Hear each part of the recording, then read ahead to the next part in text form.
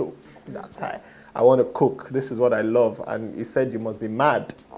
And I called my mom and said, your son has obviously run mad. After all the money we paid, sending him to university. Now he says he wants to be a cook.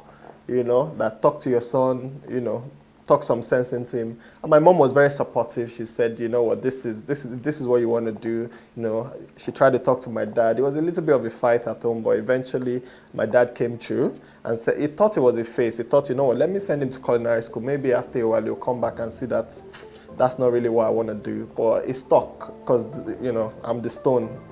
If I set my mind to something, I just have to do it. So, I went to culinary school and he supported it. Today he's proud of me. He always calls me, my son is a principal. He owns a school here, he owns a school in Abuja. So he's very proud now, I'm glad. The culinary school was 6 months. I did a program at the French Culinary Institute in New York. And for me, I didn't go to culinary school to learn how to cook because I'd worked in 5 restaurants, some of them really top restaurants in London. So I knew how to cook, but I wanted to understand the teaching side. I wanted to understand how to run a culinary school, the business side of it. So my going, when I went to London, I studied business. It really came in handy as well. So all my time in culinary school, all I was gathering was data and knowledge. I pretty much used to talk to everybody from cleaners to receptionists because I wanted to understand everything. And with cooking of food also, I wanted to understand the whys and the whats and why are we adding this? Why are we doing it for so long? So I'm one of those annoying students that will keep on asking questions. And that's because everything I learn to be able to reteach. So for me, it was very important that I understand everything around it. Part of the deal with my dad was, look, if you're going to go to culinary school, he was going to pay half of it, and if I can raise half of it. So I did raise almost half, but it paid the rest. But in raising that half, I sold everything I had, basically. I had a car, I sold it. I started a dry cleaning business. I sold that to my friend. I borrowed money. So I came back to Nigeria, and there was no money left to start up. Even though I had these big dreams when I was in culinary school that when I get back, it's going to look like this, it's going to look like that. But unfortunately, I came back and I was broke. So I had no choice but to start small, which when I teach students about business of food now, I always advise them, look, try to start small. Big dreams are good, but it's better to grow into it. So I rented a small apartment. The kitchen in it was smaller than this office. And that's where Red Dish actually started from. It was in Egbeda, which is a remote area that I thought nobody was going to come for. But when I started letting people know that, look, I'm training people for a culinary school, people got excited. And I got my first 3 students that registered. Those 3 students still ended up working with Red Dish up on 2 of them still work in Red Dish today. One of them traveled abroad. So they were so sold on the dream back then that they wanted to be a part of it after they finished their program. But yes, it was really small, nothing like what you see here today. It was really tiny. This is our studio kitchen. We use this for recording sometimes, and sometimes we teach here as well. The professional 1-year students use this as their classroom as well. This is Chef Nikki. And this is Dami, in charge of our PR. I think when I started, I had a lot of doubts. At the point I was thinking maybe I made a mistake. Maybe I should go and beg my dad and say I want that bank job, because it was tough. Because first of all, Nigerians thought, even one of my friends was telling me that, why are you trying to teach people? Nobody wants to learn. They learn from their mothers, or, why are you trying to teach people how to cook? This is stuff that people learn at home, and they're like, you're a guy, you should be working here. So I had a lot of negativity around it that, this is never going to work. People thought that after like a year, everything will fall apart. This is not a business that's sustainable. So that was tough. And then also, sourcing ingredients. I came back from French culinary school where they taught different things. Here in Nigeria, we did not have a lot of the ingredients. So I had to almost dumb down the syllable a lot to start. And then we built on that again. So it was tough. A lot of Nigerians didn't know a lot of the stuff that we were trying to teach then. So we had to come down and go back and review. And a lot of things I learned along the way about running business in Nigeria. Because while I was in the UK, I used to run a business there. It was very different to when I got here and I saw the way things were done. You don't have any support from the government, you don't have support from anybody.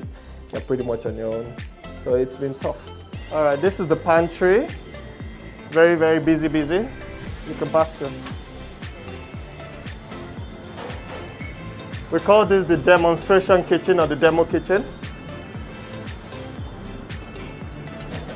And this, different classes go on here, but the continental class is currently going on here. Chef Isi and Chef Lola. What are we making today? Okay. I think for this business, it's been mostly organic growth. We've shied away from trying to get loan and trying to get finance because we find that, look, you don't want to put yourself in a corner, especially in this economy where things are not as it seems and things are very quick. So the dollar is increasing every time. If you get finance from an American company, for example, and they give you dollars, they're going to expect dollars back. By the time you're paying the dollars rate has changed, you're losing money. So for me, I've tried as much as possible to grow as organically as possible so that we are not shackled and tied up. But you can still get finance, you can still get capital, but we have tried as much as possible to just grow organically. So when I say organically, I mean basically, like I said, I started small, and when I started with almost nothing. I did all the decor myself, I did woodwork myself, everything. I came from a DIY culture, living in the UK, so I did a lot of that myself. So Promised when things are going wrong, and at the same time, he's someone who cherishes his culture, his upbringing, the societal value, and the family place. My guest is none other than the man we all call Charlie Boy, but he has the birth name of Charles Oputa. Charles Chukwuemeka Oputa, popularly known as Charlie Boy, was born on the 19th of June 1950. He hails from Oguta in Imo State. Multi-talented Charlie is a singer, songwriter, television presenter, publisher and producer. One of Nigeria's most controversial entertainers, Charlie Boy is best known for his alternative lifestyle, political views and media productions, including the iconic Charlie Boy Show. He once served as president of the Performing Musicians Association of Nigeria, PMAN. In 2011, he was also a judge on the Nigerian Idol set.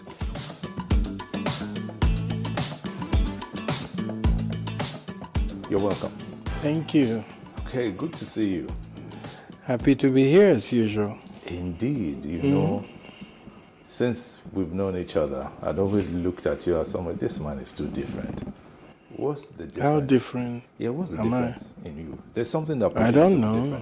Different. I feel very regular and very normal. Are we going to start to In fact, define over regular? normal, they worry me.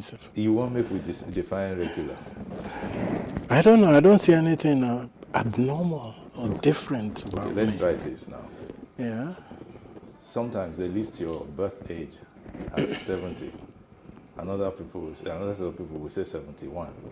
Because I've decided not to say anything about my birthday. I That's don't know why irregular. that one is That an is issue. That is irregular. That is irregular. Most people your age will talk proudly about their date of birth. Eh. Before we start this program now, you know what they talk now. Waiting at the talk. Remind me. I know we You know, too many spirits they pass. So no. Make one sometimes. spirit bow for another spirit. Yeah? Truly, Okay. Why don't you want to talk about your actual date of birth? Because, you know, we get football age, we get passport age, we get spiritual age. You can assign any age to any of these different compartment or department, you know.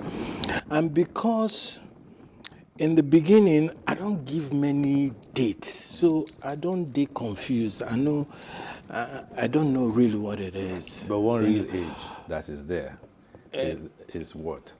The real age, the last time I looked, it was 70.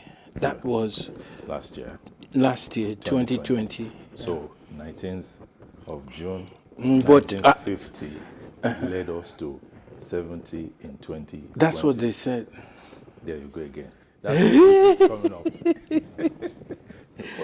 Unfortunately, my mom is late now, so we would have asked her. She would have been the only one who would have To remind you. specific. Yeah, Yeah, to yeah. remind you. Because To I know she remind told me.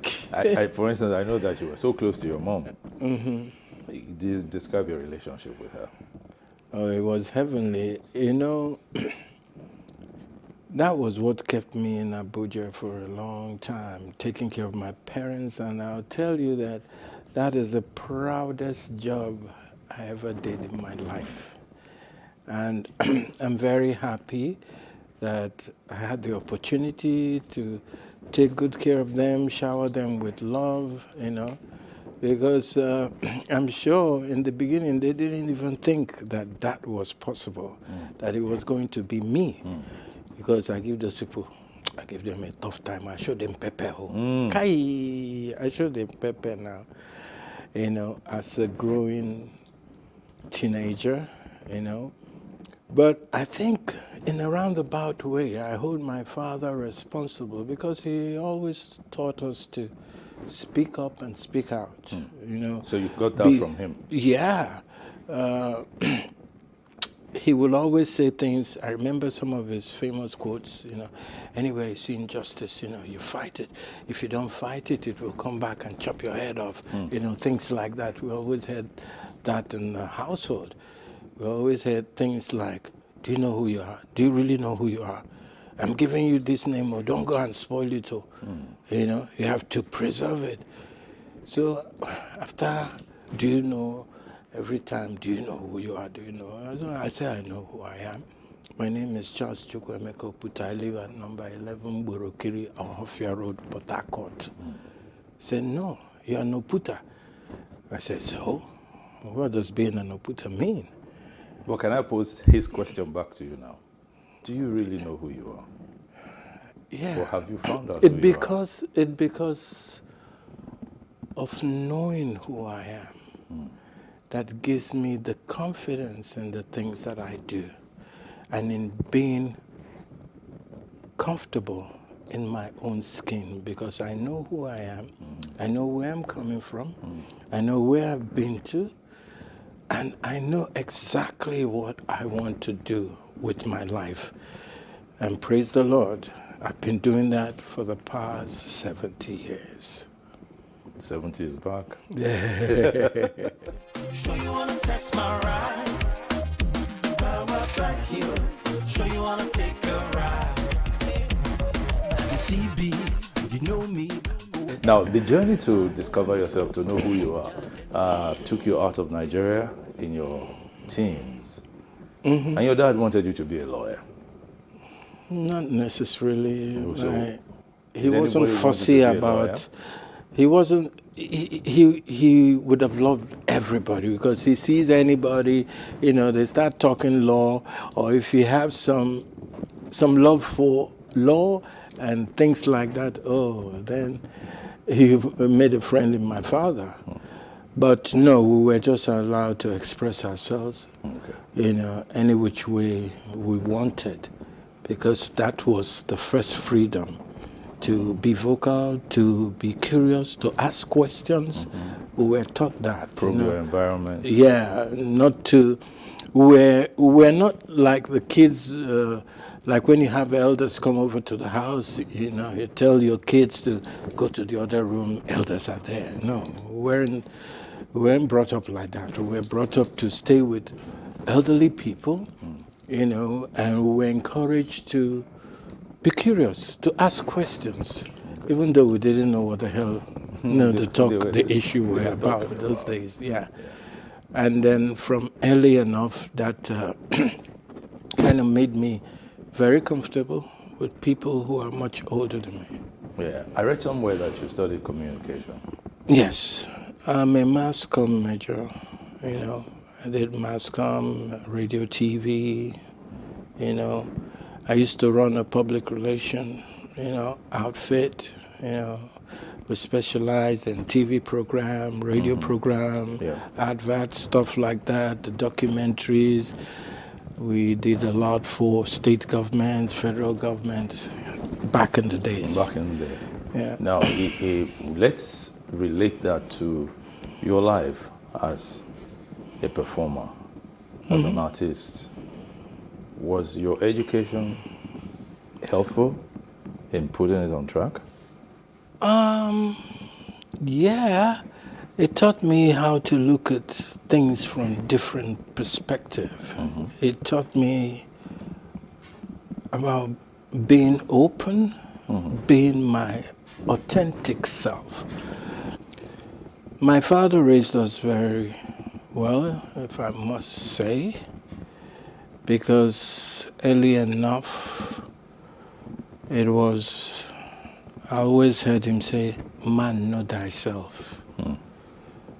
A person who has a full understanding of him or herself and knows exactly what he's been given grace to do will only find fulfillment in the things that he or she does. That's deep.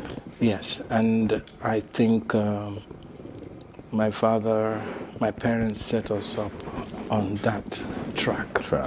Yeah. So reading mass comm was very useful to you in your engagements as a performer. Oh yeah. As an activist. Yeah, understanding. As an activist. Yeah, understanding the human psyche, understanding, arty people, they like to exaggerate a lot, and where your stunts, your hypes have become effective is when people start to see you in different lights. Yes. Because Charlie Boy means different things to different people. It's only from where you stand.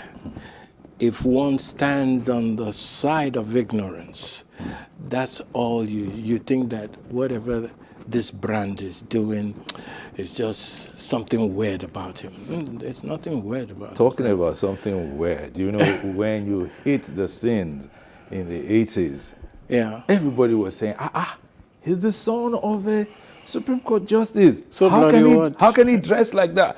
And you're still dressing like that at 71. Well, almost 71. I've calmed down a bit. Calm. Yeah. This one is coming. This one, they come now. Remember when my head used to be red, yellow, green, and all of that? And you don't get hair again. Yeah, I don't get hair again now. So it's not coming. You're toning when I used to differently. wear 2 different shoes on, each leg, my craze that time, computer no reach am. You even use the word craze. Yeah. You have not seen that craze. Although my mom was very understanding. My father, on the other hand, actually thought I was crazy. I say crazy because a lot of people out there too thought that the flamboyant image I built as Charlie Boy was crazy, weird, too loud, too flamboyant, not acceptable, perceived as not responsible, especially for the family image. You see, it's a different kind of craze because this craze, wait a minute, this craze is organized. It's well. It's intentional. It's intentional. What was the intention about? When you have a famous father, Good. it's like a big thing hanging over your head. A huge umbrella. No, not an umbrella. It becomes a burden. I like to give you an example. Yeah. Like, what's his name? Femi Kuti. Good. Yeah. Yeah? Fela's son. Yeah. Fela was that big. Huge. So can you imagine the struggle Femi at the time was going through to be Femi. To Not Fela's son. find his own identity. Yes. Because no matter what he will do at the time, he said, you can't be like Fela. So there you can't were. be like- There you Yeah, were. I hated to live under anybody's shadow. I didn't want that. But I that wanted man to gave you covering. Say? Your dad, his name gave you covering. He pushed you to go get education. No. Yeah. Yeah. Yes. I mean, from that perspective, sure. He gave me all I required. Yeah. And I'm grateful for that. And then you came back, you rebelled against all that you got. We need to say, I want you to say it. Yes. So why? Yes. Because you Why? don't want that Because- cover. Why? Because you can't just call me up one morning and say, here, take a letter, go there, pack your bag, go and start work. No, I am going to take that from anybody. I never told anybody, I never had any discussion. Say, I'm going to go into paid employment 9 to 5. Yeah, we not discuss that. So when I got that letter one morning, that was in Owerri. I didn't say I know they go anywhere. That was when our fight really started. Okay. You say, why? Everybody, once they finish university, then find work. We don't find for you, you no one work. I said, I didn't have that discussion with you. Oh yeah, what do you want to do? Because I was tired of living under this shadow. I wanted to break away. Break away. I wanted to do my own thing. Not break away, break out. Break out, yeah. I wanted to do my own thing. So when it came to a head, when they asked me what I wanted to do, and I said, I want to be an entertainer.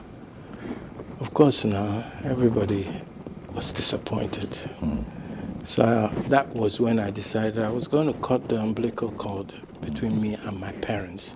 At that time, we were in Owerri. So luckily for me, he was promoted as a Supreme Court judge. So he went to Lagos. Then me, we from America, come back. Now village I go enter.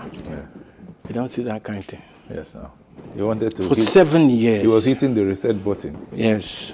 Now village I go start to build the brand Charlie Boy. And for that, those were the darkest 7 years of my life. Wow. Because that was when I came to appreciate poverty. Poverty? Struggle, yes. Why? Why not? Because what grows in the village, really? Villages are where people go, elderly people, senior citizens go to relax and fade out. There's no prospect in the village. But even though I had a recording studio. There's rejuvenation. Rejuvenation. Yes. When you are young, you're not talking about rejuvenation. You're talking about your burning ambition. Yeah, but if somebody give you contact, you say you don't want. Why I go on to 9 to 5 now? I want to do my own thing now. Other people know they succeed when they do their own thing. They do. Must I But that was go all to he pay? knew. Huh? That was all he knew. He was offering you what Yeah, he knew. no. Well, I don't blame him. Okay. You know, parents are usually, sometimes they're overbearing and they worry a lot about their children. I've learned from That's very true. my parents to worry less. Because look at how I turned out. I'm sure in my father's wildest dream when I was like 15, 20, he wouldn't have believed it. Because I always said, oh, you just want to throw your life away. But I knew exactly what I wanted. And I wasn't going to throw my life away. But I was going to do it my way. So after 7 years, what happened? After 7 years in the village, well, an angel I met in one of my rare trips to Lagos to, scout for a recording company, see who will, take my body of music. And, I met Tina Onwudiwe. Onwudiwe, yes. Yeah, the African Oyibo. She's late now. Yes, she is. And that woman did a number on me. She was the one that restored first my confidence, because 7 years in the village robbed me of my confidence. I started to have an inferiority complex.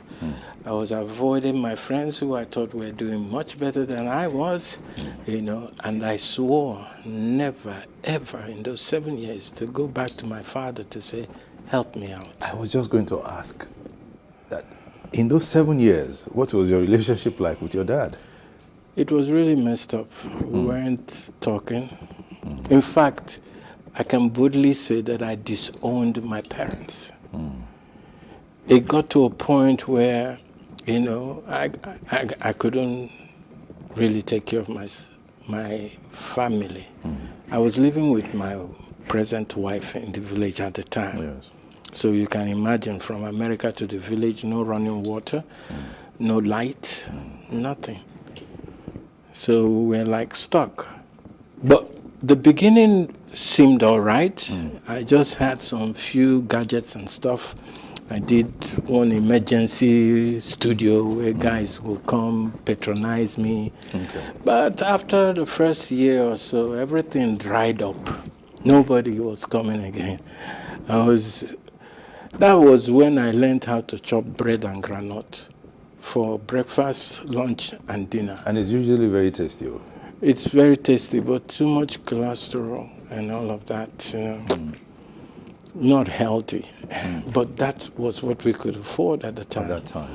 So 3 years, when me and poverty, they do face you challenge, I had to ask my wife to leave, to go back To the U.S. to the U.S. and walk and see whether she can send some little monies for us, because we just had our first baby, my last boy, you know, before she traveled. So I think my son was just about 9 months or a year. Okay, before they both left. Before, they didn't both leave. Oh. My son stayed. I was stayed. Oh, you were taking taking care care of of him? my son. Yes. I mean, they changed nappy. I mean, they cook within the boy, they chop. Yes. I didn't have a maid. I didn't have anything. It'll be okay to conclude that you're a stubborn man. Yes. If I want something, I can die for that thing. And you took after your dad in that stubbornness. I think it's my mother. I got that from my both mother. of them? Oh, my mother is. You can't shut my mother up. A big wish. So your wife went back to the U.S. Yeah, she went back. She stayed almost 4 years. I didn't see her. She was sending money. God bless that woman. So You guys are still together, right? We're still together now. We'll die here. But after 7 years, you now broke onto the national scene properly then. Yes, thanks to Tina Onwudiwe.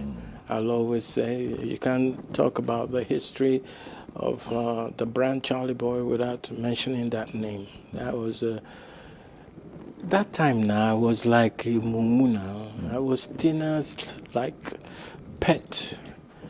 She noticed my self-esteem was low. She noticed I didn't have confidence. But she admired me for all the creativity at the time. And she saw in me what at that time I did not see in me.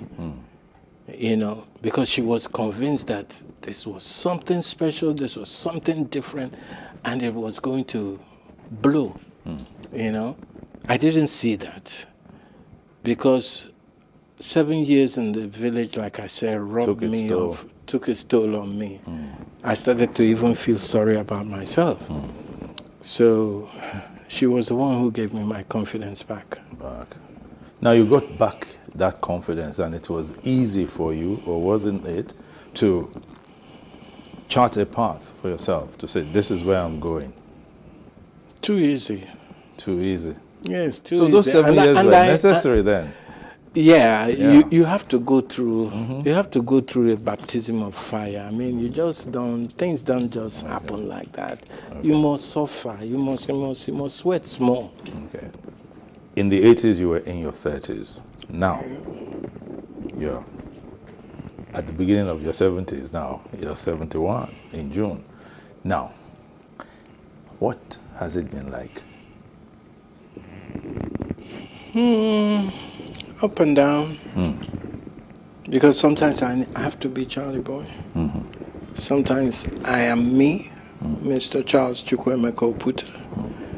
And all the time that I'm me, sometimes I wake up in the morning, there's one ankle ache, one wrist ache, one headache somewhere. The body. So the body is not adjusting to the commands that But I'm the engine giving here is still... But the engine here and Charlie Boy, they seem all fresh They're in sync. youthful.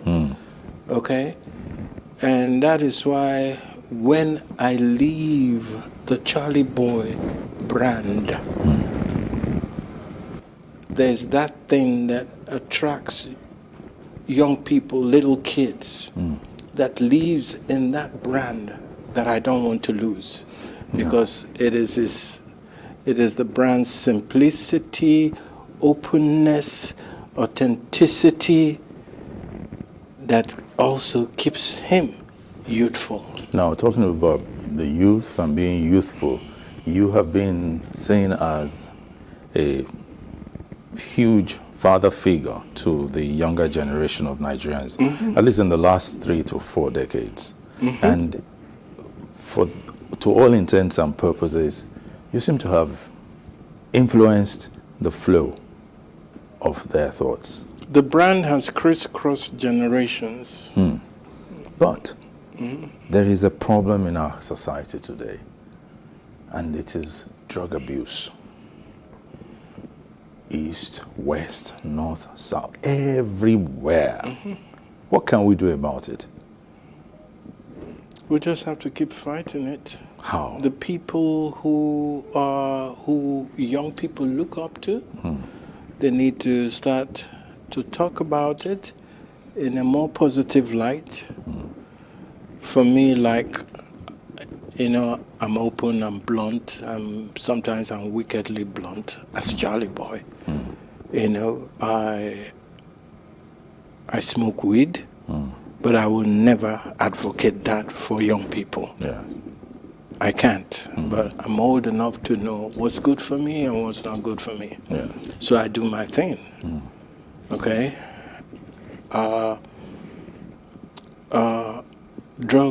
drug issue is a scourge as far as I'm concerned. Yeah.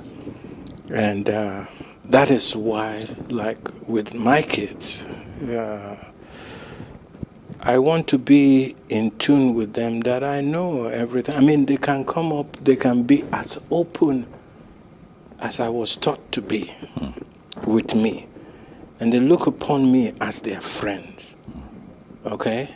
Because I've been down that route before. You said as their friend. That means that you are improving on the perception of the relationship. Because at some point, you didn't see your dad as your friend. No, every child, you go think say your papa na wicked person, you know. But all the good things that we were taught when we were little, those are the things I've run back to.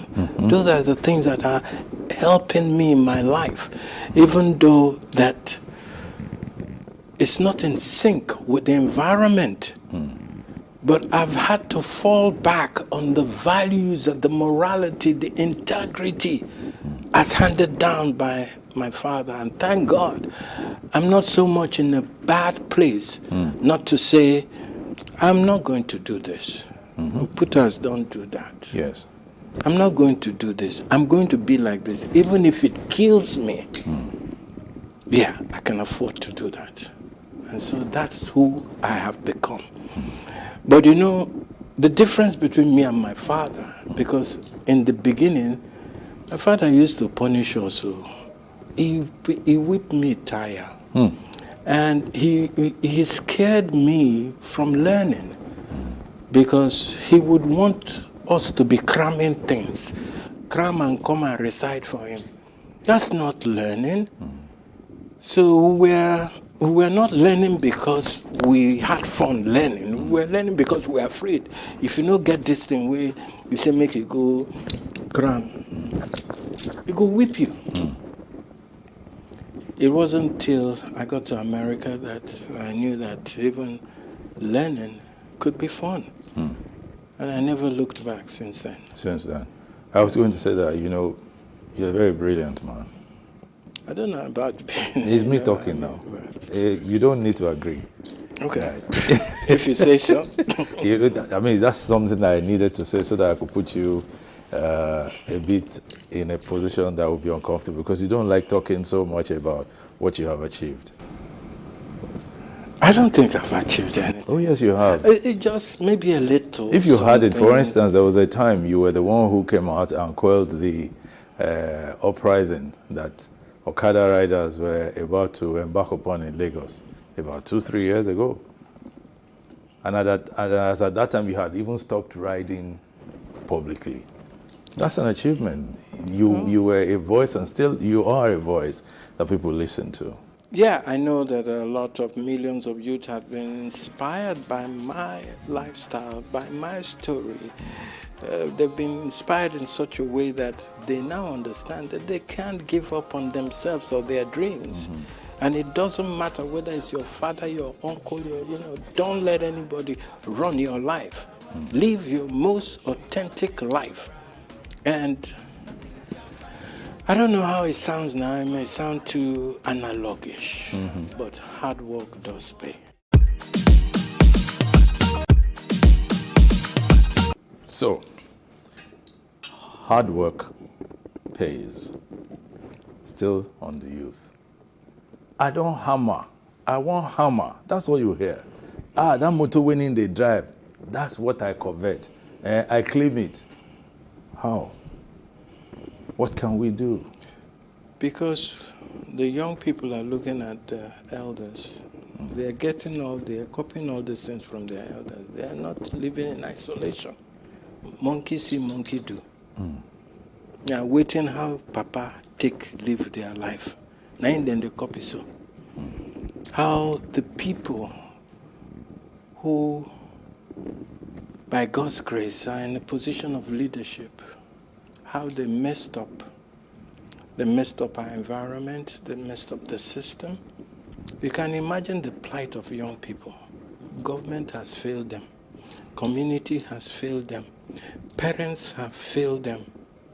Where should they turn to? In our time, in your time, we had support system.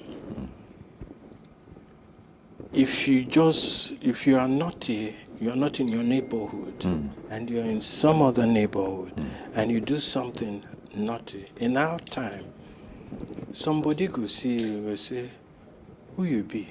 Who be your papa? After you don't ask that question, say, oh, no, they behave like this for this house.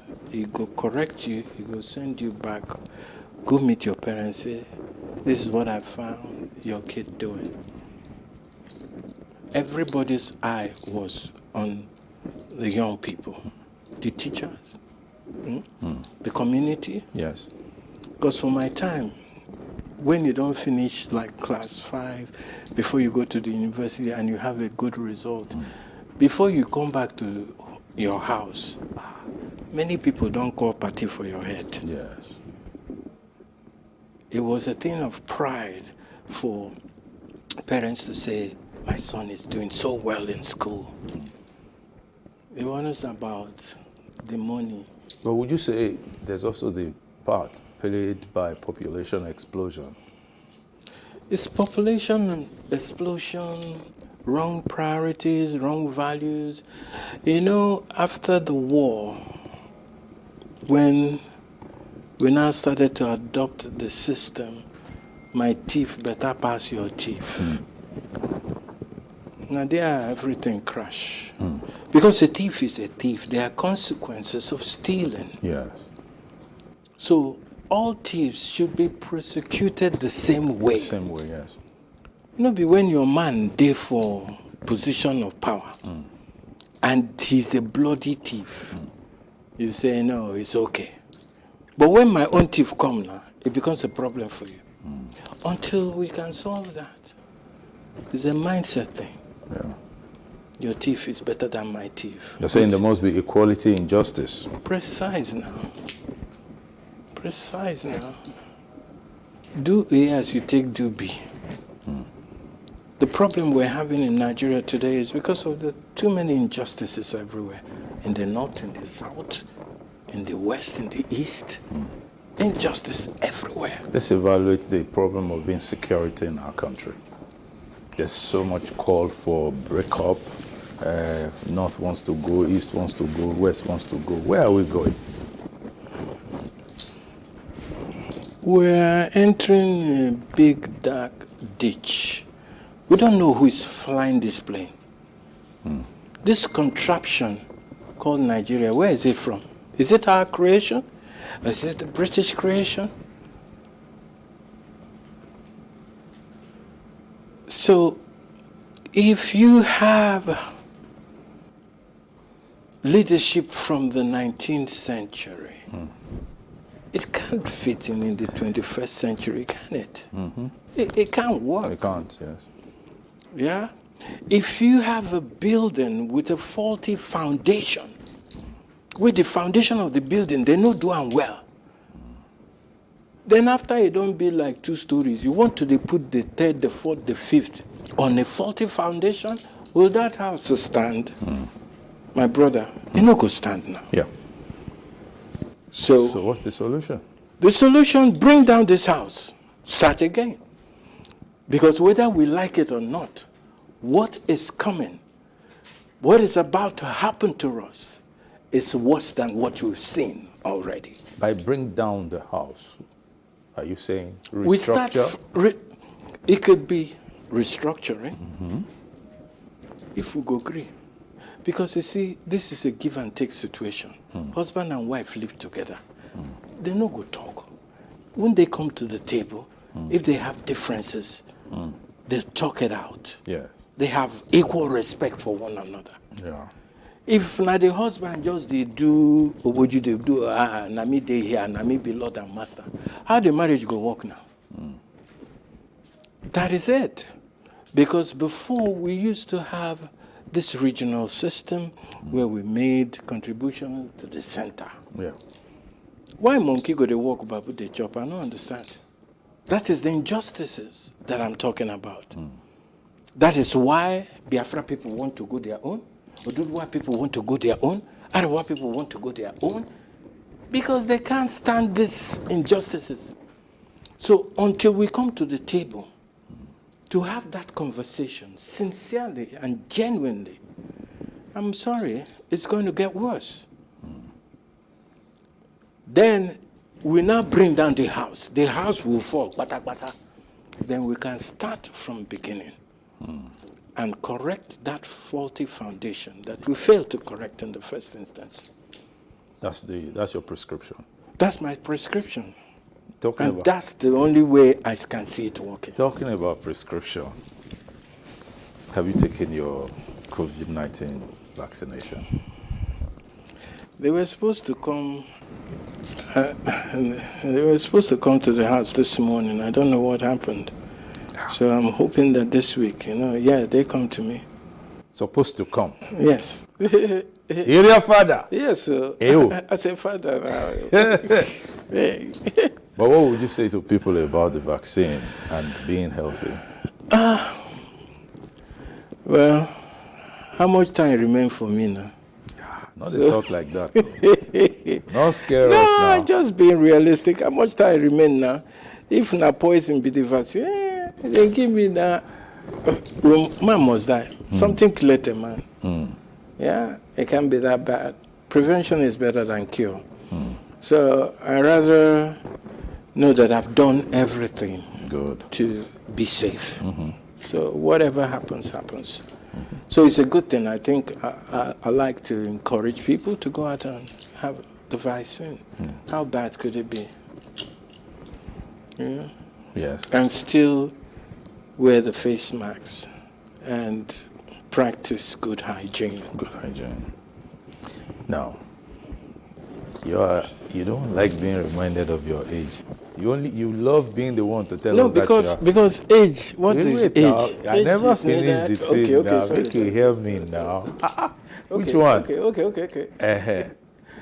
See, in regular society, everybody will be calling you senior citizen, elder statesman, and all that. But all of those things don't resonate with you. No. How does it feel to be a grandfather? I don't feel any different. I feel the same way I felt 30, 40 years ago. Well, how It's do you not a big relate deal. with your grandchildren? I have 16. Like my relationship with my children, not like father and son. They're like two adults, two playful, spoiled kids. And that's the way I like it because my children tell me everything. You can't imagine sometimes I'm dazed by what they're saying to me, but I try not to show it, so they will always feel that they have a hip father, that I'm with the times, Because the kind things they come out for their mouth, I say, okay, let me bond them anyway. And when I remember as I shaking my parents too, I would just laugh. I go calm down for Jesus, because what goes around comes around. It comes around. Yeah. I wish your mom were alive. No, my mom, I had a good time with my mom after my father left. It was 3 years, so all the love was showered on her. And my mom pulled the biggest trick. I don't think she knew that I would have loved to be with her as she passes along, but she waited till I traveled when I wasn't around and decided to leave. And for a few days I didn't forgive her about that. I thought it was, that wasn't the plan. But yes, I had fun with my mother. I always joked about her vision, and that's why I call her a witch, because she was very futuristic in her thinking. She was like a prophetess to you. Precise. So the kind witch where you say your mama carry, you never seen type before. Why? Simple. She was very futuristic, forward thinking. She held my father. That woman held the house. My father was a player. But my mom tamed him. And tamed all of us, more or less. But she was also very soft towards you. Oh, yes. Because she was the first to see that boy in me. She used to call me from the very first day I hear something. I could comprehend things. She used to always call me Charlie Boy. So that's how that name came about. Because that was my pet name. So the Charlie Boy actually came from her? Yes. Yeah. That's why they call him witch. Yeah. And when people want to get into issues about how old are you, I say, I beg when I leave that thing. If my mama be witch, waiting, I have vampire blood now. What do I have to do with old age? You had your first child at 17? At 16. 16? Yeah.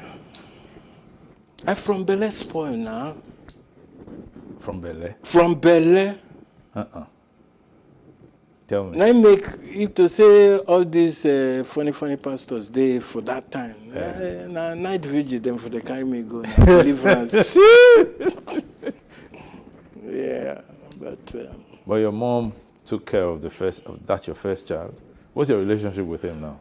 I didn't even agree that it was my child now. Now, when I come, things begin to work out for me, that I became more mature, that I went back to look for him. But then, at that time, we were supposed to be in school, not going around and getting women pregnant. Wow. Wow. Yeah. But your mom she didn't give up on you. No, just like I can't give up on my kids. Like I told you, children are like monkey see, monkey do. I've always seen my mom and my father together since I was born. Yes. Even when they have challenges and issues, before I turn my head the other way, I see them stealing kisses, holding hands, And that's why you're still with your wife? I guess, because I wanted to be better than what I saw. You understand? Would you give yourself a pass mark now? Or would you grade yourself, looking at their sheet and your sheet? Yes, I've tried. 45 years is no more now. Yes. Staying with somebody, the same smell, the same body, the same face, the same routine. I try. Over-try worry me. Something to say to her. She's my best friend. She Okay. knows that. Look into the camera and tell her. I don't have to be looking into the camera to tell her. She knows what she knows, and that's why we're all dying here. Nobody's going anywhere. All right, we're about to round off this session of talk, but we won't go without talking about how to sustain older people in their old age. You're an old man now. What are your needs? What really are the needs of an older person? You see, I'm always, like I say, I'm such an exceptionally blessed person. Only God fit understand. Okay? The kind blessing I get, sometimes I don't think I deserve it because it could have gone the other way. Yeah. You understand? But I think that I'm living my life on purpose because I'm doing really what God had always intended for me to do via people. Yeah. I love people. I don't like to see suffering, people in agony. So my heart is always going out for the underdogs. And I got that from my mom. My mom was generous to stupidity. And my father had a little bit of that. And I know that I'm not even supposed to be alive as I'm talking to you. No, because my youth was rough. I got into all kinds of things. Okay? Even drugs. But I healed myself because those were the American years. Dark days. Yeah.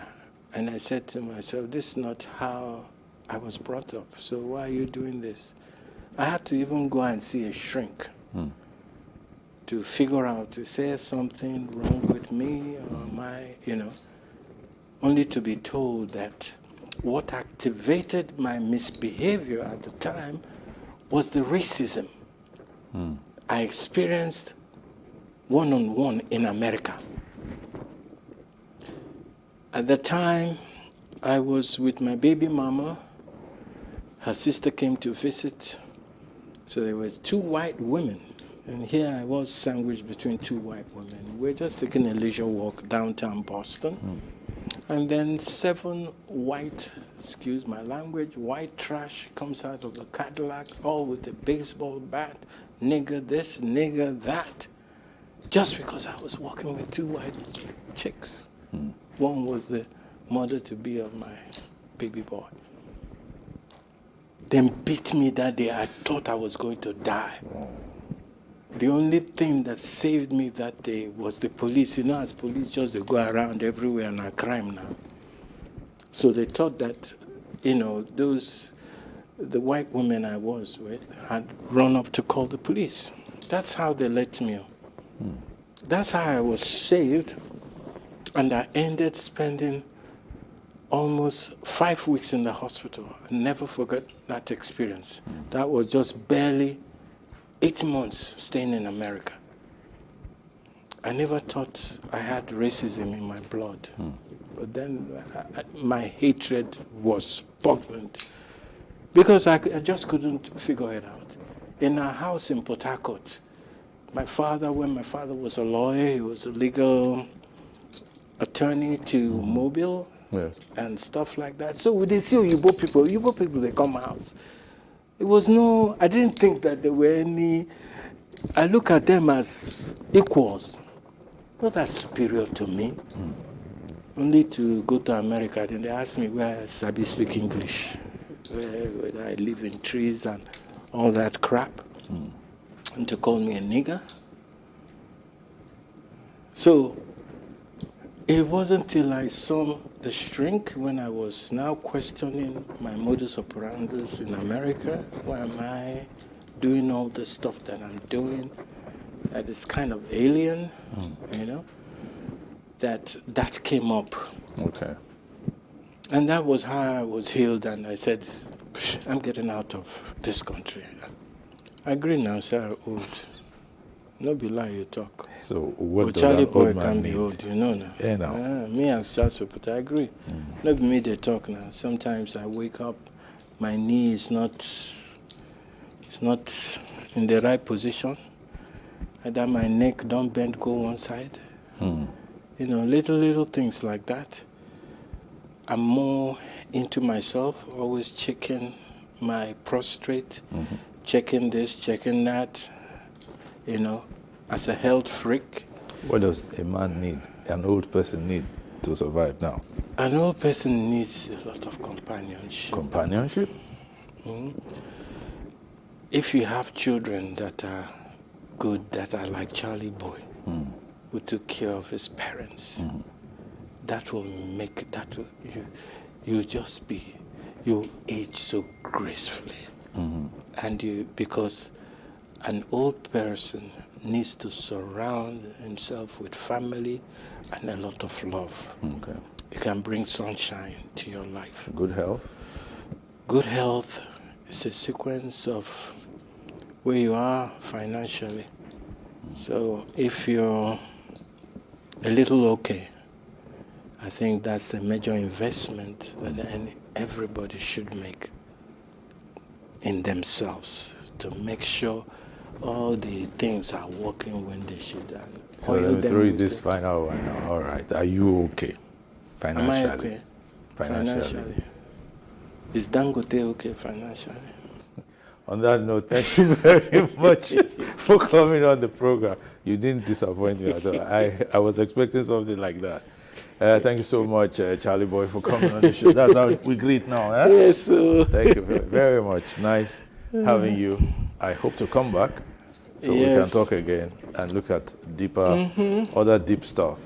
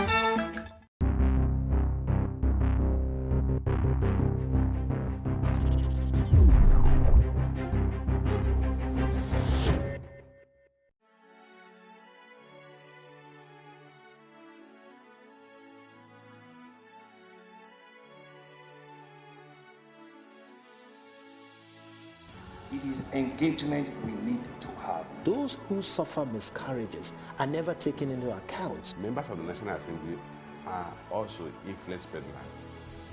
You are sitting on Nigerians' money. From the Babin, I pay my rent. From the Babin, I send my children to school. A consultative engagement. No any tangible notification before they ban us. It's one thing for people to be at your back and the heat of the moment, and another thing for them to still be with you when push comes to shove. I will do everything to take Lagos out of the national grid.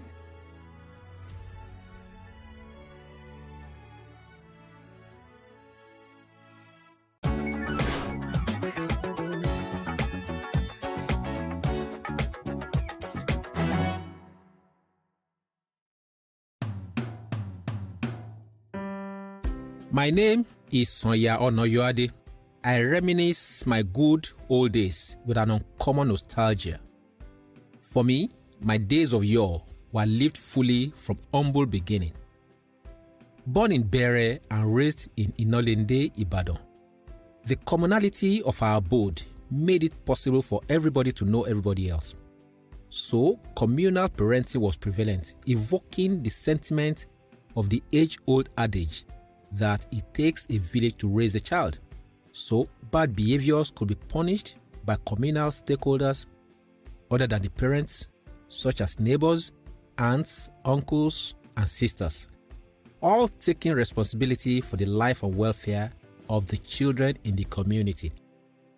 My parents hail from Modakeke, but raised all their children in Ibadan. My early beginning revolved around Inolinde, where I spent my infancy, and which harbored Ebenezer Primary School that I attended. It was a life of school and football, kites flying and sand dunes molded from a foot stuck into the sandy ground. Okoto was a plaything, just like Agbalumo seed. My primary school lay parallel to Igboagala, which housed the iconic colonial-era Bowers Tower, a high-rise rotunda with spiral tiers set on a hill and which played host to visitors and tourists and could be seen from every nook of the ancient city. A saying dedicated to this tower against those not conversant with the complexity of the city is Ibadolomo or Molayipo, meaning that you only know Ibadan but not the Bowers Tower, which locals called Layipo due to its rotunda nature and because you have to climb up its zenith in a spiral stairs. Inolinde was communal by every sense of it. Every naming ceremony or traditional wedding, freedom from apprenticeship or sundry events did not require formal invites. Such events were for the community and children were expected to attend, huddled together in a choreographed manner around large bowls of rice as a couple of gazing sheep and bleating goats waited in the wing to pounce on leftovers. Muslim and Christian festivals were actively celebrated by all irrespective of religious lineage.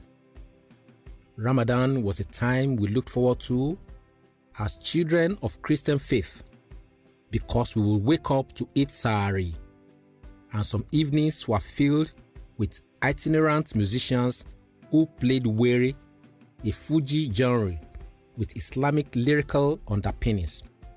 Sikiru Ayinde, later called Barrister, was a regular team lead in the locality in those days. Will I forget the good old days of Egungun festivals when we followed Ololu or Alakpanshopa or Atikpako, all dreaded masquerades from Inolinde to Bere and Makbo, sucking in their superlative acrobatic displays and guttural incantations. Young folks, especially those from humble background like me, found the serendipity of Ibadan around the 70s and the 80s. Odo Dandaru, a stream on the fringe of Mokola, was our swimming bay, and the elevator of Kingsway in Dugbe was our playground. Except for Cocoa House and a couple of high-rise buildings, the skyline was not dotted with skyscrapers, yet the serenity of Ibadan was profound and the security unimpeachable. Family values were strong in my good old days. During school holidays, we would follow our father to his farm in Idiya, a village settlement in the outskirts of Ibadan. Farms were not an attractive sector to kidnappers or armed robbers then. It was fun in the farm, making small fires to roast corn or yam or rabbit caught by midnight traps. In the twilights of the day, while going back to the village from the farm or sitting around the fireplace in the village hut, Father would regale us with stories of life, wisdom nuggets and politics of yore. It was in one such sitting I knew the plant called Akintola Taku, so named because of the political crisis of the 60s. At other times, we followed Mother to Dugbe Market, where she traded in stockfish. I went to Ibadan Polytechnic, Ogun State Polytechnic, and the University of Ibadan. And in my trajectory, educational value was in the quality. Handphones and other modern gadgets of pleasure were few, so there were less distractions. There was nobility of character among students and lecturers. Cultism, sex for marks, student prostitution, and absenteeism were only hush words, unlike now that those vices are threatening the survival of the academia.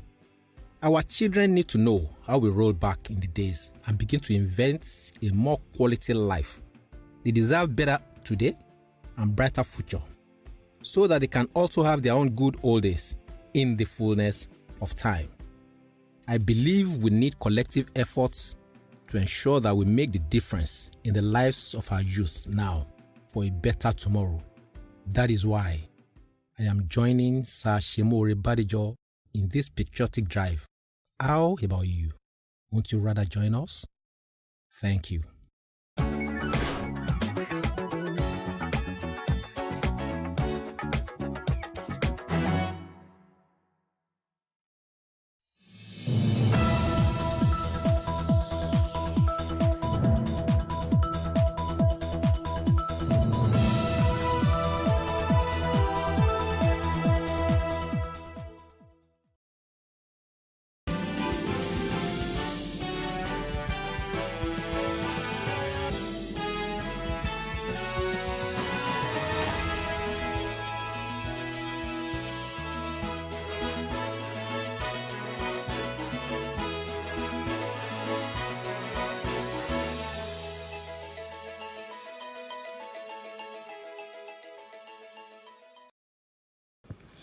Good afternoon, I am Messi Boko. This is a news brief.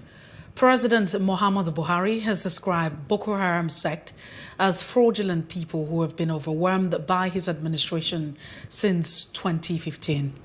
President Buhari, who spoke in Owerri, the Imo State capital, when he was hosted by Governor Hope Uzodinma, blamed the elite for not thinking hard about the Nigerians. I think that although his government has done extremely well, those who were supposed to commend his administration for his achievement have refused to speak. He also said that despite earning so much from crude oil, his predecessors failed to develop the country's infrastructure.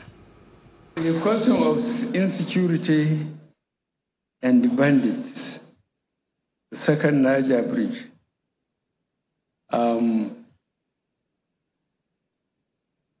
If Nigerians will reflect, anyway, to be frank to you, I had been blaming Nigerian elite for not sitting and thinking hard about our country. Between 1999 and 2015, when we came in, I like people to check the central bank and the NNPC. The average production was 2.1 million barrels a day. Average production, 2.1 million barrels a day. At the average cost of $100 American per barrel. So Nigeria was earning for that time 2.1 million times 100 times the number of days in those years. But to look at the state of the infrastructure, some of the roads since the good old PTF days, look at the railway, it was virtually killed. Power, we are still struggling. But when we came, was an unfortunate incident. The militants in the south were unleashed. Production went down to 500,000 barrels a day. And again, being unfortunate, the cost of petroleum went down from $28 to $37.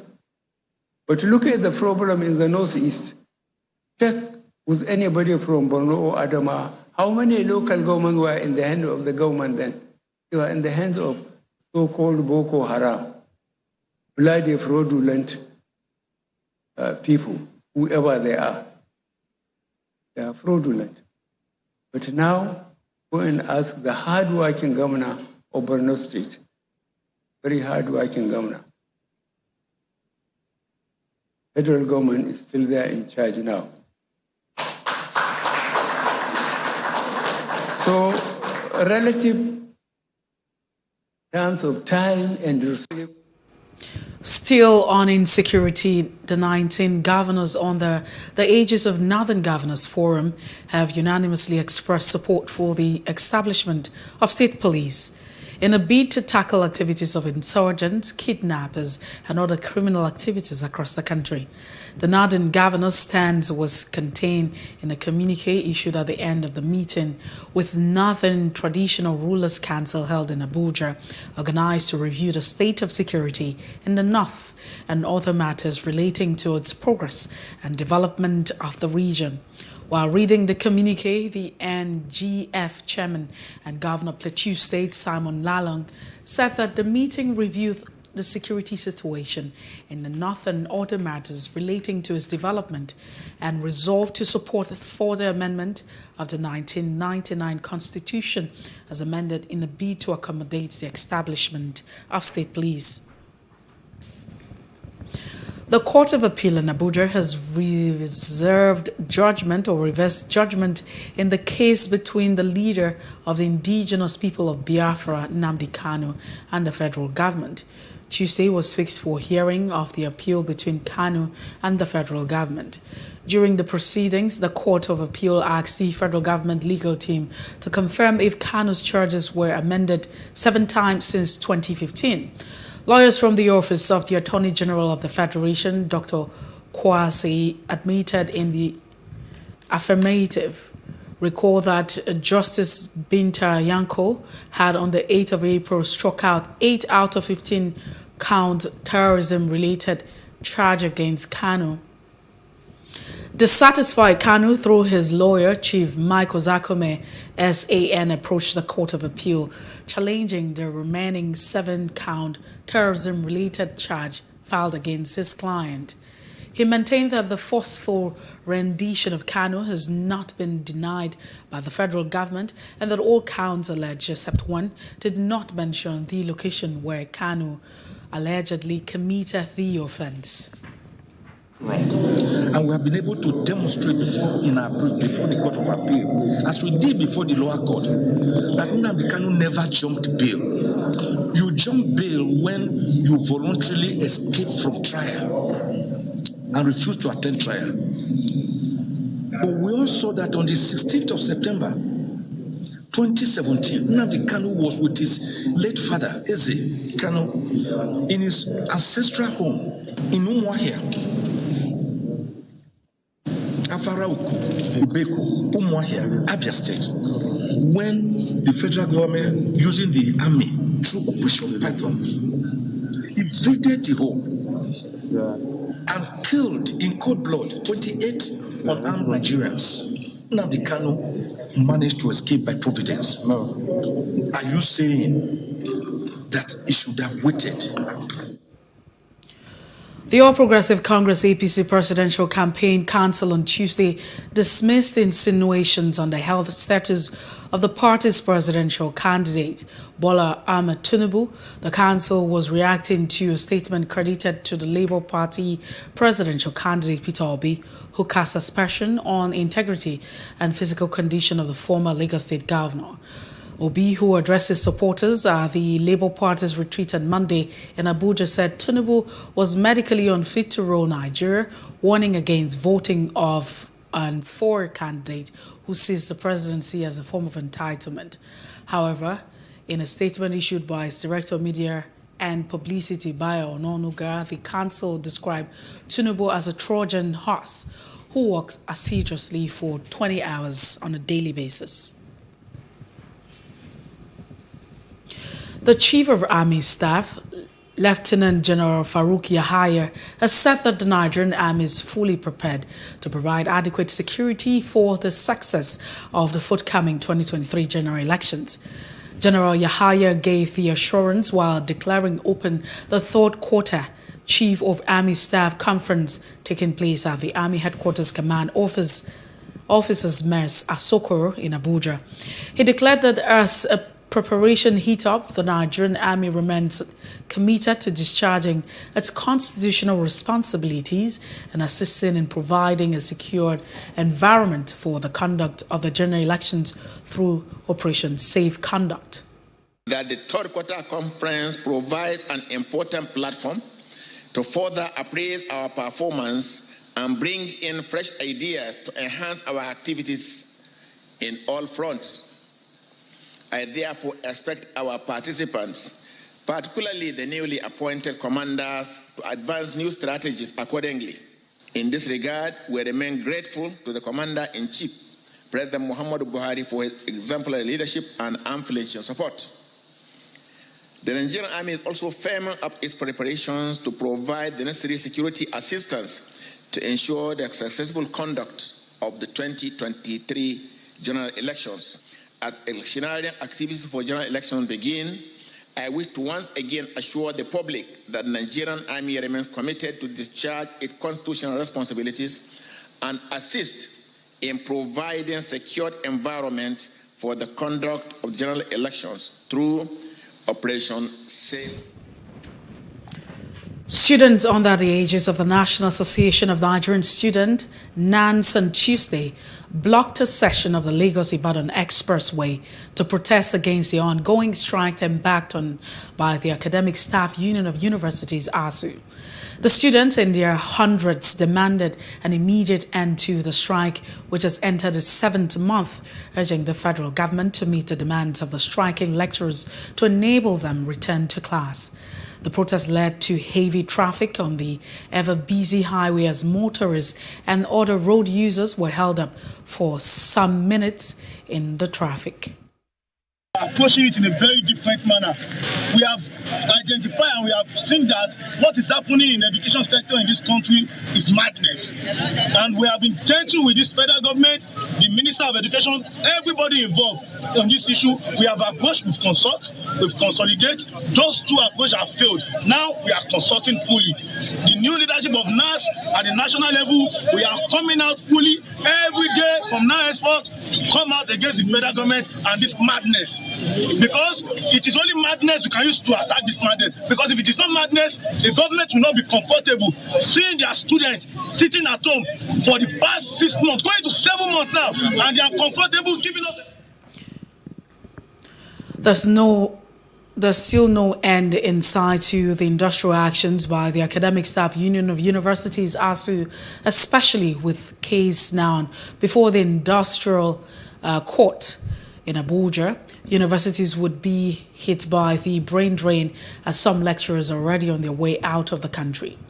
The students as well as parents suffer the most in this impasse due to undue elongation of academic session with its attendant toll on the economic fortunes of parents and guardians.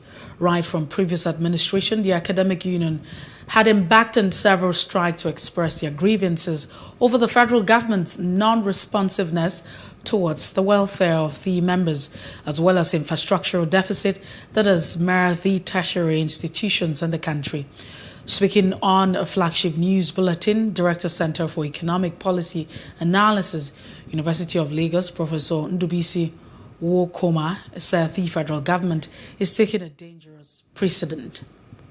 All right, thank you very much. I think the answer is already blowing in the wind, as the song goes. When you work in a place and you are not encouraged, I'm sure, as you work in the TV station, if there are no incentives for you to stay there or to continue staying there, you have this challenge of whether you want to stay or whether you want to look for alternative means of survival. Definitely in the university, I'm in the system, and I know that at the junior level, those who are entering the system, junior lecturers actually are leaving. For those of us who are about to enter the departure lounge, you have or stay, and that is not good for the future of this country, because when you have the best hands living, it's not good for education. For example, somebody like me, I came into academics because I was invited back.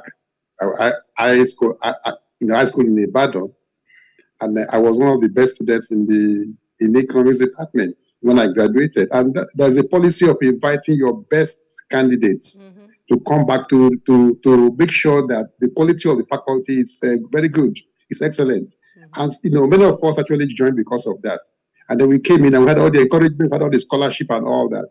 And after some years, if you see how things are decaying, I left. I went into banking and I came back later. So it's a problem. When you don't encourage the younger ones to stay, they will find their way and they will leave.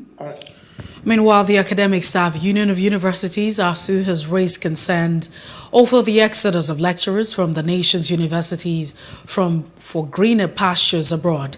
Reacting on our flagship breakfast show, Professor Abiola Awoshika says the issues are systemic. Tell anyone not to go anywhere.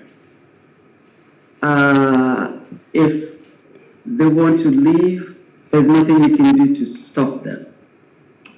There's a lot that is wrong with our educational system, especially the tertiary education.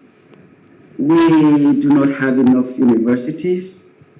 We put JAM in place to select the best for the existing universities. Right now we have 2 million Nigerians in our universities, not up to 1%, maybe just 1% of our population. We want economic development. If we want economic development, we need at least 10% of our young people in the educational pipeline so that they will be out there at the right time to take this country to the next level. And we're not even paying attention to that. We cannot afford the system that we are running. For every student that gets admission into our universities, they are being subsidized by those students who could not gain admission. So we're not even close to, the conversation ASU is having with the government is not the conversation they should be having. And so we're not going to keep our brains at this stage. And even if we give them the money that they want now, we would still have the same problem. We had ASU strike. Meanwhile, Professor Sani Fage says the nonchalant attitude of state actors is responsible for the downturn in the education sector. In Nigeria, we seem to take education generally, and especially the tertiary education very, very lightly. We don't care. The people in power don't seem to care about it. So that is why we are having this problem. So going to court, I don't think it will resolve the problem. On the contrary, it will seem to compound and complicate the whole process. And if care is not taken, perhaps it may even lead to the embarrassment of the government for taking the case there, because they're in Nigeria.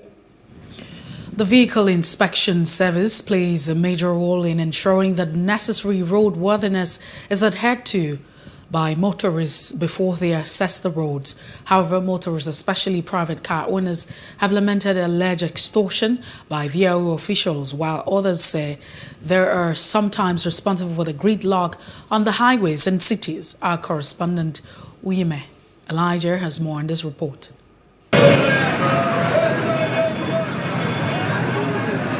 When a motorist is stopped, they check the car system, demand to see the driver's license, fire extinguisher, among others. These vehicle inspection officers, simply identified by their acronym VIOs, are constitutionally charged with the inspection and insurance of roadworthiness certificates to all vehicles, maintenance of sanity on our various roads and highways by ensuring that all vehicles plying such roads are roadworthy at all times, training and testing of drivers for driver's license, testing of riders for rider's card, organizing seminars and public lectures in order to educate drivers, carrying out inspection on accident vehicles, and certification of driving schools. Errant drivers who fail to comply with regulations guiding their presence on the highway are either fined or have their vehicles impounded. Some are even charged to the court depending on the gravity of their offense as it concerns road unworthiness. However, one wonders how some smoky and rickety vehicles escape the roadworthiness test and even the VIO's road checks. There have been allegations against the VIOs over unnecessary harassment and extortion. What is VIO? What are the functions of a VIO? Are they really doing the functions? What are they doing? What are they doing on the road? They should tell us. They'll see a car with a bad tire, they're not doing anything to it, except they collect money. So why you just park some junks of people, they're not going for seminar, nobody's telling them, these are your code of conduct, this is what you are supposed to do on the road. What are they doing? If you look the way they behave, you will know that somehow they are cruel when dealing with drivers and all those things. So most times, if they ask you things about vehicles, then you have to provide everything. The next thing you will see, they will look for something that is irrelevant. Maybe something that is not really things that are within their jurisdiction to ask. You will see them asking you. Then when they find out that there is nothing they can get you from, they start bringing out some illegal excuses that might generate fund or anything. Well, vehicle inspection officers, I don't think they are efficient because, just looking, you don't even need to you don't need to pull every vehicle over. Most of the commercial vehicles, looking at them, you know that they are not supposed to be on the road. Abdulmumi Indidi is a member representing Lagos Central Senatorial District in the Nigerian Youth Parliament. He believes it is important to have the VIOs on the roads to sensitize drivers and checkmate those taking the roadworthiness with levity. To say that VIO should not be on our road, I think that would be wrong. It's important to have them in existence, maybe not on the road, because what they need to do is to be strategic in sensitization as well as be strategic in going to where they can find those vehicles and ensure that even before they come to the roads, they are worthy to be on the roads. Perhaps to beat some of the polluted officers back to shape, the agency needs to be restructured. The issue with the VIO is not isolated from the issues with other security or monitoring agencies that we have in the country. Let me say uniformed men in the country. The road safety, the police officers, everything you see these guys do, they emanate from the norms of we, the people of the society. So it's not as if it's written in their modus operandi that they should go about harassing people. So for the VIS, the best thing is to restructure the agency, ensure that they don't necessarily need to be on the road. They need to go to those places where they can find these vehicles. Most times, personal vehicles don't have these faults. The ones that have the faults can be picked up, rather than having last mile on the road, VIO on the road, road safety on the road, police on the road, and each of them having almost similar duties with the same motorists. Some VIO's activities are banned in some states and even the Federal Capital Territory. For instance, in Abuja, the VIO is banned from removing the number plate of a defaulting motorist when they are arrested, while in Delta State, a lawyer won an appeal court victory, stopping the VIO from checking private cars on the highway. In Lagos in 2017, the VIO was banned from operating on Lagos roads. According to the government of Ambode then, it was to enrich free flow of traffic in the state. However, their site is still very visible. Efforts to speak with the authorities of the VIO in Lagos have proved abortive. A 45-year-old employee of Boston's Northeastern University was injured on Tuesday when a package delivered to the school exploded while he was handling it. According to police report, he added that a second package was found and rendered safe. Police did not reveal how the packages were delivered to the urban campus.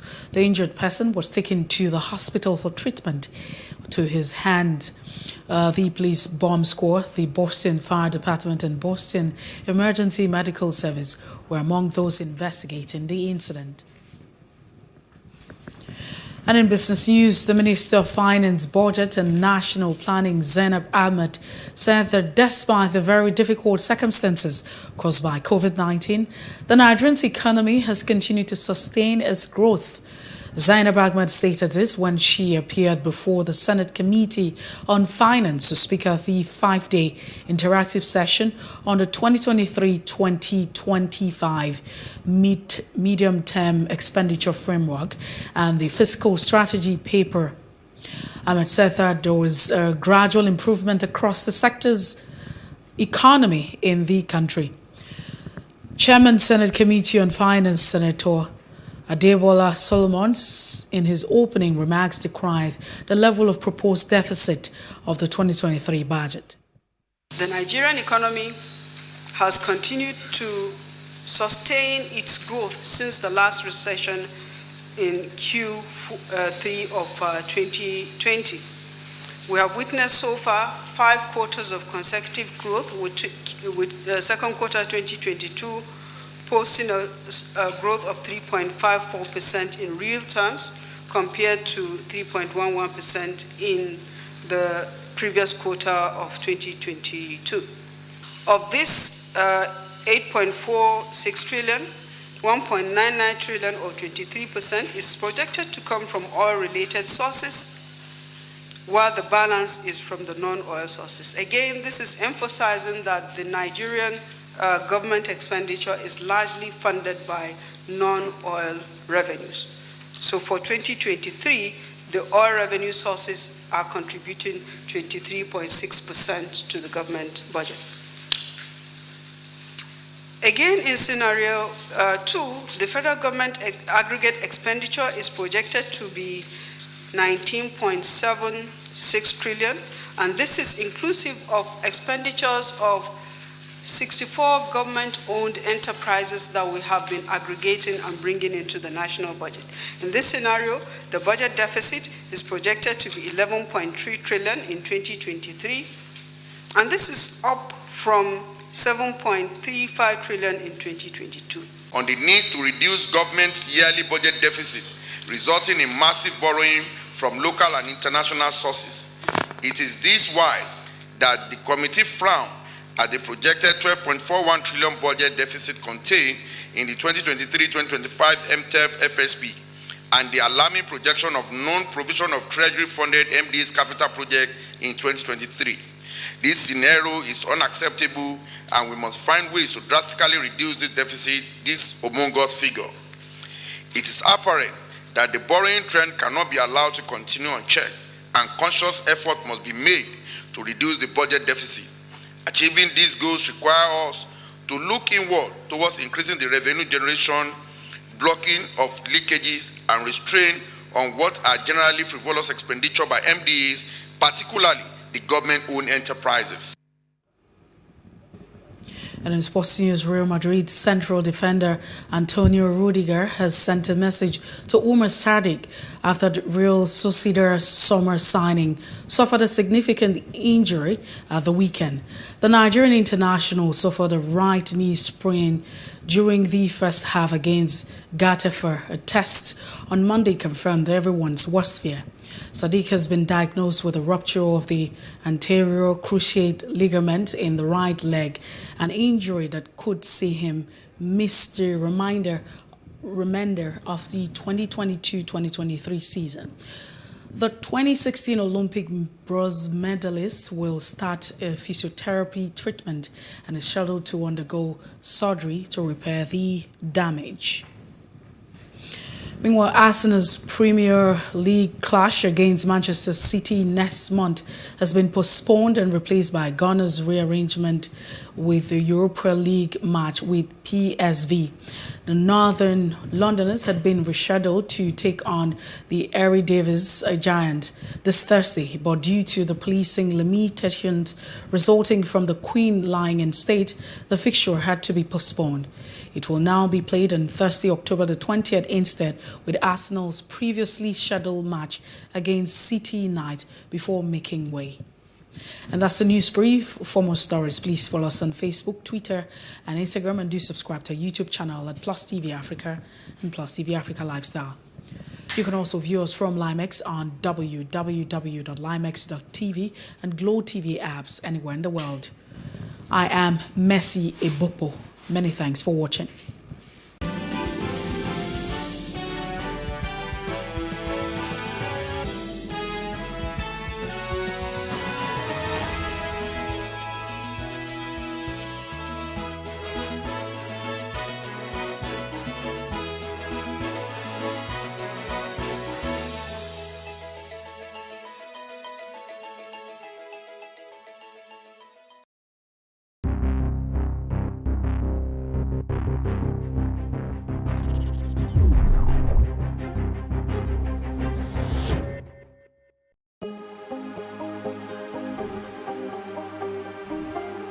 It for upcoming artists to blow in Nigeria.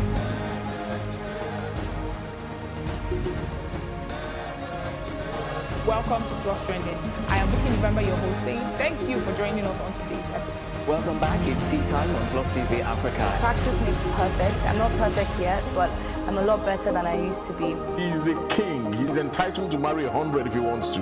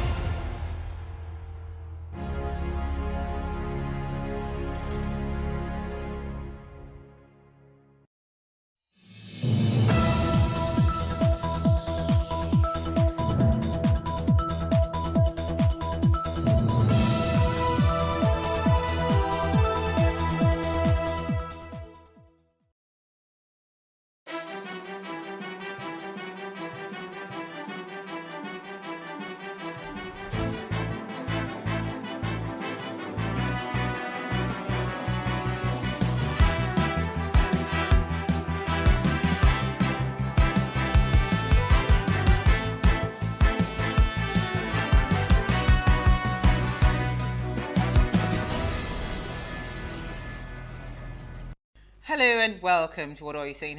#Ways, where we talk about topics in the news as it affects us all. I am Osaiwa Sally, and today we have a very full house. Noma Fanga Mwajaga Omero and is it a tongue twister? And Alaide Oropo. Hello, ladies. Hi. Hello. Who are we starting with? Let's start with her. I was here yesterday. You had an amazing story yesterday. But you didn't let me finish. Recovered. Just imagine that after the show, we stayed an extra hour 30 minutes. Yes. Listening to this testimony. It's a testimony. The Lord is good. All the time. Leave it there. Wajaga, how are you? I'm good. Great. It sounds very funny when, I hear that name. A lot of times in one sitting. All pronounced together. Yeah. The name is powerful. I know. You look beautiful. You look like someone from Black Panther. They should cast you for those kind of roles, my sister. You should. Are you guys watching? Yeah. How are you, Noma Fanga? How are you? I'm fine. Marking time. Yes, we know. What's wrong? About to break our hearts. Nobody's breaking. I don't know what she's talking about. We're All right. Preparing. Let's move on. Yeah. In social media, we are discussing today. And I will soon post why she's breaking my heart on social media. It's not today. We'll post it very soon. Okay. So, something really tragic happened in the US. And, of course, this is a good talking point because every now and then things like this happen, but it's also important that we draw lessons from it, right? And that's why we're having that conversation. And here's what we found as today's quote. Now, after Pop Smoke, right, there's no way we as rappers or our loved ones are still posting locations to our whereabouts to show waffles and some fried chicken. He was such a pleasure to work with. Condolences to his mom and family. This makes me feel so sick. This was a quote by Nicki Minaj after the death of the rapper, the Los Angeles rapper. P&B Rock had been shot dead during a robbery in Los Angeles, and it was alleged. That was the alleged. No, alleged that his girlfriend had posted. Yeah. No, so according to the Los Angeles Times, the rapper who is best known for his hit 2016 Selfish was fatally gunned down on Monday after Monday afternoon at Roxo House, and I think it's a restaurant in Los Angeles, in South Los Angeles, right? Breathe. Right? The musician had been at the restaurant with his girlfriend, who before the incident posted a location triggered photo in since deleted Instagram post. So it's our ladies' night, and Norma, NJ, Lide, and I are discussing the do's and don'ts when posting on social media. And when we open our phone lines, we really love to hear your thoughts on this. But first, let's go on a break to see what we found in the news.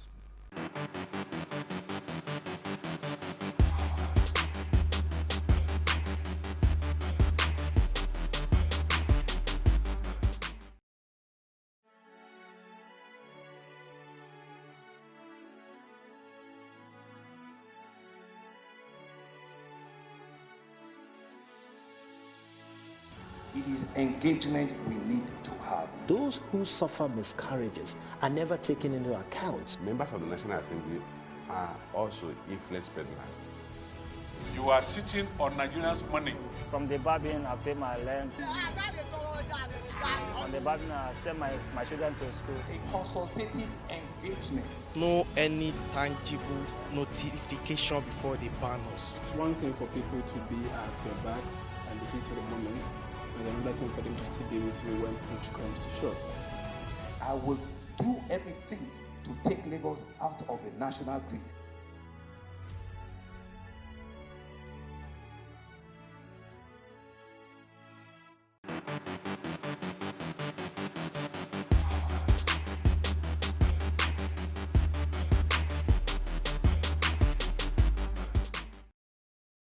All right, you are still watching Ways Now International Chocolate Day is celebrated every year. Brought chocolate before they start every year on September 13 As a prop.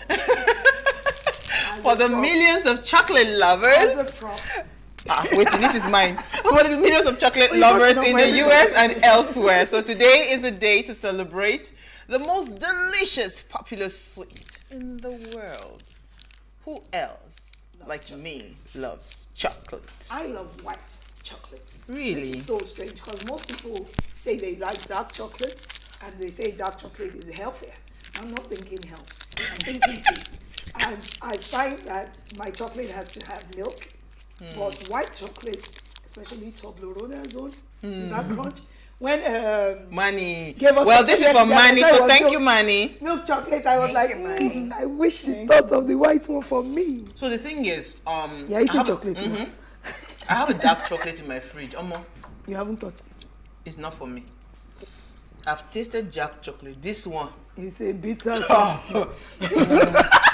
I think it means that the cocoa was.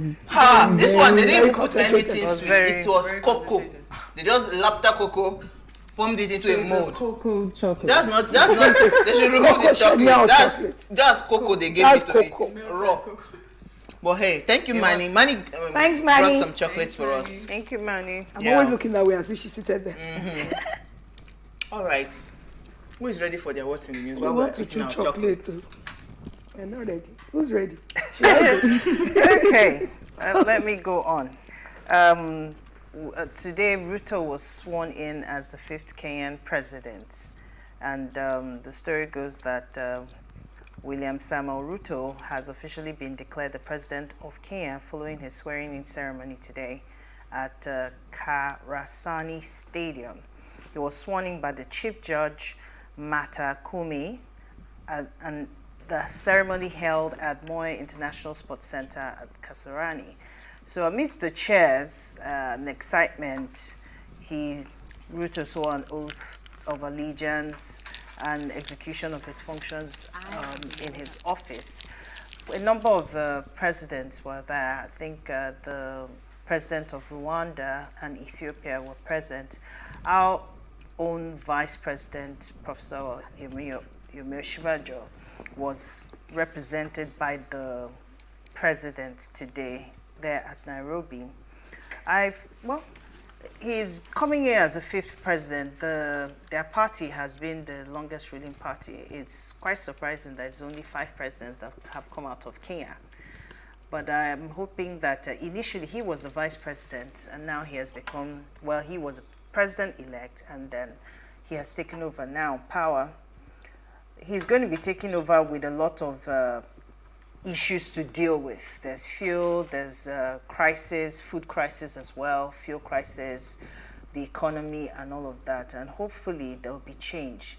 I'm tired of hearing that people are being elected and there's no seeming change in the country.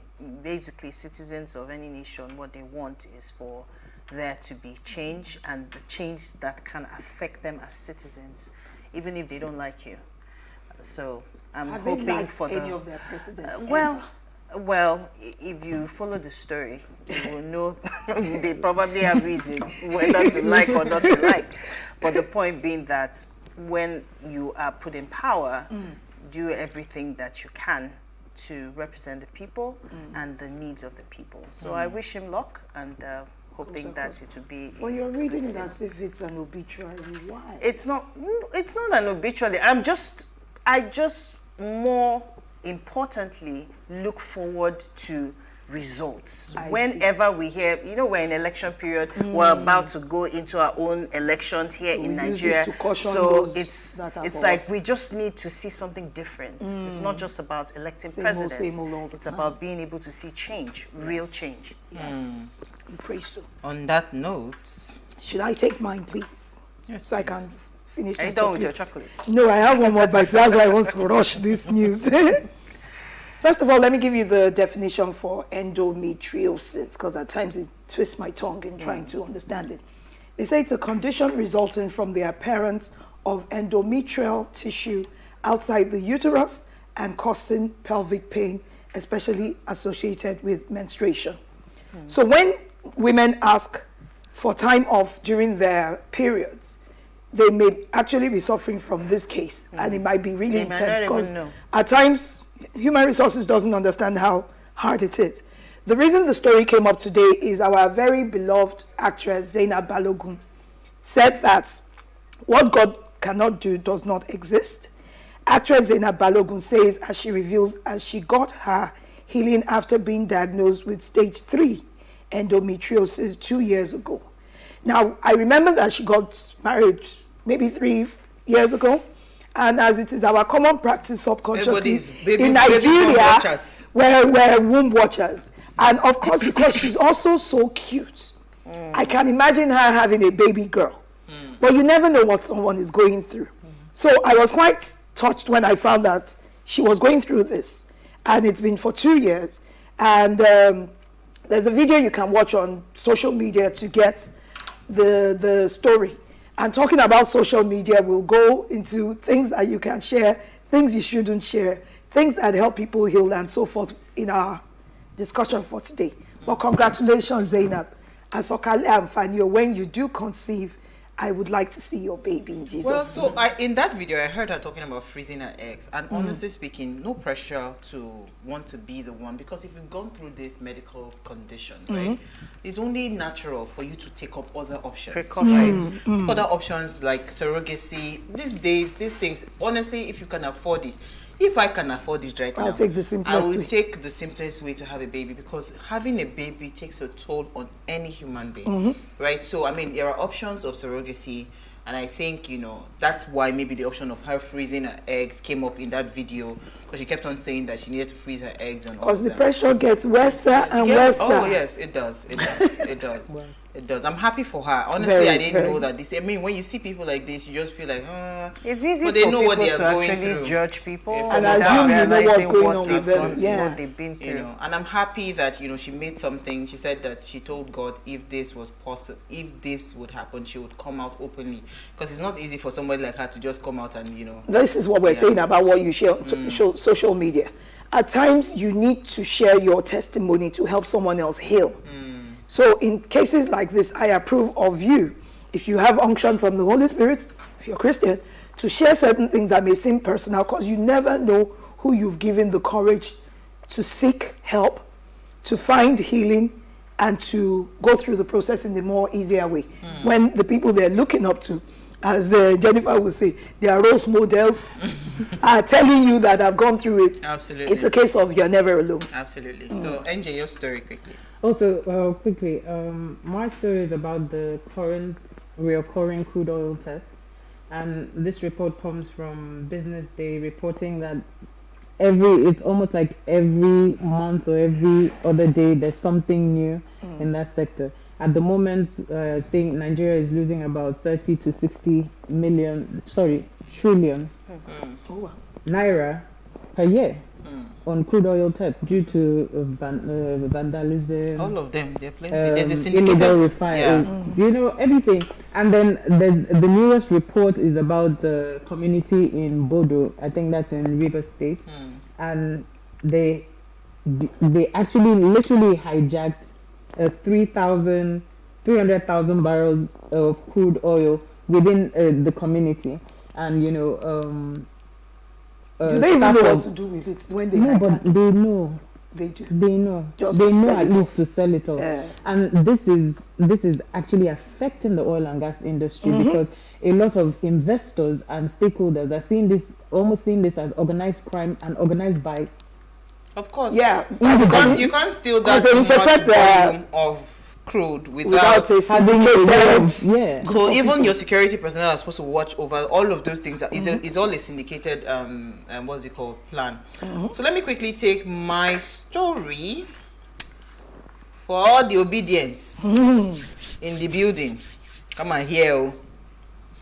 Double registration. INEC delists 1.1 million newly registered voters. Now, the Independent National Electoral Commission has disclosed that it found 1.126359 records out of the 2,523,458 fresh registrants that registered between June 28, 2021 and January 14, 2022.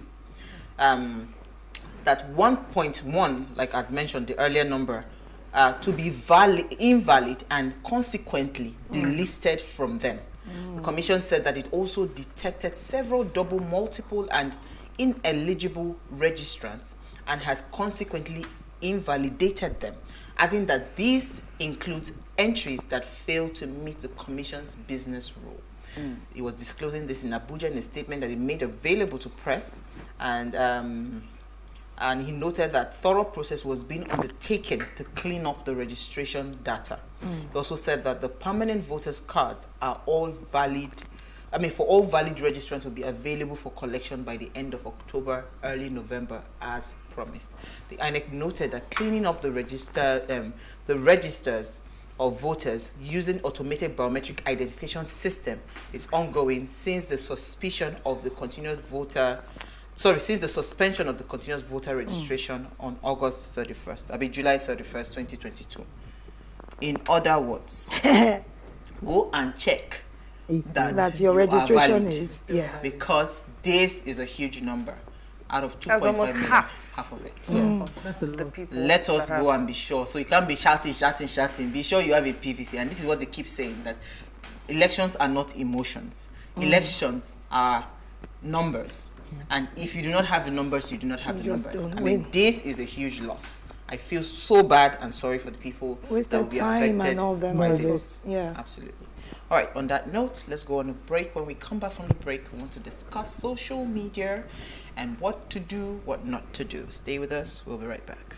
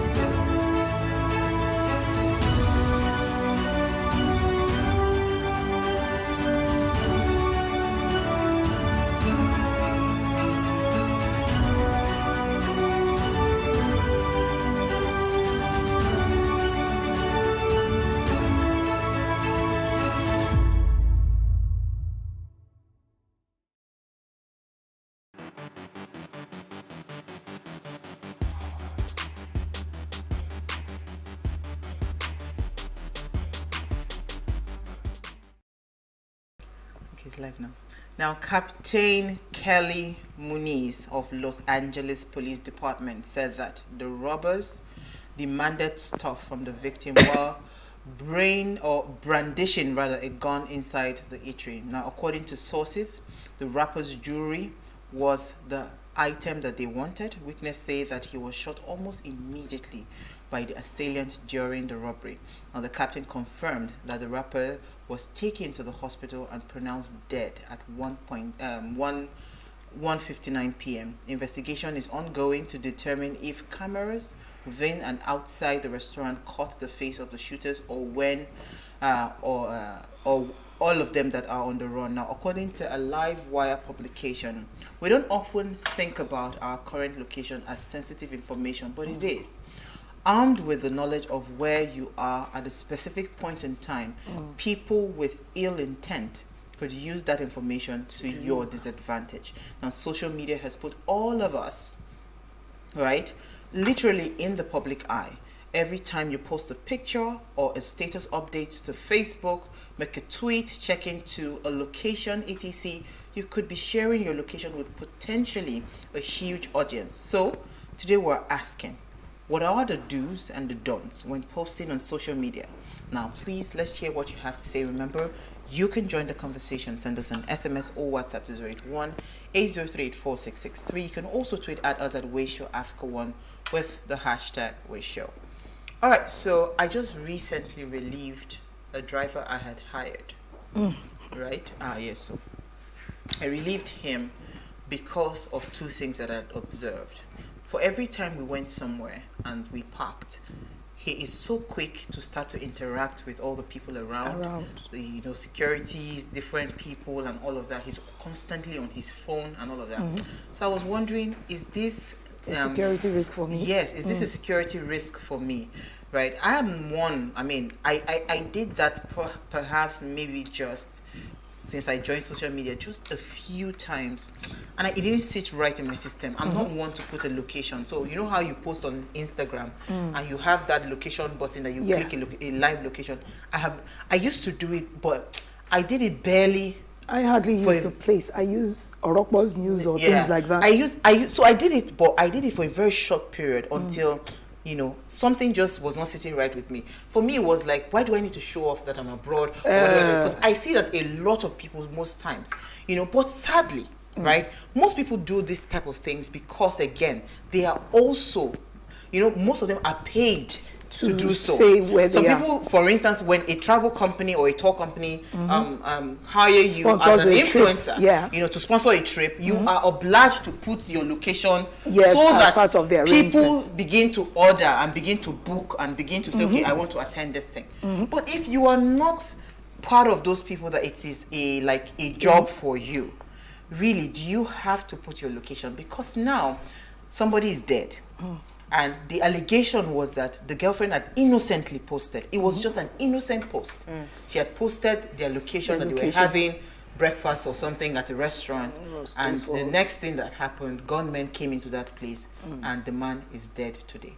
So what are your thoughts, ladies, about social media posting and especially putting, location? Well, location is not the only thing we're discussing about it today, but this is the specific one we're starting off with. I think if it's a big event, like if I went to the AMVCAs, for instance, I will put it there. I'm at the AMVCAs, I'm at the Oscars or whatever, if there's a location tag for it. Most times I tend to do things, because there are so many locations that people have put there that has nothing to do with the geographical place that you are in. It may just be in a happy place, in my bedroom, that kind of thing. So that works. The advice I have for people is never post in real time.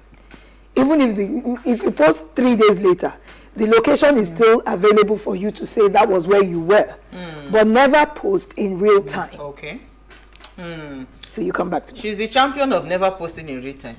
Ha! NJ can say don't go, come back. And if not even say go come back. If you don't go come back 2 months after, then she will come back. Mauritius. Let's go there. Meanwhile, you there, but no go. Honestly, I'm not really like a private person, but I have a strong thing about, like, seriously, my mom is one person that, if my mom is traveling, because she used to do a lot of road trips then when we were growing up. Yeah. And if my mom is traveling today, she's always not sure. Like, she can tell you she's going today. She'll not go today, she'll go tomorrow. So she always tries to, so I kind of learned that from her. And social media has not always been posting. I'm not that strong, but I'm still trying. But I think for the longest time, even my account has been private. It's recently, actually, someone told me, really, your account is private, you are single. Why is your account private? So I said, okay, let me try it.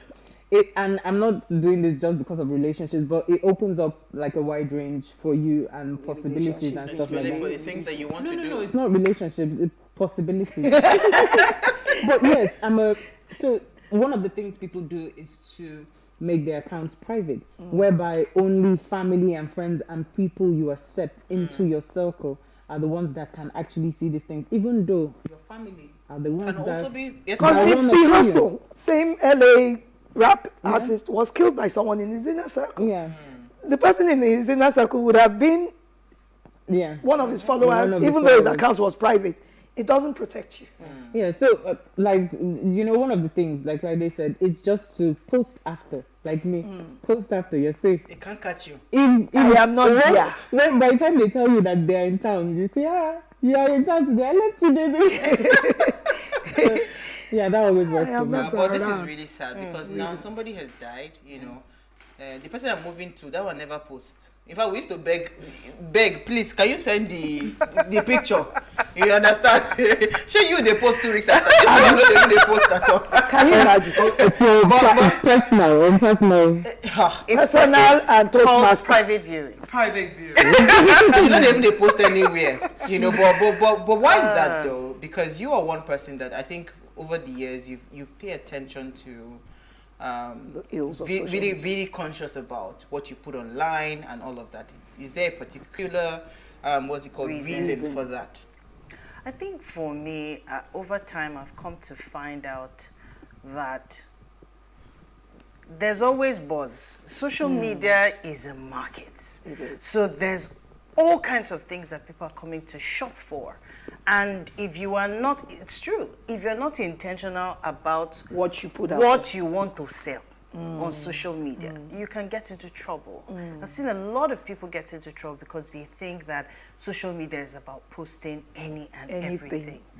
Unfortunately, we've also brought in the security angle to social media, and that even makes it even a lot more scary for a lot of people. Yeah. Because when you find out that there are people who have made it their business to find out everything about you, then it even makes you even more conscious. You may not even be popular. You may not even be a celebrity with a celebrity. So they're like, oh, I'm live with XYZ, this and that. And in this case, there's an accusation as well that somebody innocently just posted out something, and that has resulted in what we're discussing today. So from the word go, for me, it became a case of being intentional. What do I want to, what is my end goal? Is it to be popular or to be known consistently in a direction? And I think the latter became more important. So it's not about how many people who like or who share or who even pay attention to what you put, but the specific people who need to know and to get this information that you're putting out. Now that's for me. For somebody else, it could be about marketing, whatever it is that they're doing. So could you just concentrate on that thing, right? And make what should be private. Unfortunately, social media, a lot of people are posting all kinds of, I have nothing against people posting as they want. But you must be careful, because in the world that we're in today, it's not everybody that is happy about your progress or your success. And if you're not careful with how you project yourself, you could also put yourself in harm's way. Right? So it's important how you even begin to, your inner circle, so to speak, the people around you, how intentional are you telling them? I know, like she said, my mom, if you were having something, a gathering, and my mom is like, make sure my picture is not even out there. I said, no, Oh, it is for private viewing. We will just see our phone, love it on our phone, and that's where it ends. You understand? Because it's very important that people are very sensitive. People don't think before they share.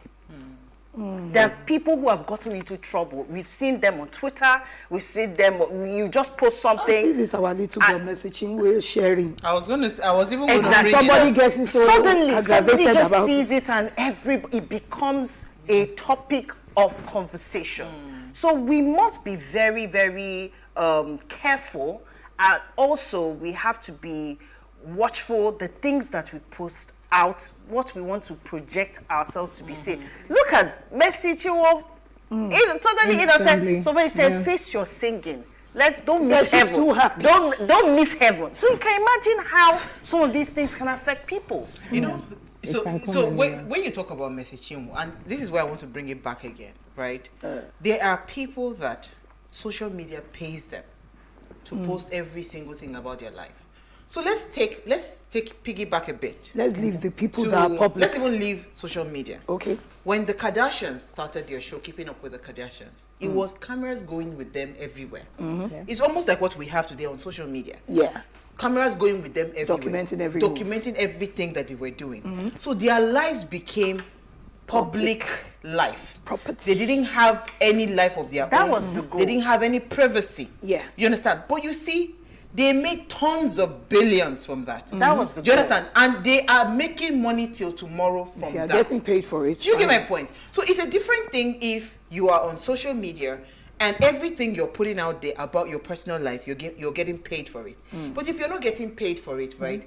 I think why share? Because somebody else is sharing the way you are sharing, and the person is being paid for it. Okay, so could I say why I share? Because I'm not getting paid for it. Wait, let me go. And I'm very social. Because you're on there.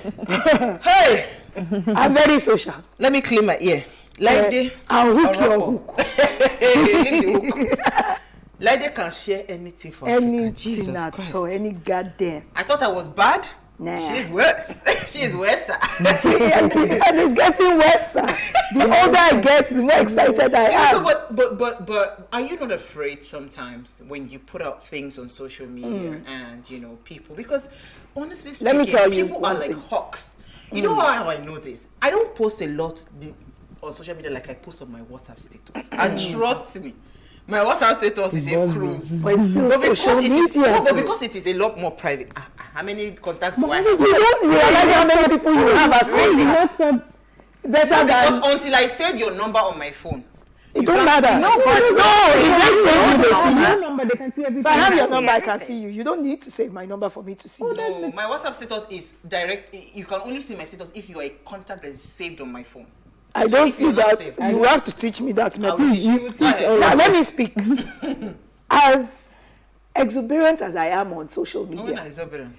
Let me use grammar now. My children, funnily enough, don't like posting.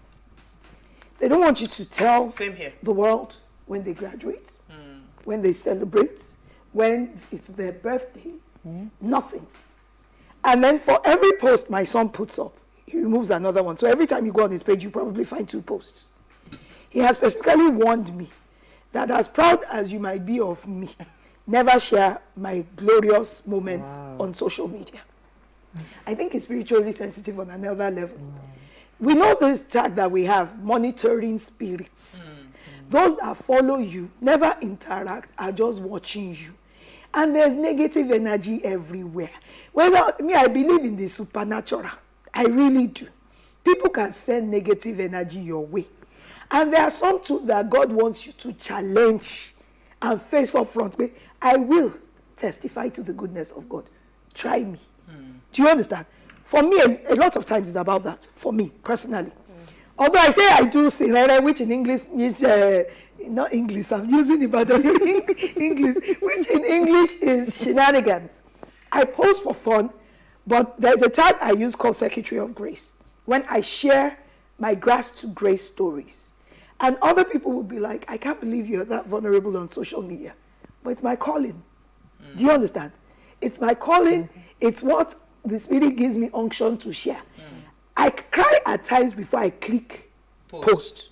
Because I'm like, I don't want the world to know this about me. but it's for a purpose.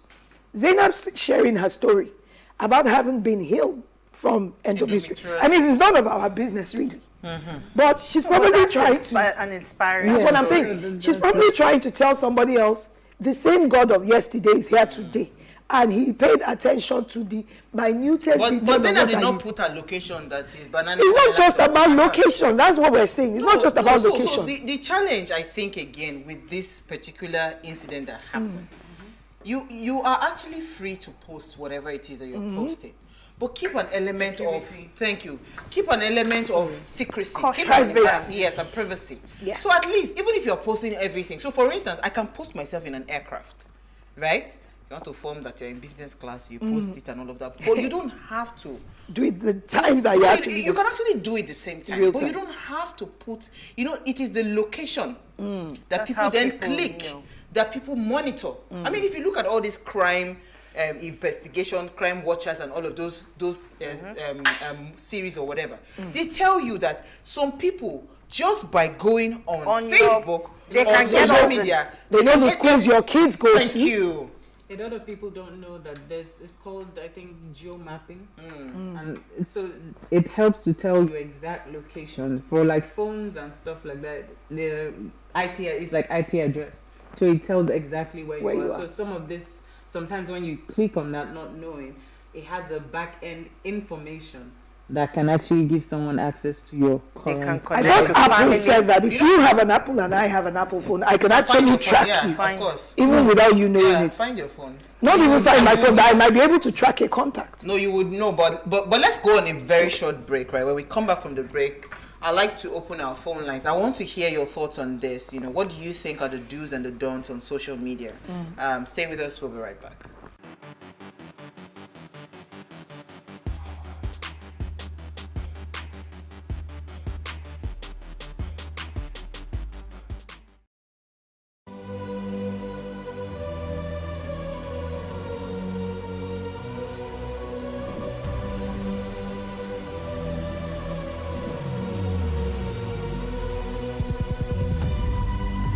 What we do not understand, we will stigmatize. What you can see is the remaining of the tanker that exploded. The suspect equally confessed.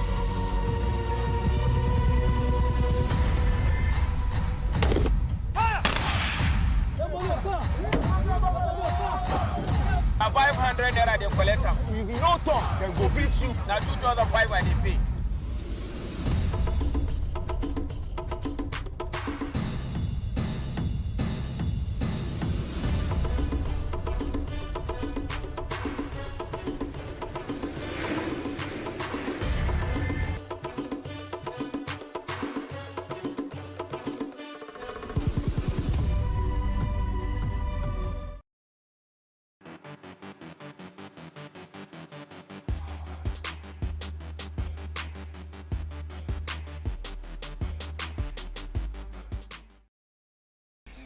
All right, thanks for staying with us. Now, if you just tuned in, it's our ladies' night out, and our focus today is the do's and the don'ts when posting on social media. Now, please, let's hear what you have to say. Remember, you can join the conversation. Send us an SMS or WhatsApp to 081-803-4663. You can also tweet at us at PlusTvAfrica1 with the hashtag WaveShow. Now, our phone line is now open. The number to call is 07025007749. Remember to turn off the volume of your television set where you are calling. Sorry, there's something in this my drink today, so bear with me. It's a sharp person. Shake. Oh, okay. So, I was saying, yeah, go ahead. Very quickly. About we're talking about do's and don'ts. I said a definite do is that everybody has a phone now, regardless of their ages. A definite do is for parents to be able to track their children's phones on social media. Track their children's phones. It doesn't mean posting it on social media, because I get confused about what is social media and what's technology. Okay. Tracking phones is technology. Just being able to know their whereabouts. Knowing their whereabouts. Now, parents, stop posting the schools that your children attend, regardless of when you post, whether it's holiday, whether it's after graduation, because people are watching you. But this is too late for you to say this now, because you know what I'm saying, that even schools themselves now have Instagram handles. They can have handle. Okay, let me take a call. Our first caller for the evening, youngest old man. Hello, are you there? They can't tie the child to you. Can you hear me? Do you I can understand? hear you. Go ahead.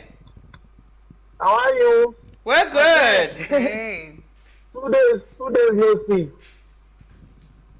Hello, sorry, what did you say? He's still saying hello. The rain has been just so uncomfortable this side, and we are just trying to make sure we are calm, being obedient and useful. It is well with you people. I hope your PVC is valid. This already hijacked the PVC, so God do. All I know is that for it to happen, the Moses must come, the Pharaoh must be around, and the history will be written. Absolutely. So God will strengthen us. However, for the do's and don'ts, just like the topic for today, I have some reservation about social media. You know what? People don't understand how to use social media. Rather, they allow social media use them. I got an award sometime last month. So I posted myself and the award, and I posted the award. I got 114 views from close friends on my status, not Facebook. Not Facebook, you get some friends we never know. If you just that time they meet me, they don't become your friends. They find some people that I don't even know. But at least for WhatsApp, you know everybody that has your number, you know the person. 114 views, if I can remember. Now, you know normally when you see a view on status, you kind of comment and it will show on the person's chat, you are this chat. Believe me, my dear, I only got 19 people that commented. Others just viewed and passed. I swear. That thing almost got to me. I felt the pain because I've not gotten such an award before in my life. And that award has to do with my personality. Maintaining sanity in this time and hour of the country. So I felt, wow, is this how hard social media could be? I heard the celebrities.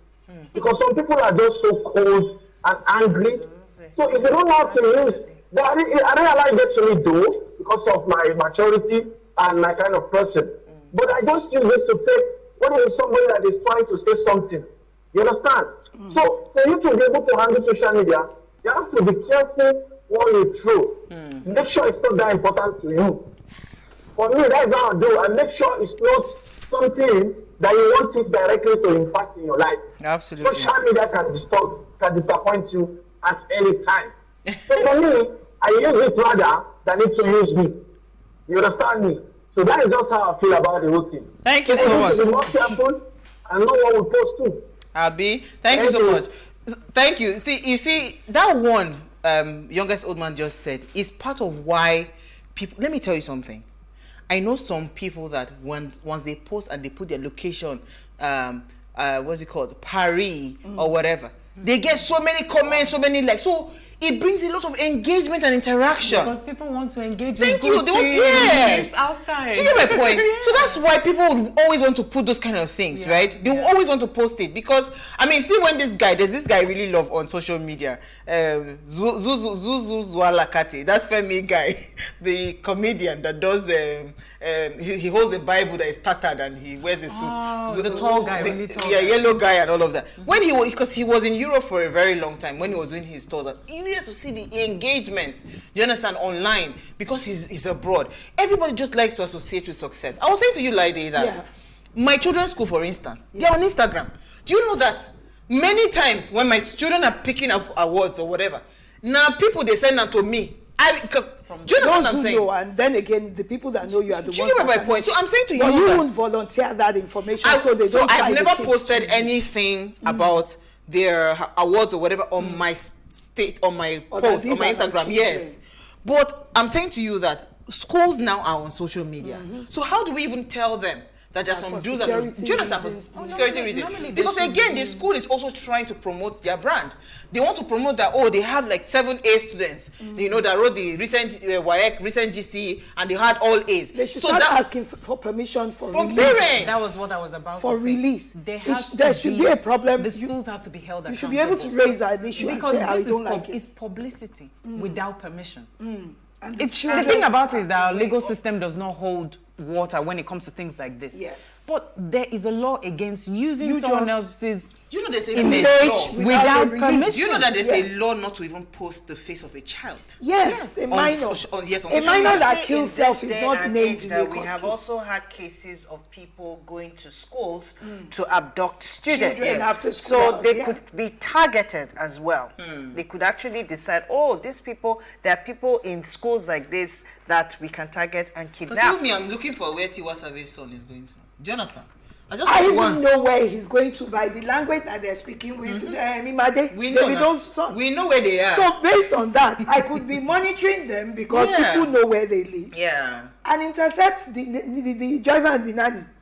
So it's actually a big security risk. Yes. But I'm just saying to you that even now, schools don't even know the extent as which they are exposing some children to risk. And that's right? where education comes in. They Could I need also- to be held accountable.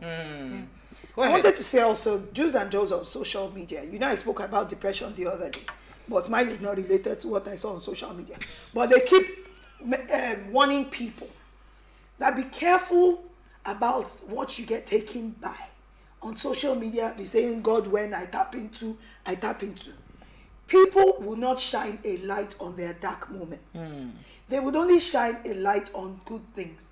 And some that's what fake it people want to to see. impress you for engagements. It causes depression as well. That's another do and don't.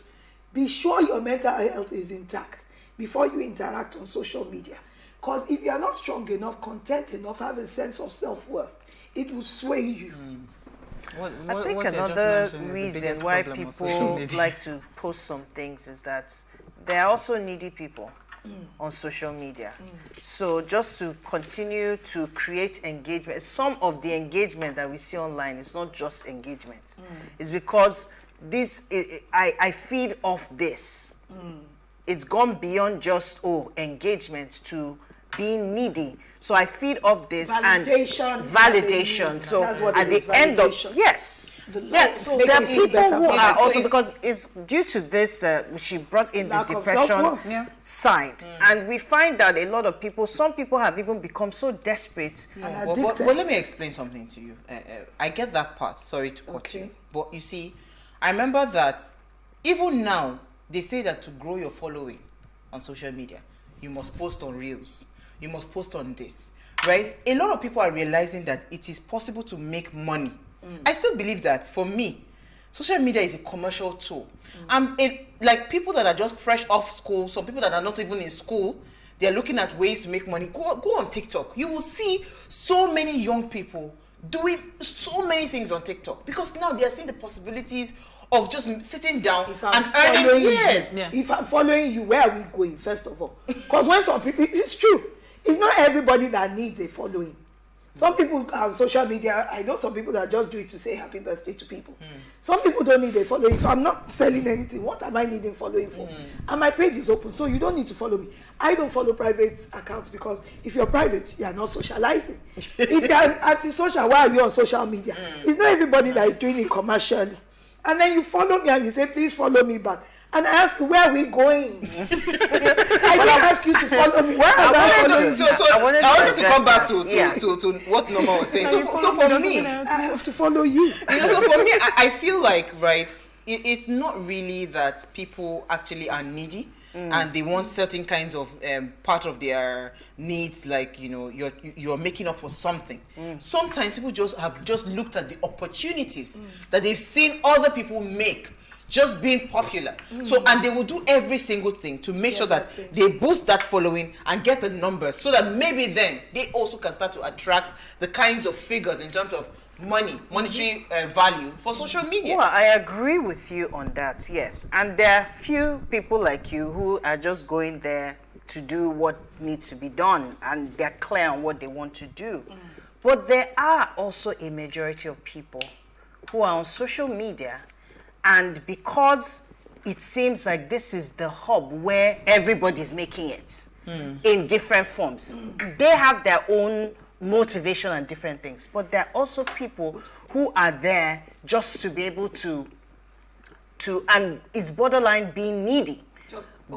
trying to do different things just because every other person is doing it. They are and they don't know that they're also positioning themselves to be vulnerable to people who are out there, right? There are people who they're just on social media to look at what others are doing, criticize what they're doing. So the cyber bullies and all of that. So they don't post, they don't want, they are out to kill whoever it is. They may not kill physically, they may not be the ones going to the chicken restaurants or whatever to go and gun you down. But they can gun down with their words. They can gun that. We've seen that times without number on Twitter. People literally murdering people. People have committed suicide because of things people have said. And sometimes they are not even conscious of the fact that, oh, that I have become so attached to what people have to say. The number of comments, you know, the so-called engagement online. That is also something. A friend posted one day, and for 3 hours she kept looking at her phone. Nobody, they never like her. They never like her. And I'm thinking, were you posting for liking? Yes, no. Then there's no posting for validation. Exactly, that is what Norma is saying. He said he was offended. That seek validation from it. Post go.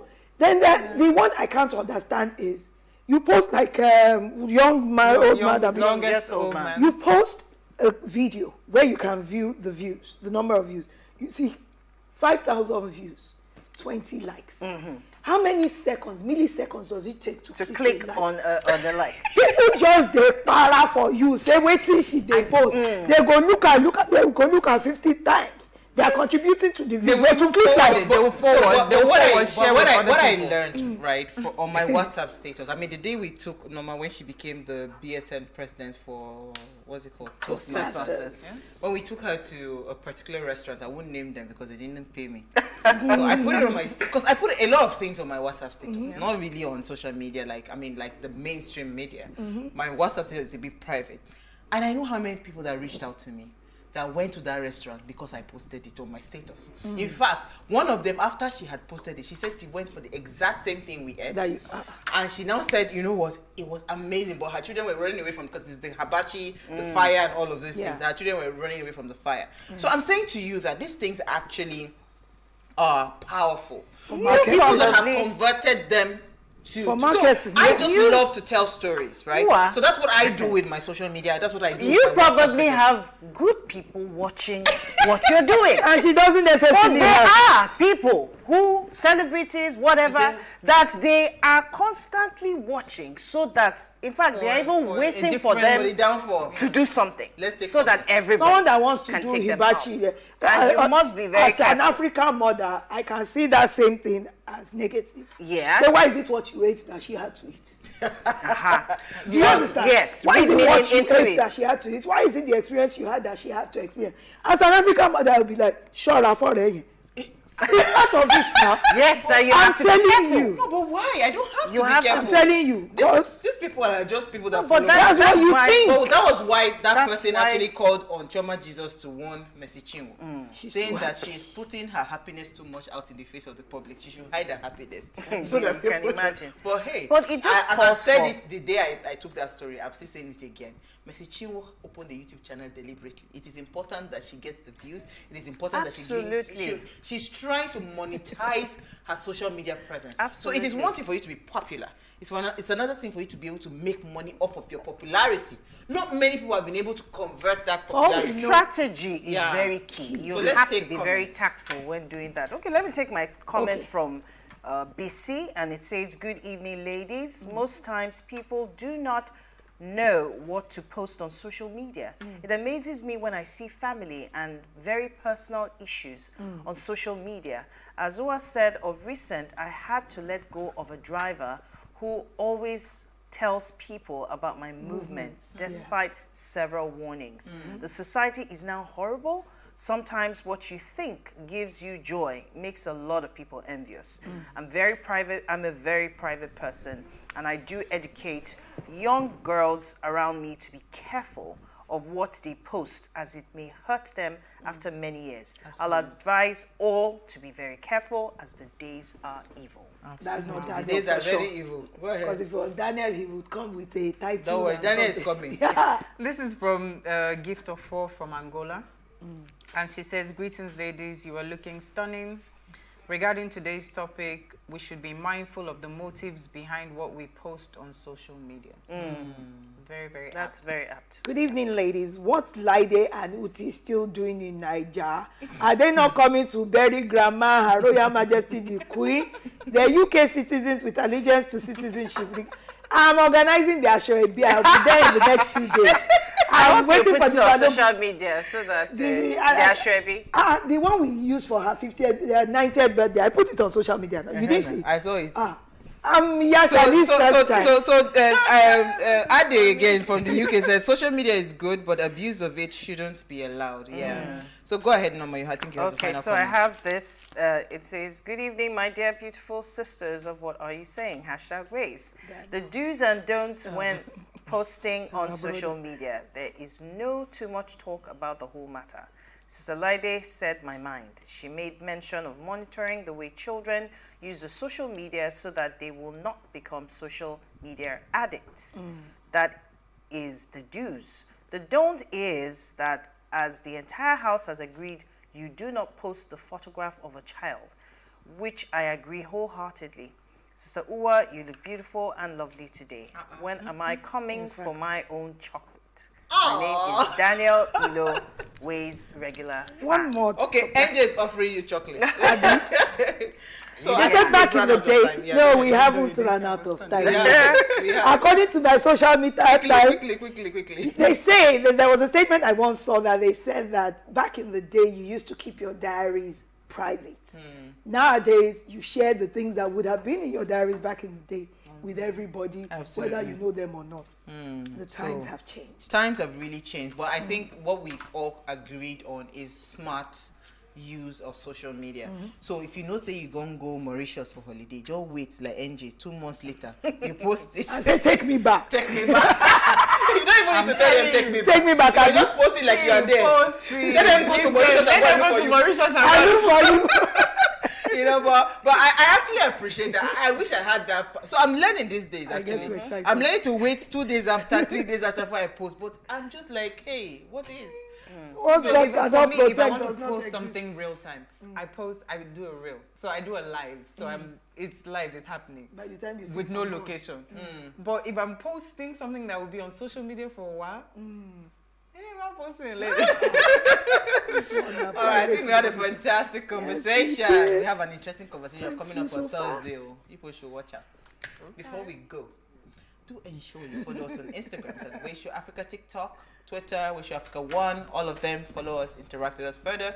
Drop a comment. More importantly, follow all our engagements on social media, like, share, and invite your families and friends to watch and follow the conversation. This was a fantastic drink today. Cheers!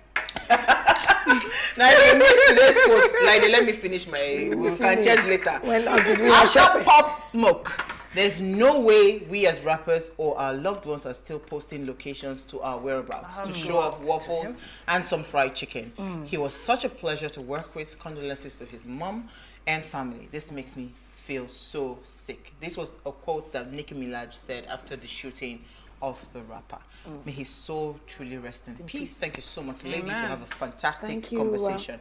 Now, see you guys tomorrow at 8 p.m. Cheers.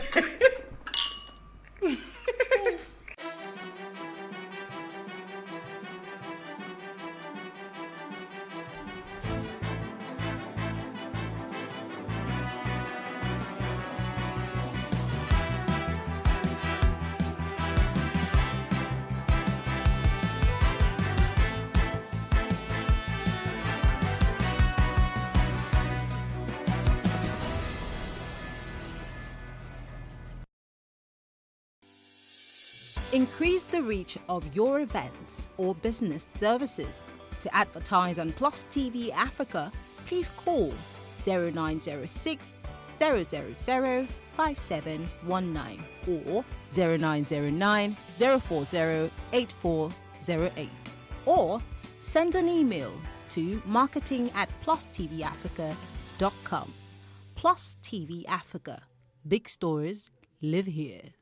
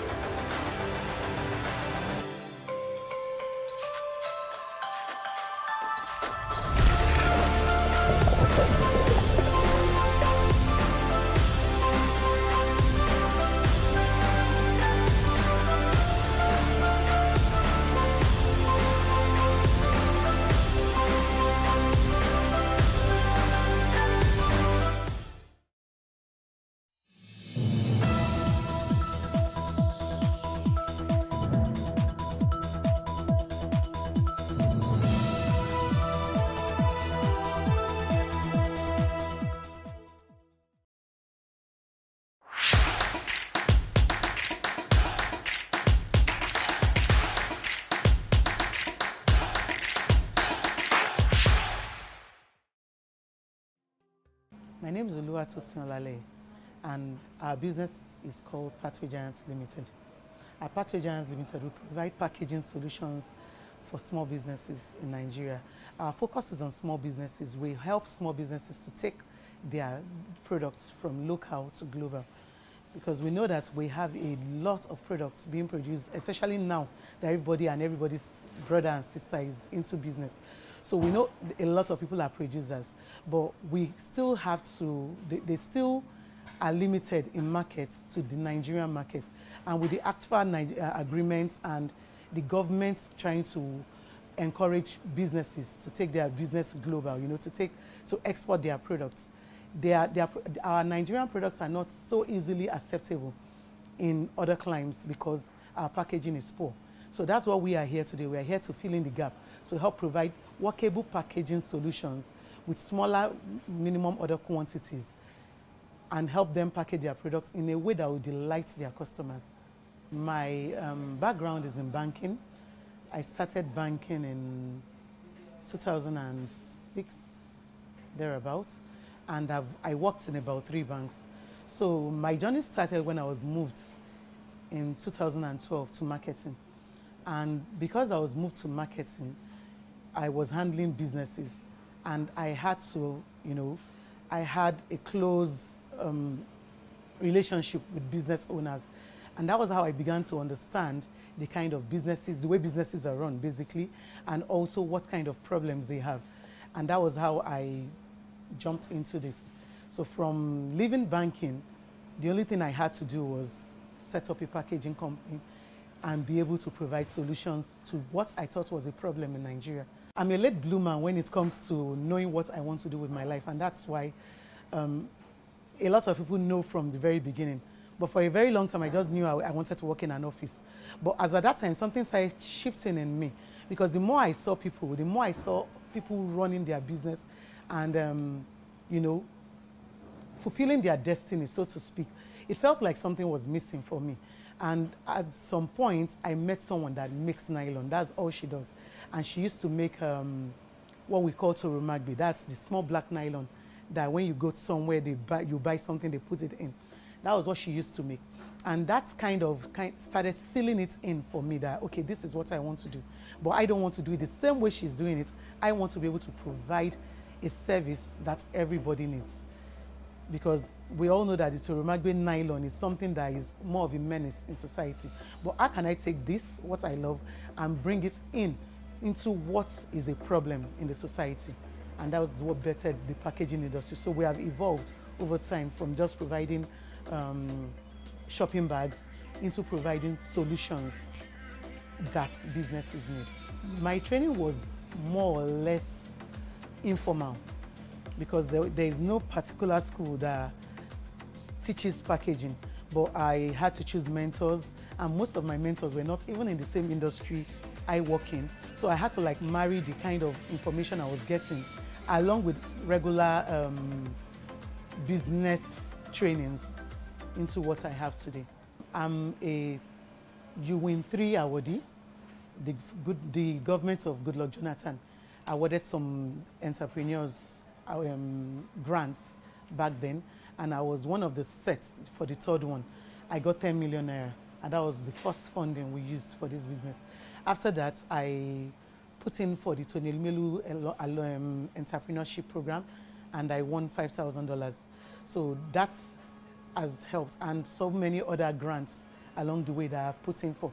And then, of course, a lot came in from our savings. And then when I started this business, my husband was still working. So we had to take out a couple of loans here and there. And then, of course, whatever he was able to take out of what he was earning, that's what we used. Challenges, there are many. Where do I start from? So we have the number one challenge is power. That's the number one challenge. This is a very power-intensive business. So if I was to put on my generator for this system, I will have to use a 100 kVA generator. That's having to spend an average of 50,000 naira for fuel daily. So power is a major challenge. When I want to start my machines, I need to warm them up for like an hour before I start at all. So even if I was using a generator, that's like money down the drain. So we need to have sustainable power to be able to run this business. That's number one. Number two is staffing. We use a lot of blue-collar workers, so they didn't go to school to learn this, they learned it as a trade, you understand? So there is no school in which you go to and say, okay, this is how to run an extruder. We don't have such schools in Nigeria. So they kind of like have they go in under someone, learn it, and then they go out to go and learn. So you can't really place how much information or how much they have learned, except when you put them to test. So sometimes you employ someone and you realize that they don't know as much as they claim they do, or maybe they are making a lot of mistakes. You have to either train them and like I said, there is no formal training system. So you have to either train them or maybe bring in someone that has more experience over them. And then because, like I said, they are blue-collar workers, there is a lot of other issues that spring up as a result of them working with you, because some are not teachable. Some come in with their own preconception of how things should be run, and they don't want to change that. So you have to like have a lot of hit and miss before you have your perfect fit. Raw materials. The raw materials industry is dominated by foreigners. So we have Lebanese, we have Indians, and we don't seem to have been able as Nigerians to get into that business effectively.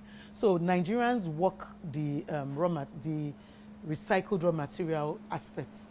But even when you go outside the country, into China, Dubai, anywhere where all these things are shipped from, and you try to get in there and say, I want to ship, they tell you, no, go to this person that is probably Lebanese, that is working in Nigeria. So one way or the other, they kind of dominate the space. And by dominating the space, they dominate the price. They also own factories. So they kind of control things. They control the pricing of what we sell. They can flood the markets at any time with their own products. Meanwhile, they are the ones still selling raw materials to us at a higher price. So we need a space in which Nigerians are also playing in this space, so that it's more, you have more competition, more healthy competition in that space. First of all, I would say that paper bags are from trees. So if you're using paper bags, you are causing deforestation. And that means you're not helping the environment either. So there is this misconception that, okay, if you use plastic bags, that means you are not helping the environment. That's far from true. The problem we have with everything is that we don't reuse, we don't reduce what we use, we don't reuse, and we don't recycle. The moment we can do these three things, whether for paper bags or for plastic bags or for plastic bottles, then the world will be a better place. The person that started the plastic bags, that invented it because he didn't want them to kill off all the trees to make paper bags. So he invented a plastic bag that could be reusable. The problem started when we started using them as single use. Now, my own industry, like I showed you earlier, we have most of the raw materials we use, especially for our garbage bags and other non-food grade products, are raw materials from recycled products. So the problem in Lagos, I would say Lagos because I don't want to use Nigeria as a whole, is being able to access this waste, because most of it goes to the dumps. And when it goes to the dump, I can't use it anymore because a lot of other chemicals have infused into it. Can we have a place where we can take this raw material, this waste from source? If we can take it from source, then we can recycle and reuse them into bags that we can still use. So for me, I would believe that if we can have a government that would look into resolving the problem and not just taking out, stop banning plastic products. Because I'll put it to you that a paper bag is what, if you're going to buy a paper bag for a particular nylon bag size, then you're going to be paying like 4, 5, 6 times the price you would have paid for the nylon bag. And the nylon bag is more reusable than the paper bag. I'm in the paper bag space too. So I wouldn't want my business to go down, but it's supposed to be a case of education, one, and then having the proper systems in place to collect and separate waste. If we can collect and separate waste from mushy markets, where a lot of nylons and a lot of plastic bottles are being thrown away and thrown into our sewage system, then people like me, we are happier because that means my raw materials are cheaper. It's the advice I give myself every day.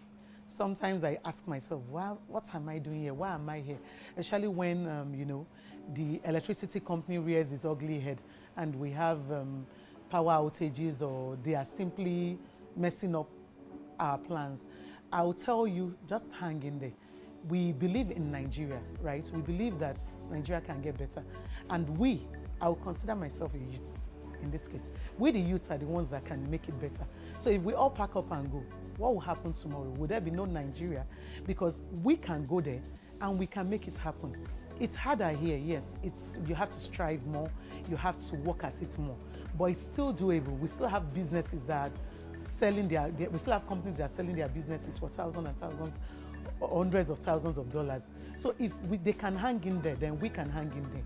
And then we can, leverage on one another. Let's collaborate.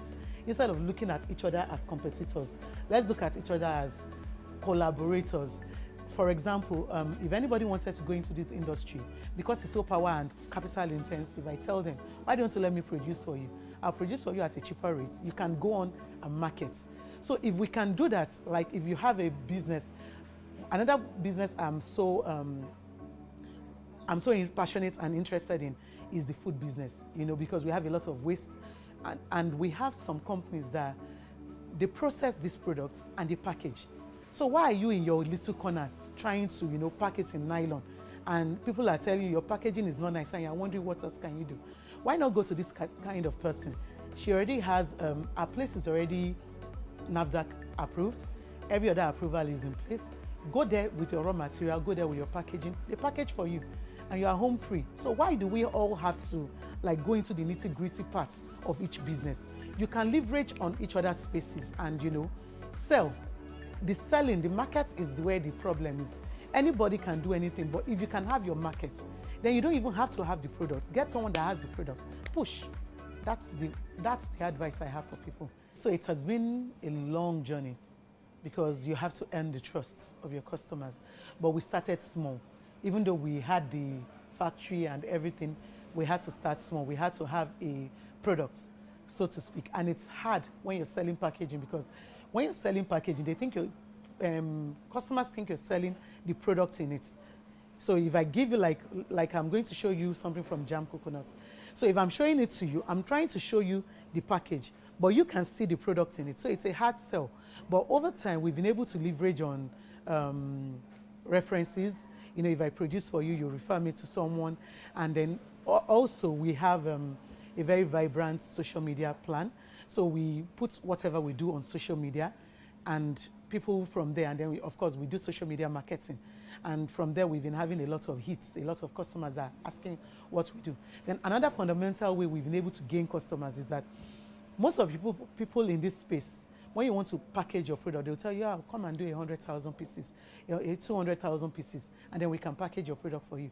But I tell you, come and do 10,000 pieces. And even as we speak, we are looking at how we can work on reducing that to 1,000 pieces. So that means that we are a low entry barrier kind of, we're opening up a low entry barrier kind of market for people that are willing to go into entrepreneurship, because most people don't even, they don't know if they will have that market yet.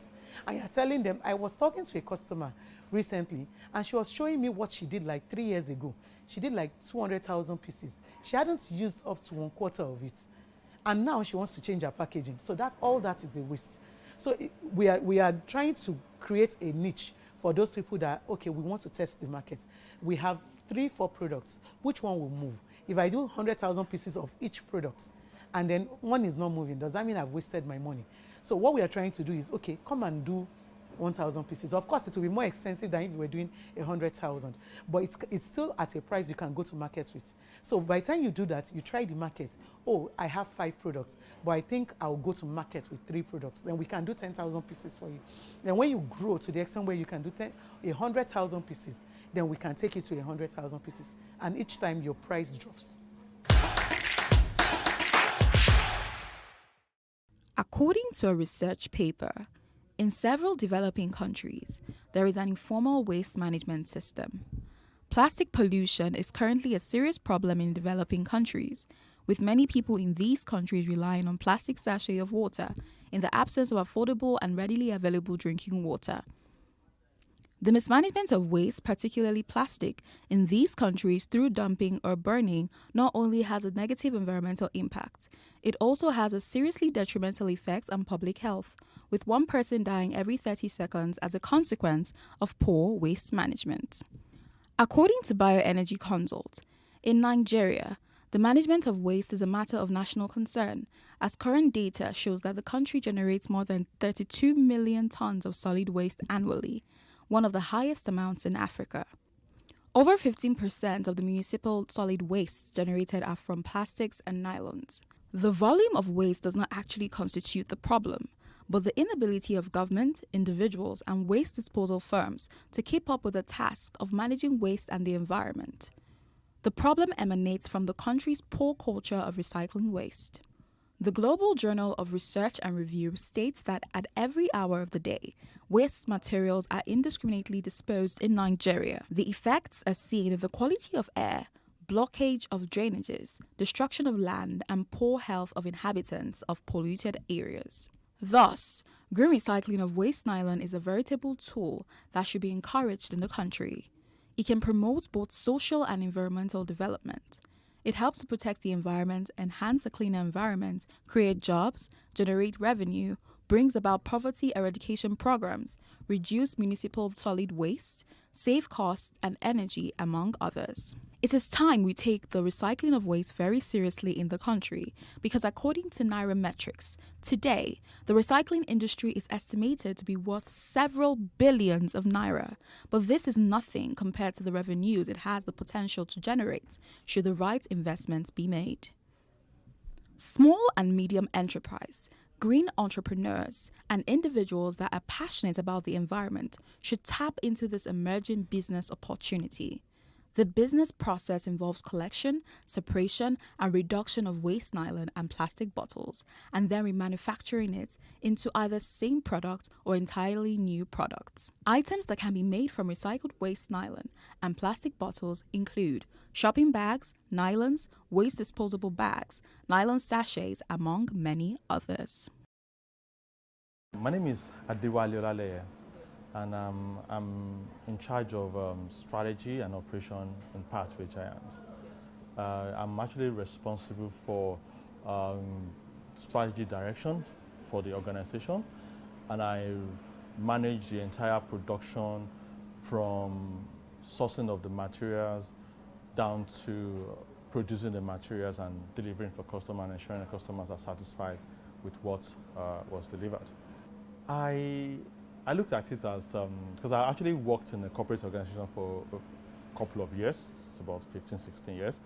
So I've worked with a lot of people. So working with my wife too, I just assumed that is one of my colleagues that I've worked with, because I've been moved from one role to another role, and you have to adapt to the people you meet with. So I just assumed that she's my colleague. Even when I'm in the office, I call her partner. When I'm talking to customers, I don't even want people to see that we're kind of it's my spouse. So I call her my MD or my colleague in the office. So that's the way I see it. So it's not really different from when I was in the 8 to 5 kind of work, and I see a lot of people I work with. It got to a point when it all started, I was very enthusiastic about it. But it got to a point I was like, wow, are we doing the right thing? Because money just going down the drain. You know, if I need to cite an example, before I used to enjoy my money before we started the business. You know, I'm very comfortable, things were going on with my money, but when we started the business, I discovered that I can't just spend money anyhow. I can't just spend. You know, I have to be looking at, these people might need money now, so they might need to pay NEPA bills immediately, they might need to pay salaries, and no money is coming in, you know, and it was very frustrating. But I just look at it as, you know, when you give birth to a child, you know, a child will start sucking, then before start crawling, you know, taking step one after the other before started walking and running. So I believe that it will get to a point whereby the business will be running as well. So I just have to be a bit patient to see the business go to that level. Fine, I handle strategy. Even when I was doing the 8 to 5, I still look at the book from the back end. I said, okay, how are you guys performing? And I was able to see, okay, we're not doing something right, so okay, why don't you try this? Why don't you use this kind of strategy to see maybe it works better? You know, so we started, we changed a couple of strategy, but just last year, something started working, so we started pushing it, and towards the Q4 of last year, the company was able to pay all the bills conveniently without sourcing from other source. You know, so from last year, Q4, we've been profitable. The low side, you know, especially when you're looking for raw materials, you have orders and you cannot even get the right raw materials to fulfill the order, is a lot of challenges. And from the strategy point of view, it was it's a very huge market, and you have a lot of big players. You know, when you're doing the interview with the MD, she mentioned the fact that you have the Lebanese who has foreign money, the backing of the government. Government give them a lot of grants and loans, you know, for them to operate. So they are quite big. So we try to look at, okay, how can we catch a niche? How can we remain competitive? How can we be able to capture some market? Because if you want to play in that red ocean, definitely the big sharks will just eat you up. So we try to look at, okay, how can we differentiate ourselves from the so-called nylon business? You know, that's why we started coming up with what I refer to as a market development strategy, where I was able to identify some markets and create the products from packaging kind of products to meet those markets. And that actually causes the growth to be very slow. But we know we are moving in the right direction, so we kept on growing a bit and bit by bit. And I will categorically say right now that actually we are moving. And I think we are going in the right direction. So that is, to me, is a fun thing for me, because I just look at the entire industry and I'll say, oh, so I can actually differentiate myself, despite the fact that everybody is looking at, oh, this is the kind of business we run. This is kind of like, if I go to other people that's doing this kind of business, they were like, why are you doing this way? I'll say, no, this is what I feel is right. And I've advised a couple of people. Some people get a kind of transaction. They will tell me, oh, this transaction is a lot of money there. I'll say, I'm not doing. This is not good. By the time they step into it, at the end of the day, by the time you spend 1, 2, 3 months, they'll discover that, this is not a good transaction. But me, I've been able to see it, you know, from afar. Maybe because of my training. I went to a business school, so I studied business as well. So I was able to, you know, understand how to tweak strategy to fit into what you want. I was talking with the MD late last year, early this year. I said I should have even taken this step for a long time. I think I delayed a lot because I discovered that joining the team, you know, I was able to actually drive that operation, and I was able to drive low cost, reduce our cost of operation very well, and that increased our profitability. So, though it was a tough decision, because you know you're going to worlds you don't know what's going to happen. You're getting something paid at the end of 30 days, and now You have to look for how to pay salary, nothing is coming in. But as I am today, I was thinking that I should have even taken a step and moved from the paid employment for a long time. Because I could see that when I added up my own experience as well to the business, then the growth was evident. And we started moving at a faster speed. Anyone that's actually doing it, I wouldn't say that doing a 8 to 5 is not a good idea, because actually you need the experience, you need the network, you need all the that experience. Actually, you need to do your drive business. But I think looking at the fact that I am working on my own, I'm able to put food on people's table. I was able to, solve Nigerian unemployment problem. Right now, I have when we started, we have about 2 staff. Now we are having about 7 staffs, and I'm just recruiting more people now. But in the next 1 month, we might be getting up to 10, 11 staffs. I think that's bringing joy to me to see that I'm actually, putting food on people's table and being a blessing to people. Just beside even making the money, but at least I am giving people happiness. Of course, bringing happiness to people's faces. PlusTvAfrica to be a conglomerate, a group of companies. The roadmap has already been drawn to be a global company, whereby we're going to international business, international trade, and then be a one-stop shop for packaging in Nigeria. Going to our online space, creating a market space for packaging online. So that's my goal. That's my plan for PlusTvAfrica.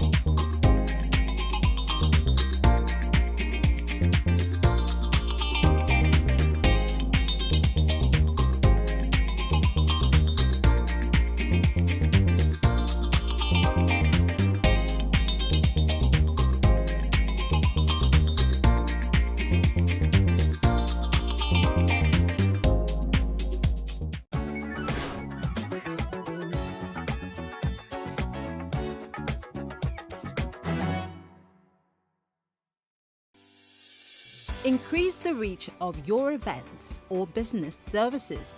To advertise on Plus TV Africa, please call 0906 000 5719 or 0909 040 8408 or send an email to marketing@PlusTvAfrica.com. Plus TV Africa. Big stories live here.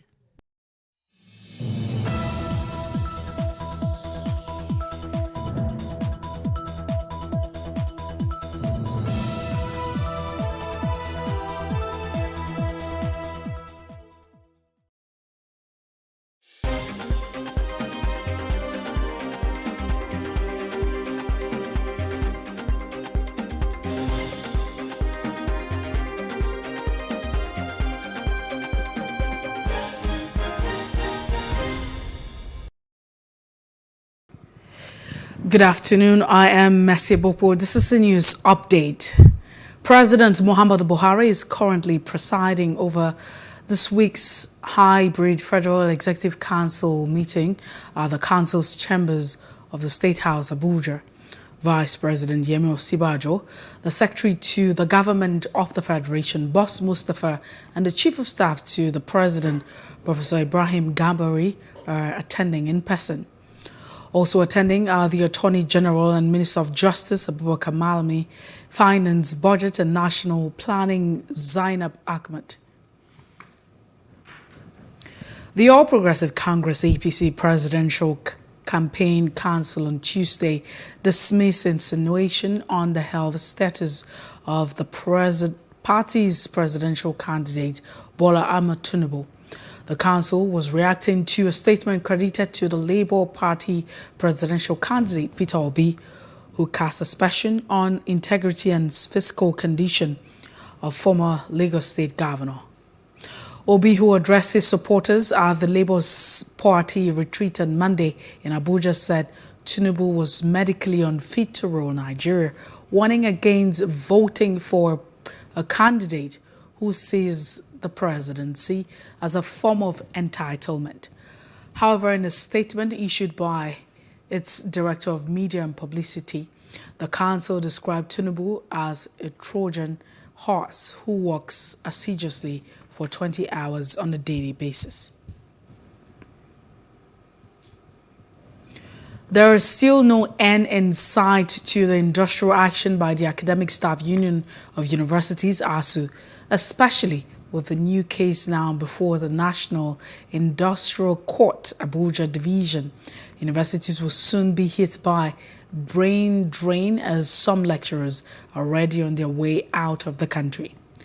The students as well as parents suffer the most in the impasse due to undue elongation of academic session, with its attendance toll on the economic fortunes of parents and guardians. Right from previous administration, the academic union had embarked on several strikes to express their grievances over the federal government's non-responsiveness towards the welfare of their members, as well as the infrastructure deficit that has marred the tertiary institutions in the country. Speaking on his flagship news bulletin, Director Center for Economic Policy Analysis, University of Lagos, Professor Ndubisi Nwom Koma, said the federal government is taking a dangerous precedent.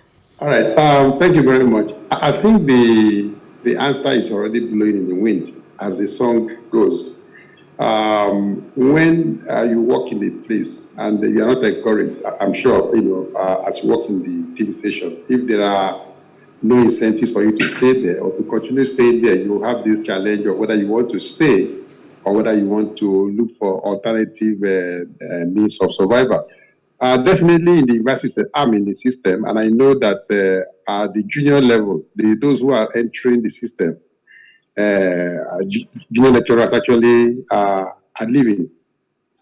For those of us who are about to enter the departure lounge, you have of staying, and that is not good for the future of this country, because when you have the best hands living, it's not good for education. For example, somebody like me, I came into academics because I was invited back. I school, in high school in Ibadan, and I was one of the best students in the economics department when I graduated. And there's a policy of inviting your best candidates to come back to make sure that the quality of the faculty is very good, it's excellent. And many of us actually joined because of that. And then we came in and we had all the encouragement, we had all the scholarship and all that. And after some years, if you see how things are decaying, I left. I went into banking and I came back later. So it's a problem when you don't encourage the younger ones to stay. Meanwhile, the Academic Staff Union of Universities, ASU, has raised concern over the exodus of lecturers from nations' universities for greener pastures abroad. Reacting on a flagship breakfast show, Professor Abiola Hawoshika says the issues are systemic. Anywhere. If they want to leave, there's nothing we can do to stop them. There's a lot that is wrong with our educational system, especially the tertiary education. We do not have enough universities. We put JAM in place to select the best for the existing universities. Right now we have 2 million Nigerians in our universities, not up to 1%, maybe just 1% of our population. We want economic development. If we want economic development, we need at least 10% of our young people in the educational pipeline so that they will be out there at the right time to take this country to the next level. And we're not even paying attention to that. We cannot afford the system that we are running.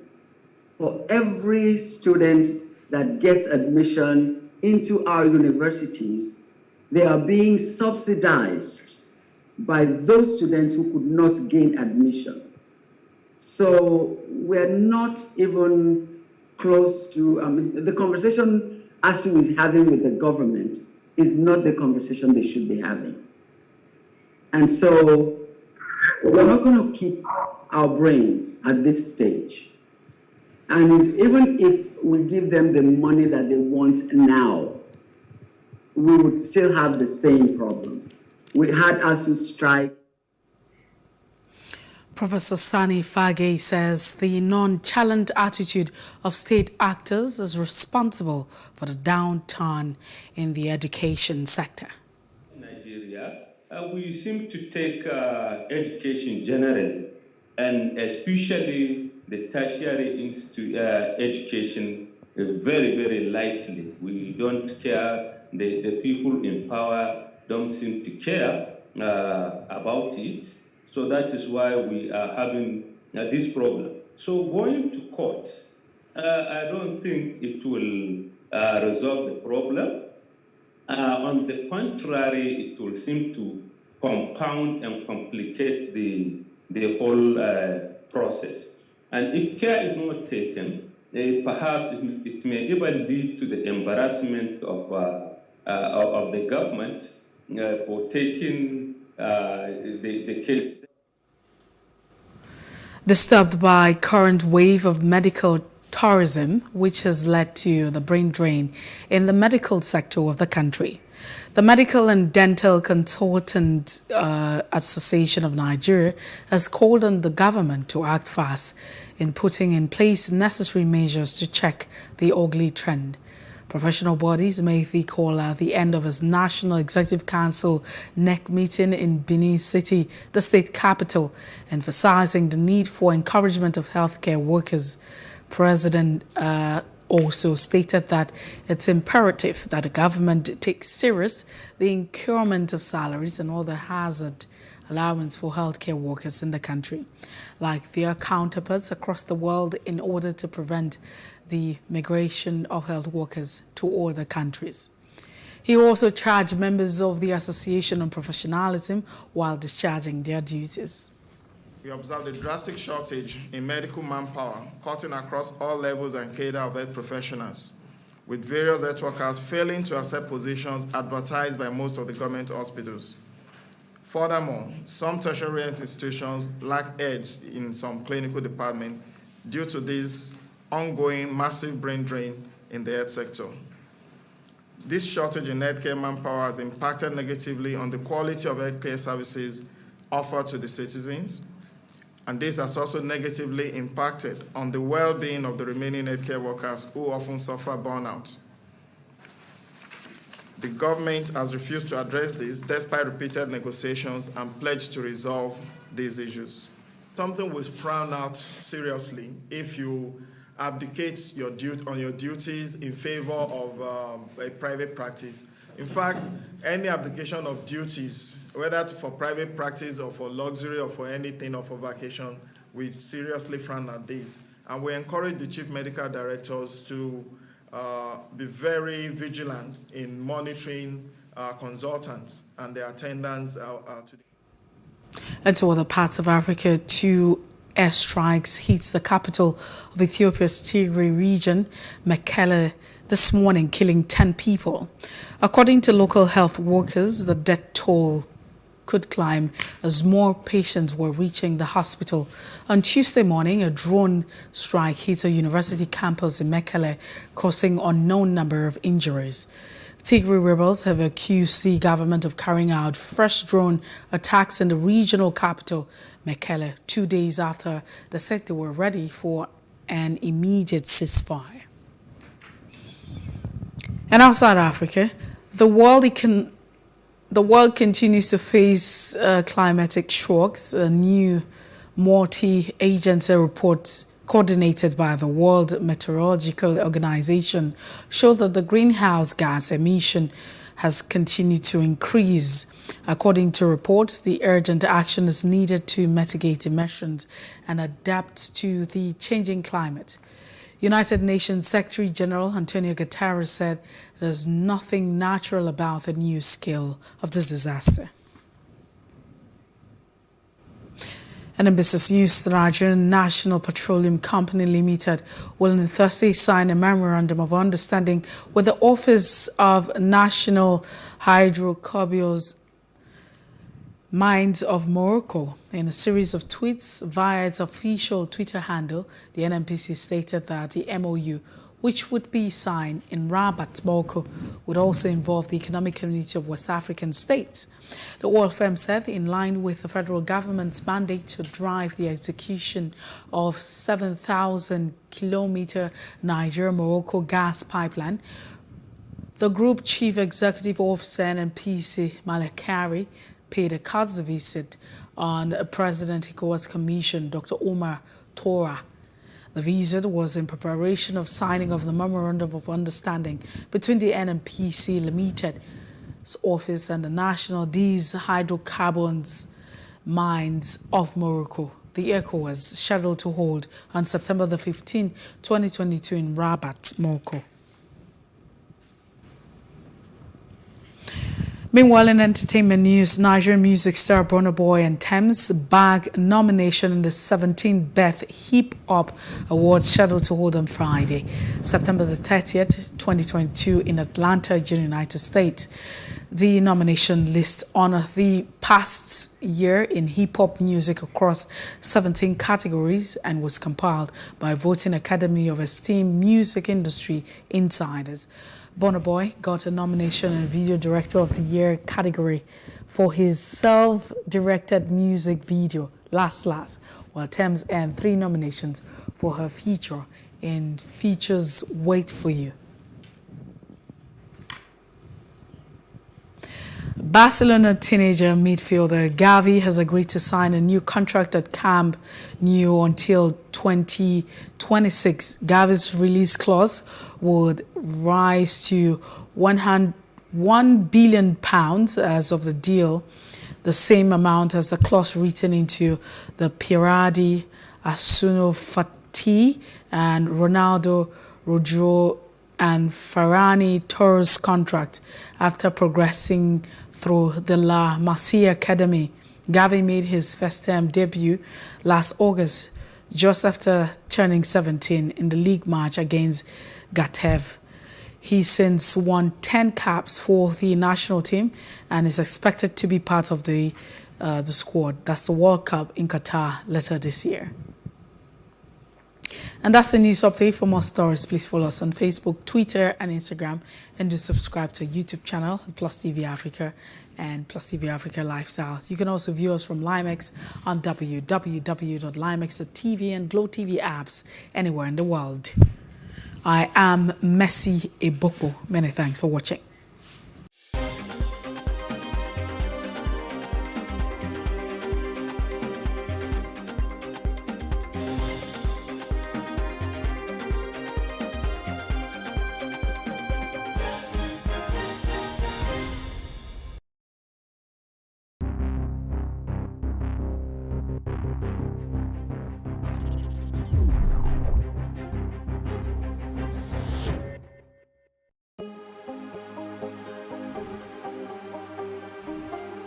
It for upcoming artists to blow in Nigeria.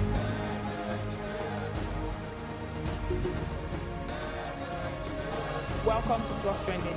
I am Bookie November, your host, saying thank you for joining us on today's episode. Welcome back. It's tea time on Plus TV Africa. Practice makes perfect. I'm not perfect yet, but I'm a lot better than I used to be. He's a king. He's entitled to marry 100 if he wants to.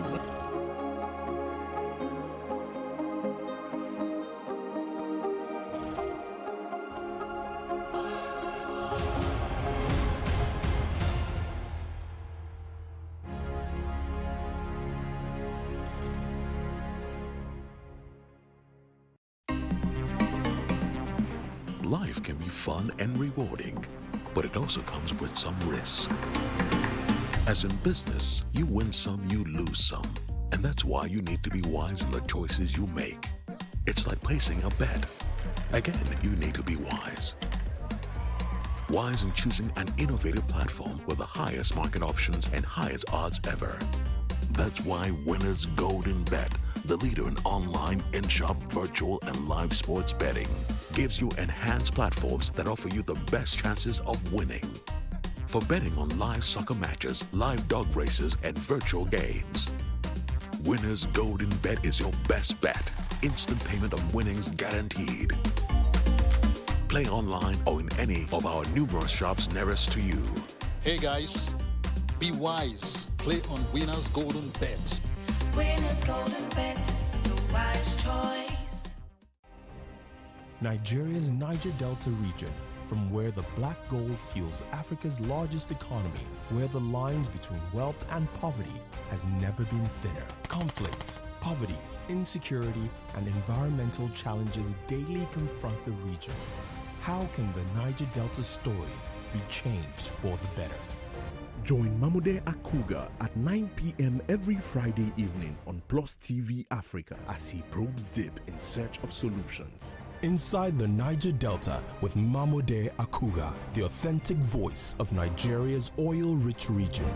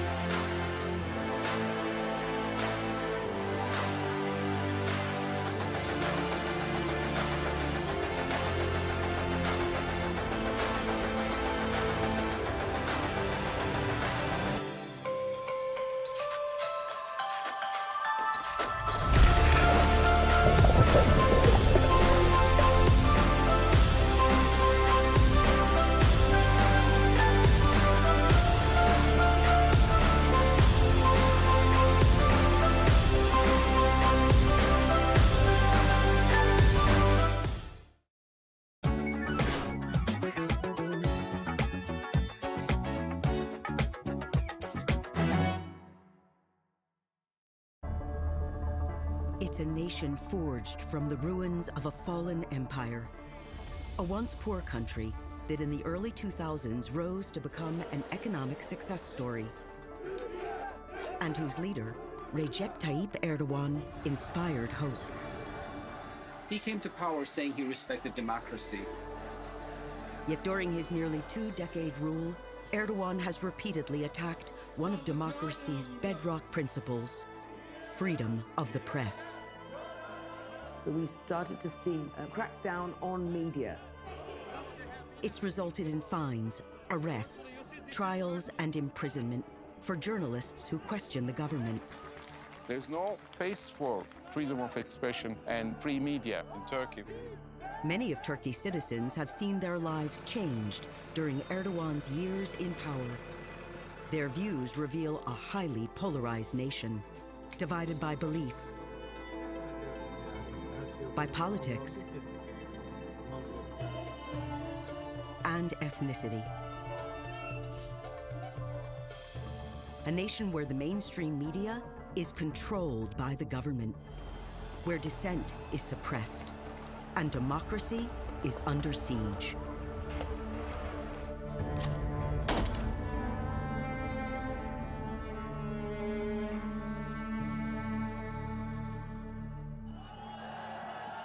November 3rd, 2002, Ankara, Turkey.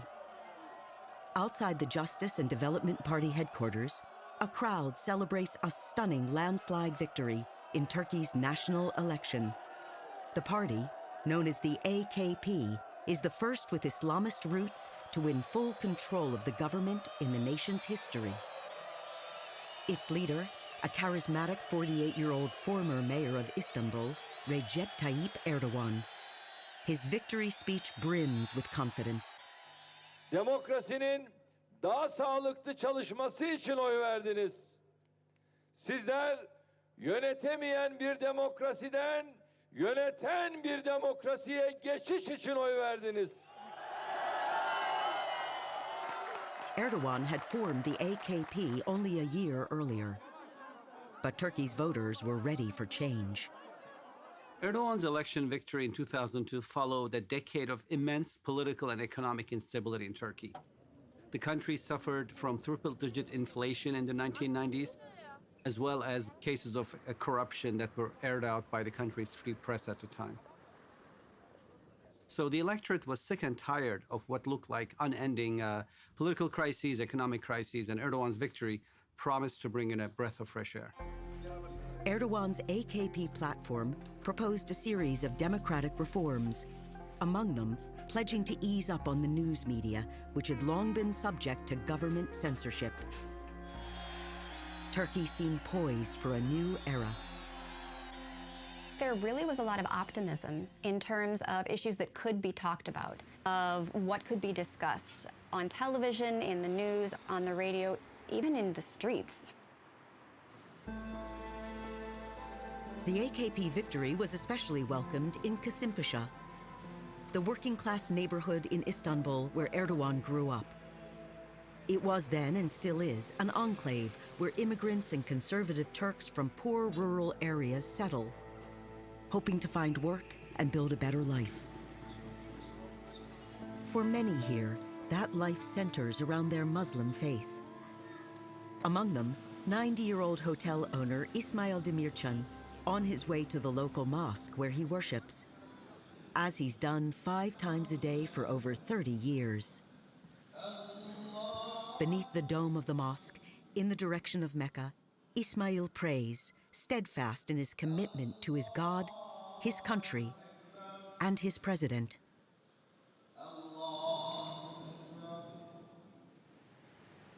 Kasimpasa is also home to Ismail's daughter, Mehtap, who's 50 years old, married, with 3 grown daughters of her own. She handles the daily management of her father's hotel. Nearly 2 decades later, she remembers what election night 2002 meant for pious Muslims. Bu bizim için Tayyip Erdoğan'ın zaferi oldu, bizim zaferimiz oldu. Çok şükür. Gerçekten hakiki demokrasi şimdi bugünümüz şartlarıyla demokrasi gerçekten var şimdi. Ama daha evvelden yoktu. The Turkish Republic was born in 1923, following the collapse of the Ottoman Empire.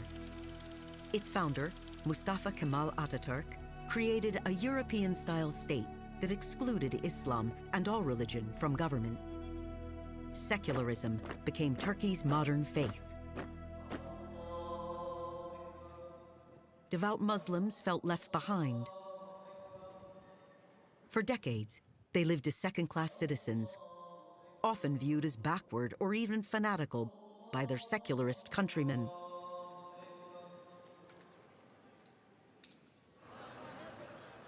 During the 1980s, women wearing the hijab, a headscarf expressing their faith, were banned from schools, government buildings, and college campuses.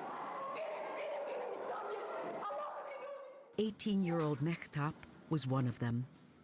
Ben gençliğimde okuyamadım. Adam mini etekli girerken ben başörtüyle zararsız bir şekilde giremiyordum. Yo, böyle olmaz. Keşke diyorum mücahit olup savaşsaydım başörtü hakkında, okusaydım. Without a college degree, Mehtap had few career options. She went to work at her father's hotel. Mütasip mesela bir aileyiz. Çok güzel, alkolsüz, insanlara hizmet veren, dini yapıdan mütasip bir otel olarak gayet güzel, şimdiye kadar hiçbir sorun olmadı. Kararlılıkla hayata geçireceğiz. To Mehtap and her father, Erdogan is more than a boy from Kasimpasha who made good. He's an old family friend. Tayyip abi babam küçüklüğünden beri tanır. O zaman da bir farklılık vardı diyor. Babamın işte sürekli Tayyip Bey'in gerçek bir lider. Adam dediğin duruşuyla, konuşmasıyla, hareketiyle belli olur. Adam dünyaya res çekti diyor mesela, çok hoşuna gidiyor. Onunla gurur duyuyor. Babam yani diyor ki Atatürk'ten sonra gelmiş geçmiş en büyük lider diyor. In rising to the country's highest office, the unapologetically religious Erdogan placed Islam at the heart of public life, solidifying his stature among the faithful. Tayyip Bey geldikten sonra zaten demokrasi geldi. Allah yer gök razı olsun. Gerçekten memnunuz. Her şeyinden memnunuz. Erdogan's appeal wasn't based solely on religion. During his first term in power, he gave millions of Turks, including the poor and disadvantaged, a bigger slice of the country's economic pie. He's lifted so many people out of poverty that I think he has therefore created a base of adoring worshippers who simply love him. Turks live much better when compared to the pre-Erdogan years. And they expressed their gratitude at the ballot box. Voters rewarded Erdogan's AKP with national election victories in 2007 and then again in 2011. Western observers began to see Turkey as a democratic model for the Muslim world. But during this era of prosperity, Erdogan had begun chipping away at one of democracy's key pillars, freedom of the press. In 2004, a caricature set him off. Political cartoonist Musa Kart drew Erdogan as a cat entangled in a ball of wool. Erdogan sued Kart and the newspaper that printed the cartoon. The court ruled in Erdogan's favor and fined the cartoonist for publicly humiliating the prime minister. The decision was later reversed by Turkey's Supreme Court. But it would not be the last time a cartoonist and Erdogan clashed. Yet to some, it seemed at odds with the politician they thought they knew, since Erdogan himself had famously been persecuted for speaking out. In April 1998, as mayor of Istanbul, he was found guilty of reciting a poem deemed a threat to Turkey's secularist system. The day he began his sentence, hundreds of supporters accompanied him to the prison, where he spent 4 months behind bars, celebrated as a champion of free speech. When Erdogan went to jail, it was not only that it solidified his base amongst his traditional supporters. I think that it made a lot of people in the population feel sympathetic to him, people who would have not normally been sympathetic to him, even leftists or secularists, because it was just seen as an injustice. But once in control of the country, Erdogan's AKP went about suppressing dissent. The government as it got more entrenched in power, became increasingly intolerant of criticism. So we started to see a crackdown on media. People from his party were calling editors and just saying, don't do this, don't write this, you know, I hope this isn't going to be your headline tomorrow. There had never been this situation where it was one political party that had so much power that they were able to determine what the press was doing the next day or what they were writing about. Ece Tamalkaran, then a columnist for the newspaper Haber Türk, was a casualty of this political pressure. She was fired after criticizing a government ban against reporting the accidental killing by the Turkish Air Force of over 30 Kurdish villagers, many of them children. So the entire media was silent about the incident for over 24 hours. That made me angry. So I wrote 2 columns about the silence and why the silence was there. And the columns were directed at Mr. Erdogan. And I was the first political columnist fired from her job in the mainstream media because of political reasons. And then on, it happened so fast. The entire media was silenced. The media silence would later grow deafening. Away from Turkey's urban centers, in the country's rural areas, religious beliefs and conservative values hold sway. Mehmet Çelik lives in the village of Karubasha, 260 miles southwest of Istanbul. The region's known for its olive groves and the olive oil that's made Turkey one of the top 5 producers in the world. Mehmet sees farming as his life's work. Ben çiftçi olmak için doğmuşum diyebilirim. Zor bir mücadele. Tecrübeyle öğrenilen bir mücadele. Bunun herhangi bir okulu veya kısa yolu yok. For many in the region, farming is a family affair. Mehmet's father, Mustafa, is in his late 50s and often helps his son in the fields. Mehmet is 34, married with a 2-year-old daughter. He's been an AKP supporter since his teens. The party's agricultural policies provide loans and subsidies to help farmers like him boost production and increase their income. Çiftçi tarımda desteklenmeli. Bu açıdan bizim için önemli. Tarlaların, zeytinliklerin sürüm sırasında bize mazot desteği veriliyor. Tarlaların ekim sırasında gübre desteği veriliyor. According to Mehmet, government programs during the 1990s, prior to the AKP taking power, were not much help to farmers. 90'lı yılları çok iyi biliriz. Lakin yüzü astarını geçiyordu. Verilen paraya dosya yaptırması bir dert. Onun prosedürünü yerine getirmesi çok zordu. Çok fazla yerden onayla alman gerekiyordu. Ve verilen para bu uğraşmaya değer miydi? Altogether, the Çelik family owns 98 acres of land, devoting about 24 acres to growing a variety of crops.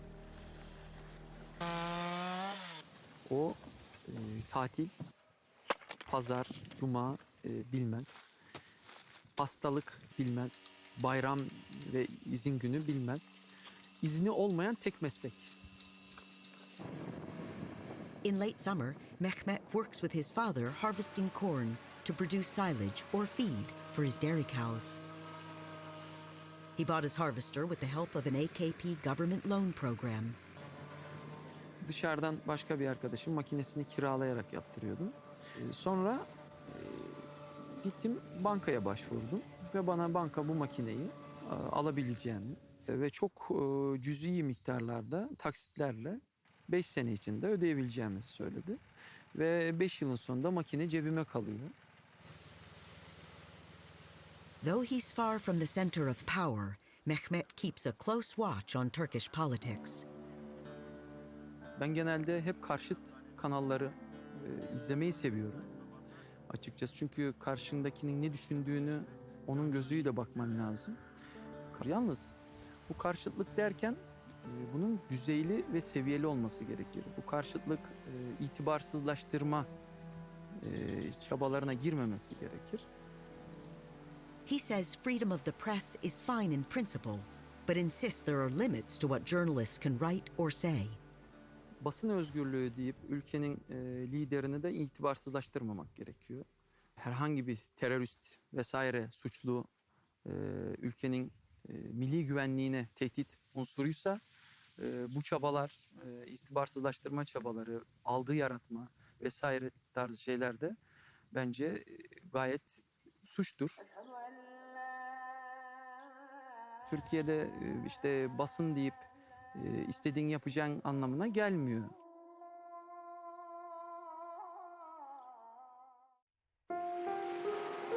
Since its first term in power, the AKP government has aimed to stifle reporting it sees as negative or critical.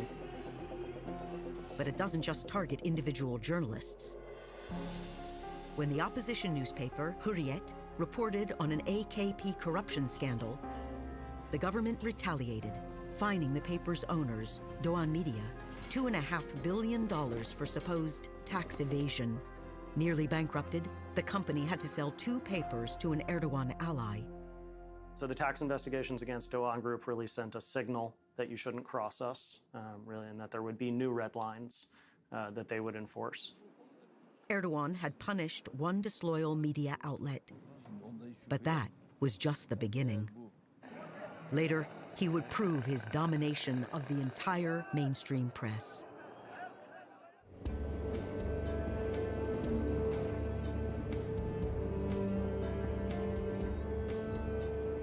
Şevket Şahintaş has been driving a cab in the streets of Istanbul for more than 30 years, often working the night shift. But no matter the hour, he finds his passengers are eager to talk politics. Genelde hangi partili ve ekonominin durumunu nasıl buluyorsun?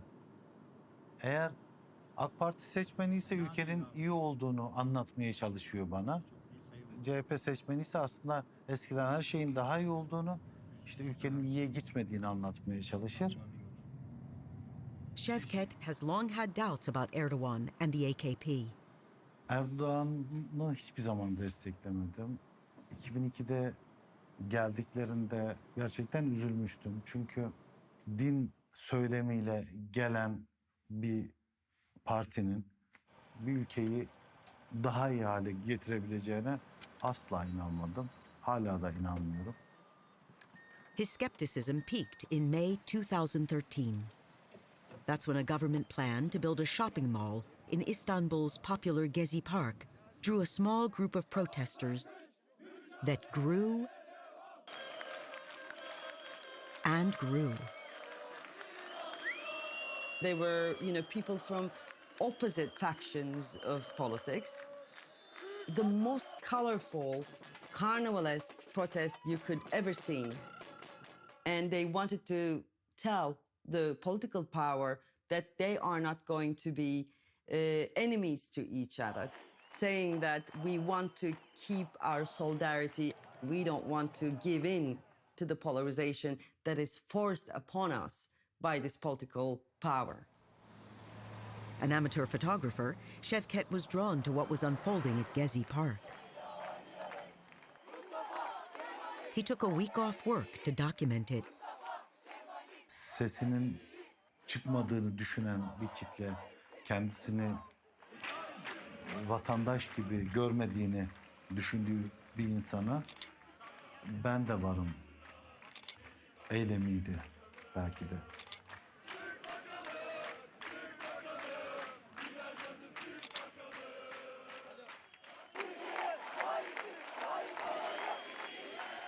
A tense calm prevailed for 2 days at the park. And then came the government's response. The police cracked down viciously on the peaceful protesters. So they torched their tents, they beat them. Images are taken on camera phones, they're spread through the internet very quickly, and within a few days, you have uprisings in 80 out of 81 provinces in Turkey. What Erdogan sees this as, rightly so, is the first real challenge against his power. Fearing government reprisals, Many television news outlets continued with their regular daily programming instead of covering the protests live. It was a striking experience. In some cases, be able to look out your window and see people protesting, maybe in some cases to see police firing tear gas canisters down the street. And your biggest news channel was showing a nature documentary. Gezi olayları gösterilmemesini isteyen haliyle hükümetti ve göstermeyen basında onların her dediğini yaptığını böyle ispat etmiş oldu bence. Biz de galiba o olaylardan sonra o ana akım medyayı görmemeye başladık. During the unrest, protesters turned to social media to share news. Şevket kept his camera focused on the turmoil. Gezi eylemleri ilk başladığında o kadar ciddi, büyüyecek bir eylem olduğunu ben düşünmemiştim. Ama bu çok ciddi bir halk hareketine dönüştü. The Gezi Park protests marked the birth of a grassroots anti-AKP movement defending the right to free expression. Gezi Parkı benim için gerçekten çok önemliydi. Benim gibi düşünen bir sürü insan olduğunu görmek, hayata benim gibi bakan bir sürü insan olduğunu görmek beni çok mutlu etmişti. Artık daha fazla dinleneceğimizi, bundan sonra her şeyin eskisi gibi olmayacağını düşündüm ve çok da umut ettiğim kadar da iyi gitmedik. Since the Gezi Park protest, there has been a very sharp polarization of society under the AKP. There's a sense that you're either with the AKP or you're not. That polarization has heightened social and political tensions in the country. Since the mid-1980s, the Turkish army has fought the militant Kurdish group PKK, which seeks to establish an independent state in a region that includes southeast Turkey. The conflict has killed over 40,000 civilians and wounded untold numbers more. One opposition newspaper, Özgür Gündem, had for years reported on Kurdish issues, and because of it, was a target of the Erdogan government. Terör propagandası, işte örgüt gazetesi, işte bölücü gazete, hain gazete, bu tarz argümanlarla çok taşlandı bu gazete. Ama aslında zaten yani yapması gereken şey yapmıştı gazete. Zozan Butun is a 26-year-old Kurd who grew up reading Özgür Gündem in southeastern Turkey. She now works in an Istanbul bookstore. Kürtlerin bir sesi yok aslında. Bizim de sesimiz vardı, bizim de acılarımız, bizim de çığlıklarımız vardı, bizim de realitelerimiz vardı ve bu realiteler diğer basınlarda yer almıyordu. Haliyle Özgür Gündem bunlara ses oldu. Kürt basın tarihinde çok önemli bir yere sahip. Starting on May 3rd, 2016, International Press Freedom Day, Özgür Gündem launched a freedom of expression campaign. Its purpose, to protest the relentless government pressure and defend freedom of the press. More than 50 journalists and activists volunteered to serve as guest editors for a day in support of the newspaper. But soon, the Erdogan government cracked down, investigating and arresting volunteers, jailing some, and accusing them of spreading terrorist propaganda. Protesters denounced the censorship. Trials were set for the fall of 2016. But then came July 15th. Tonight, we are monitoring that military coup underway in Turkey. A faction in the military decided Erdogan had to go. The control of Turkey seemed up for grabs. Burada ilk kez çoluk çocukla birlikte Bodrum'a gitmiştik. Bodrum dönüşünde işte bir anda geceleyin bir anda bir uçak gürültüsüyle aynı Allah'ım dedim ne oluyor dünyanın sonu geldi herhalde. With his hold on power threatened, Erdogan turned to social media, urging his supporters to take to the streets against the enemy. They did, with a fury. Amid the roar of F-16s overhead and bombs exploding, came haunting sounds issuing from the mosques. A prayer known as a selah. It's a certain prayer that we do after death, like, death of someone. That night, calling people to resist a coup through prayers was something completely unprecedented, and it was the clear sign that this country will be more Islamized from this day on. Within 12 hours, the coup attempt was broken. More than 250 people died. Thousands were injured. Bu Fethullahçı terör örgütünün attığı adım karşılığını bulmuştur. Erdogan accused a former political ally of masterminding the attempted coup, and he declared a state of emergency that suspended rights and freedoms, giving him absolute power. The government purged some 130,000 civil servants, professors, lawyers, and police officials. 170 news outlets were shut down. Journalists were accused of terrorism, arrested and detained. Among them were reporters at Cumhuriyet, Turkey's leading opposition newspaper.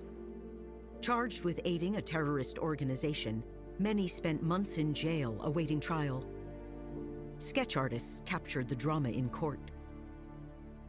The Cumhuriyet trial as a whole is an entirely bogus and outrageous trial where journalists for this liberal secularist newspaper were basically described as terrorists. And the sentences they got were all about aiding terrorist organizations, but no evidence to support this outrageous charge. 4 years later, the failed coup is history. Yet the Erdogan government continues to police what citizens see, hear, or read. In today's Turkey, online media have become more dominant and influential. And that's why the last battlegrounds for the government is the internet. And that's why they're keen to control information flow on social media platforms and on the internet. Türkiye'de ve Türkiye'den daha kötü olan demokrasi olarak ülkelerde internetin çok büyük bir kurtarıcı olduğunu inanıyorum. Gazeteler satın alındı, televizyonlar satın alındı ama internetin sayesinde halk gerçekleri ve kendi okumak istedikleri, takip etmek istedikleri insanları takip edebilme imkanına kavuştular. The Turkish government has been brazen in restricting digital media, blocking access to sites like Facebook, YouTube, and Twitter, and arresting users, including journalists, for posting comments it alleges are critical or in support of terrorism. No one has been beyond the government's reach, including some well-known figures like Attila Taş.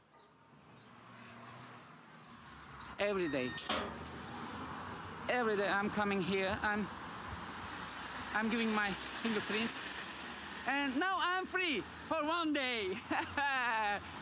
Yeah, that's the free Turkey, man. That's the free Turkey. A former singer turned popular online personality, Taş has a history of tweeting criticism of the government. After the failed coup, he was arrested and faced over 3 years in prison, charged with aiding a terrorist organization. He spent nearly a year behind bars, awaiting trial. Hücreye koydular beni tek başıma ve ben 10 gün boyunca o hücrede tek başıma vakit geçirmek zorunda kaldım. Bir ara çıldıracağımı hissettim. Kendi kendimle konuşmaya başladım. Gerçekten çok zor. Yani hapishanede çıldırmak, dellenmek, kafanızı, aklınızı kaybetmek çok kolay. Bu kadar kolay. Turkey consistently ranks at or near the top among nations that imprison journalists for their reporting. Even some of Erdogan's supporters think the government goes too far. Neden atılsın? Günahtır. Neden? O zaman demokrasi olmuyor ki. Tabii ki de eleştirecekler. Eleştirirseler bir şeyler kazanırız. Ama öteki türlü tabii ki de bir gazeteci bir insanın şahsına, özeline giriyorsa tamam.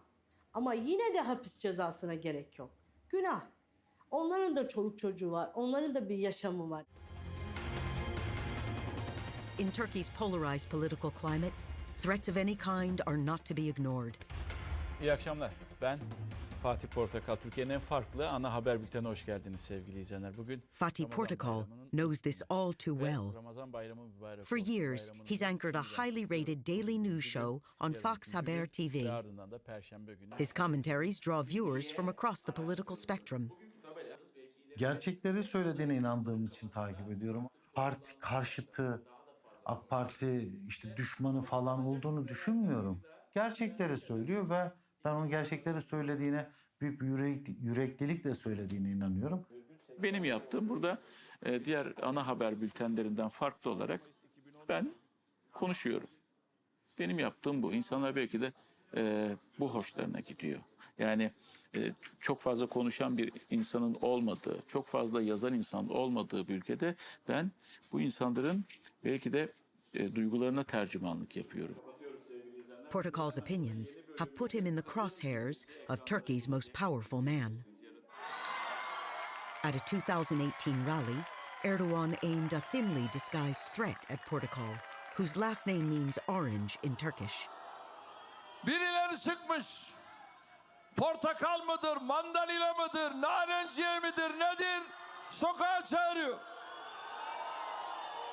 Sokağa çağırıyor. Haddini bil, haddini. Bilmezsen haddini, bu millet patlatır enseni. Erdogan's threat worked. Onu izleyen 1,5-2 aylık süreç içerisinde tamamen bir fanus hayatı yaşadım. İş, ev, ev, iş. Çünkü toplumun veya bireyin nasıl refleks vereceğini bilemiyorsunuz, kestiremiyorsunuz artık. Yani çılgınca bir hareket yapabilir, belki hiçbir şey yapmayabilir. Sadece kendinizi biraz daha koruma altına alıyorsunuz. Yapması gereken aslında oydu ve onu yaptı. But not all journalists have a large audience, like Portakal's, to protect them. Before she worked in a bookstore, Zozan Butun reported on politics for an internet news company. In 2017, she was arrested in a government raid and jailed for a week without being told of the charges against her. Zor bir süreçti aslında. Alan küçücük bir alan var, rahatsız yataklar var. Zaten yaz ayı olduğu için çok sıcaktı. Yatağa yatıyordunuz, kalktığınız zaman yatak işte sırt bölgeniz, kolunuz o yatağa yapışmış bir şekilde kalkıyordu ve çektiğiniz an zaten vücut yanmaya başlıyordu. Şöyle ufak ufak kızarıklıklar oluyordu. Zozan endured her time in jail by singing Kurdish folk songs. Authorities ultimately charged her with spreading terrorist propaganda without supplying evidence of her having ties to a terrorist group. It led her to make a difficult decision. Şimdi şunu fark ettim. Hiçbir şey yapmamama rağmen gözaltına alınıp 7 gün kaldıysam, eğer ben bir şey yaparsam bayağı cezaevi yatacağımın farkındaydım. Bu ülkede gazeteciliğin yapılamayacağını anladım. Yapılsa bile belli başlı noktalarda taraf tutmam gerektiğini de farkındaydım. Bu tarafı da ben kabul etmek istemedim ve gazetecilik yapmamaya karar verdim. Today, Zozan's building a career as a singer of traditional Kurdish songs. Her way of keeping the culture alive. She performs in local clubs and has a large social media following, including many outside Turkey. Çünkü ben müziğin her zaman birleştirici ve iyileştirici olma yönüne inandım. Kendimi çok rahat bir şekilde, en net ve dokunaklı bir şekilde anlattığım tek alan aslında müzik.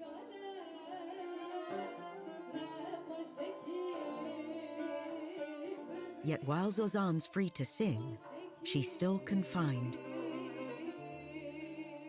3 years after her arrest, the court has not decided her case. She's banned from leaving the country, keeping her from accepting offers to perform in Europe.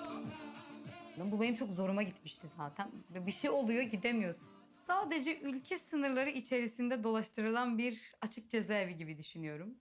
Bu da aslında kısmi esaret oluyor. Evet, bu Türkiye'den işte İstanbul'dan Van'a gidebiliyorum veya İstanbul'dan başka bir şehre gidebiliyorum ama Türkiye'den çıkıp bambaşka bir ülkeye gidemiyorum. Biraz böyle aslında bir zincir var, o zincir sadece ülke sınırları içerisine kadar genişletilmiş. Onun dışına gittiğin zaman o oradan seni tutup çekiyor. Gel sen buraya, gidemezsin.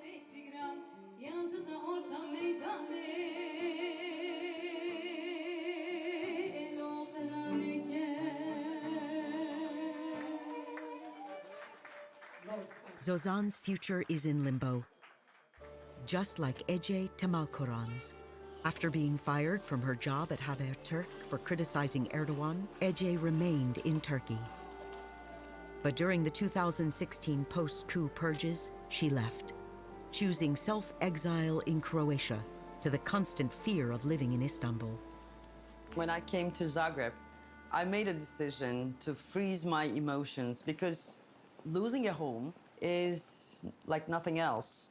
It disorients you in a way.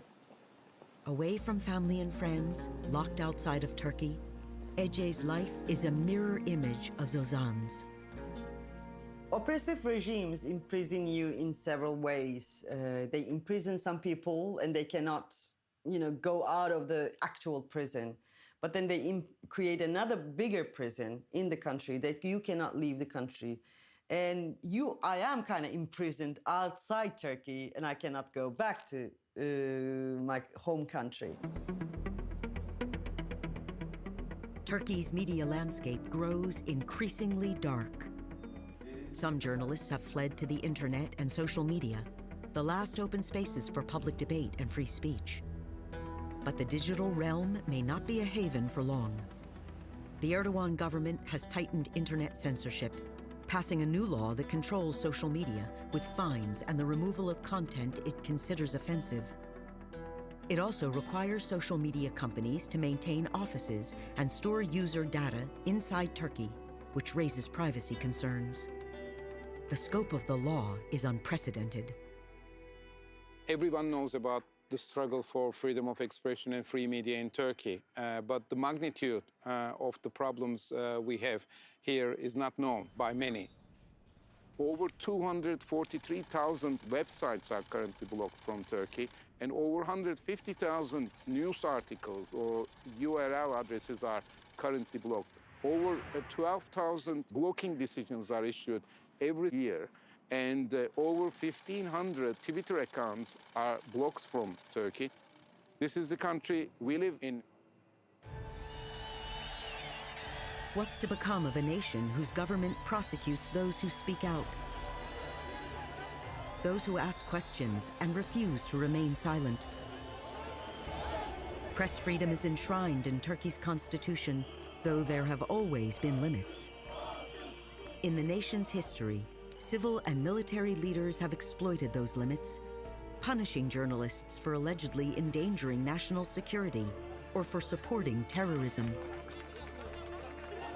The Erdogan government has taken it to the extreme, seeking to curtail free speech and outlaw opposing views. Now the question is not only whether freedom of the press will survive in Turkey, but whether the country's democracy itself will survive.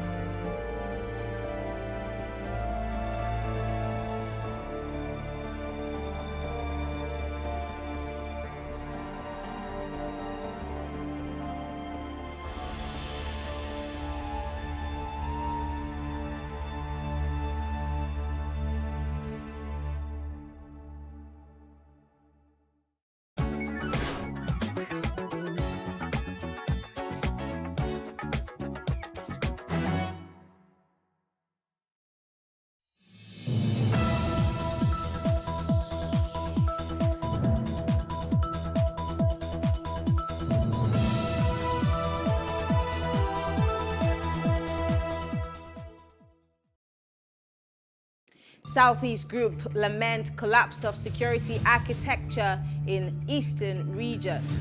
And brain drain to hit universities as lecturers relocate overseas. This is Plus Politics. I am Mary Anako.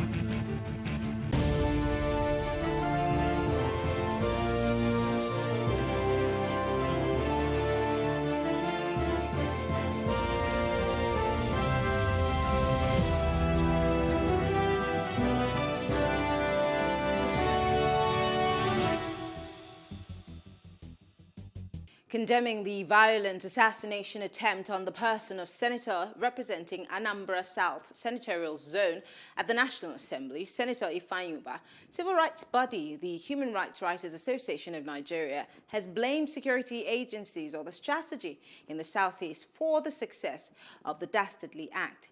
Now, National Coordinator of the rights group, Comrade Emmanuel Mubiko, also said in a statement yesterday that no reason could be ruled out, including assassination. The Anambra State Police Command confirmed that 5 persons, including 2 policemen and 3 civilians, were killed when gunmen attacked the convoy of the senator representing Anambra South, Ifeanyuba, on Sunday. Recall that Chike Akunyili, the husband of late boss of the National Agency for Food and Drug Administration and Control, NAFDAC, Dora Akunyili, was murdered by gunmen in Anambra. Gunmen earlier this year also attacked the Anambra State Governor's local government area headquarters and set it on fire.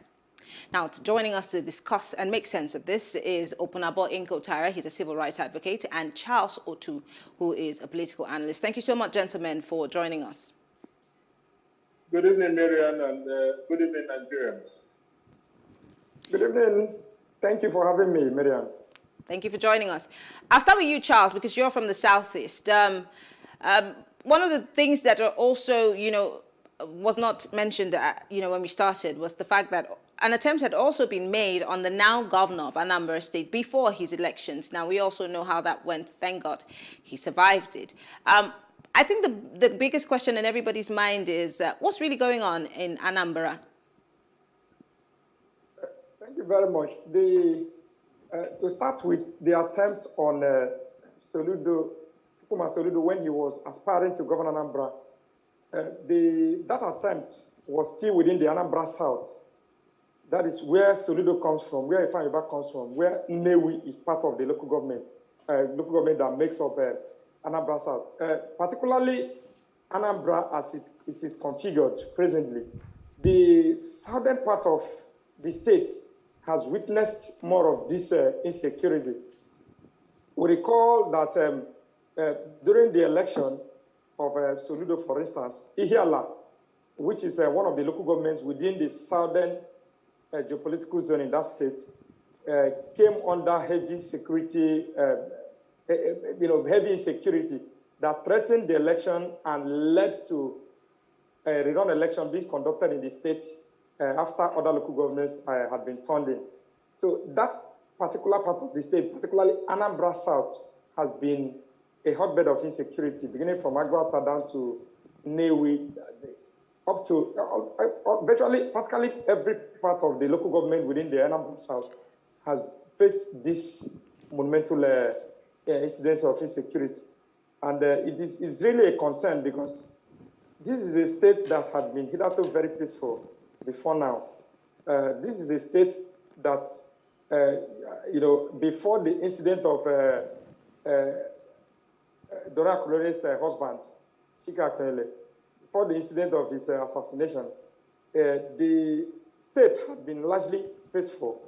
And all of a sudden, the incidents in Anambra, gives, like Bianca Ojukwu painted it, it gives a shocking revelation about the depth of insecurity and what I will call the level of failure of intelligence gathering of the various security apparatchiks in the state. You don't have a state, for instance, where there is a sitting governor, 21 local governments in all, almost close-knit. It's not like it has a large, vast area of land that is uninhabited, like some states like Kogi, for instance, like Niger and all of that, where you can say, okay, so it's easier if the security agencies do their job. it's easier, for instance, for intelligence reports to expose some of this. Recall that they were on their way to Newi, and this incident happened between Enugu, the axis between Enugu and Bifonimo. If you watch the incident, the trend of the wele of the senator's convoy, you would have noticed that it wasn't something that was just spontaneously done. It was planned, it was masterfully hashed, and almost perfectly executed. Like the media aide said when he spoke yesterday, and even the senator himself, it was all thanks to the bulletproof vehicle he was riding on. But then his aides were not that lucky. So the level of intelligence gathering, particularly in that state by security agencies, I think should be questioned, should be called to question. Because the roads leading to these areas are clear roads. I live in Oka, I do my media business in Oka, and I move around the state. I go to Agwata almost every other time. And if you watch, you will see that it is not something that, it is not an ambush that if there was intelligent gathering, that couldn't have been busted. But I've watched with utter trepidation the level of, would I say, lousiness or lack of intelligence gathering among, or even cooperation among the various security agencies in the state. It's almost like it's something the average Anambra citizen will have to live with. That is downright fear. We are talking about Senetuba because it's Sanduba today. Remember, too, that sometime a few months ago, Mary Ann, that armed gunmen invaded a burial and killed people who came to mourn with a deceased family.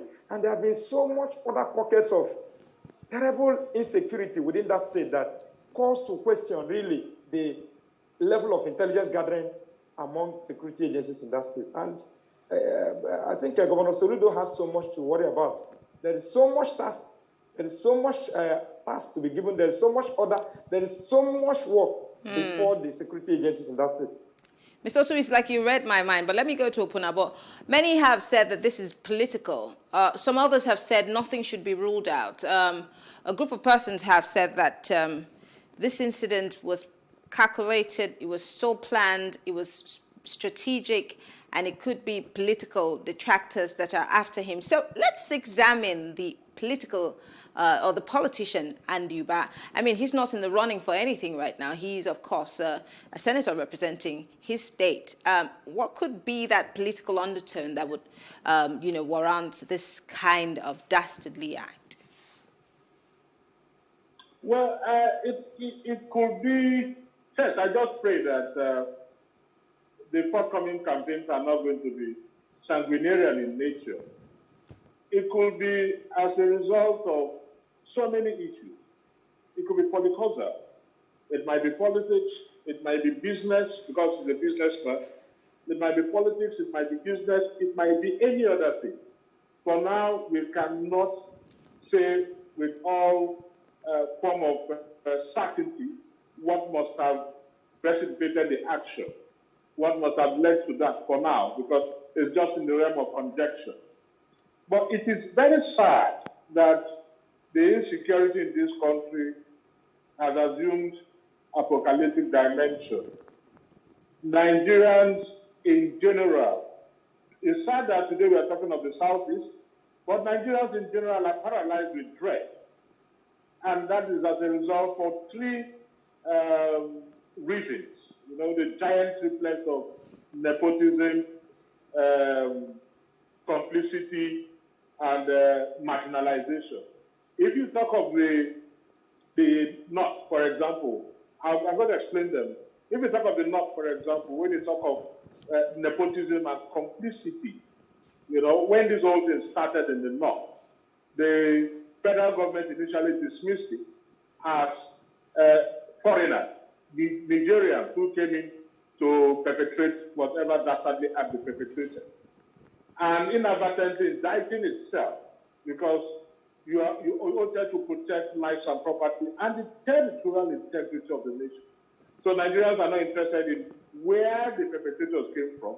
Your job is to protect the country. Later, they said, oh, these are Boko Haram people who are resident in the country, and all sorts of stories. We had all kinds of stories.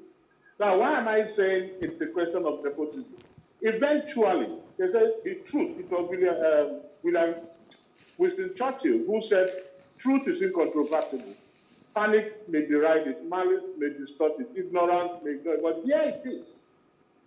Later, the same Buhari who said that these were Nigerians and so on was the same Buhari who built a railway to Niger.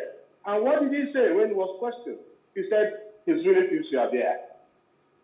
I'm talking of the nepotism there. So there is that unwillingness to address this issue. Then if you talk of complicity, yes, now you look at the former service chiefs who were rewarded with ambassadorial appointments for their mouthpiece and while in office. Their successors came on board and said all the money voted for the purchase of arms and could not be accounted for. The NSA went ahead to corroborate that story. What happened? Look at the former Inspector General of Police that was directed to go to Borno State. I'll come to the northeast, to the southeast, sorry. That was directed to go to Borno State. The day Mr. President went to Borno State, I was told that he never spent a night in Borno State. What was his response? Don't worry, I'll go back to find out what. And the man retired. He was not questioned. Nigerians never heard anything about it. That is the complicity I'm talking about. Then if you go to the southeast, it is extremely sad. But what is the genesis of all this? I'm not ruling out politics. I'm not ruling out business or anything. But the truth about it is that the situation in the southeast is simply a thunder in the words of Martin Luther King of disinherited masses, the marginalization that took place there. Of course, it was infiltrated by criminals.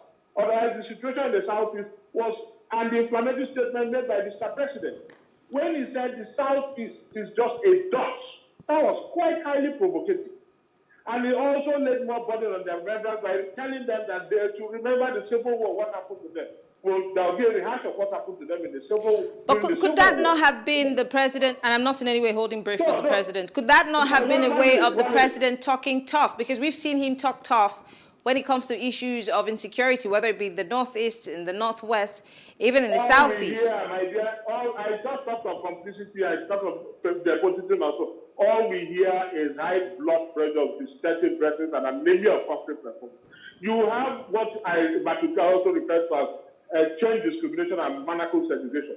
You in the north, when this is gone in the north, they treat them with kid gloves. But when it is in the south, in the southeast, what do they do? Or even in the south, look at what happened to you. In the southeast, they bomb the whole place. That is what goes on. So nobody is interested anymore in what the president says. It's just mounting past severely. Nothing comes out of it. But the truth about it is that, yes, the fight, the struggle in the southeast has been infiltrated by criminals. No doubt about it. But let us also look at the genesis of all this. I can tell you now that if a northerner of Anduba's caliber had been attacked, they would have sent the bomb there. The whole mission to go and raise that community down. That is what they would have done. But let us look at the complicity and dereliction of duty on the part of the security operatives, as my brother rightly said. You remember when Buhari went to the prisons, Kuje prisons also in Abuja, after the jailbreak, and accused the security operatives of incompetence. They came out, and what did they say? It was said by the Deputy Speaker of the Federal House of Reps, Savage, not Former. He said the DSS, the president, had 42 information on the attack before it took place. What did the president do? Nothing. The actual work has not come out to deny that, to contradict that. And that is the complicity I'm talking about. 42 intelligence reports. And the president did not act. That goes down, and so at times you might not necessarily blame even the security operatives, because they take instruction from the president. They take instruction either directly or indirectly. When I mean directly or indirectly, the men at the lower cadre take instruction from their boss, who eventually takes instruction from the presidency. He is the commander-in-chief. And the president had this intelligence report. He had it. They are not saying Mr. A, or they said the president had the intelligence report. He did not act. Rather, he went ahead to deceive Nigeria. I think he was going to deceive Nigeria. And in the spirit of explaining to court that they were not going to disclose this to Nigeria, they went ahead to blame the security operators. And when they came out to say, no, we gave you this intelligence for 42, he kept quiet. So what are we talking about? It is so sad that we have a president that has turned the other way while the nation burns. Okay. And that is the problem we have in this country. The security operators too are no longer encouraged. They are no longer encouraged. Okay, look at what happened when the Kudebe. How many military formations were there? No life was lost, apart from that civil defense man who felt he was a Nigerian, was trying to be patriotic. No life was lost. Okay. Not one. And how will you release over 300, 400 persons who move in, release prisoners, and nobody was stopped for 3, 4 hours? There is some level of complicity. But in the case of Anduba, like I rightly said, in the case of Uba, you cannot rule out business. Okay. You cannot rule out politics. That's the truth. Until they come up with a report, it is still in the realm of conjecture. But then, most of these boys who are perpetrating this crime, if they are assassins, then it's a different scenario altogether. All right. Because if they went for business, probably is involved in one business deal or the other, or probably they are afraid of his political clout, and so they went. But if they are not assassins, then it is just a matter, it's just sad that these criminals have infiltrated the IPOP struggle, and that's why when you have the ESNB, most times, of course, they deny most of these things. But it means these criminals have infiltrated that struggle, and that is what you have. For every legitimate struggle, of course, you have people that will infiltrate. All right. It's a natural thing in the world. And so it is incumbent upon the security operatives to address the situation and contain it. That is why they are paid with taxpayers' money. All right. Let me come back to you, Charles.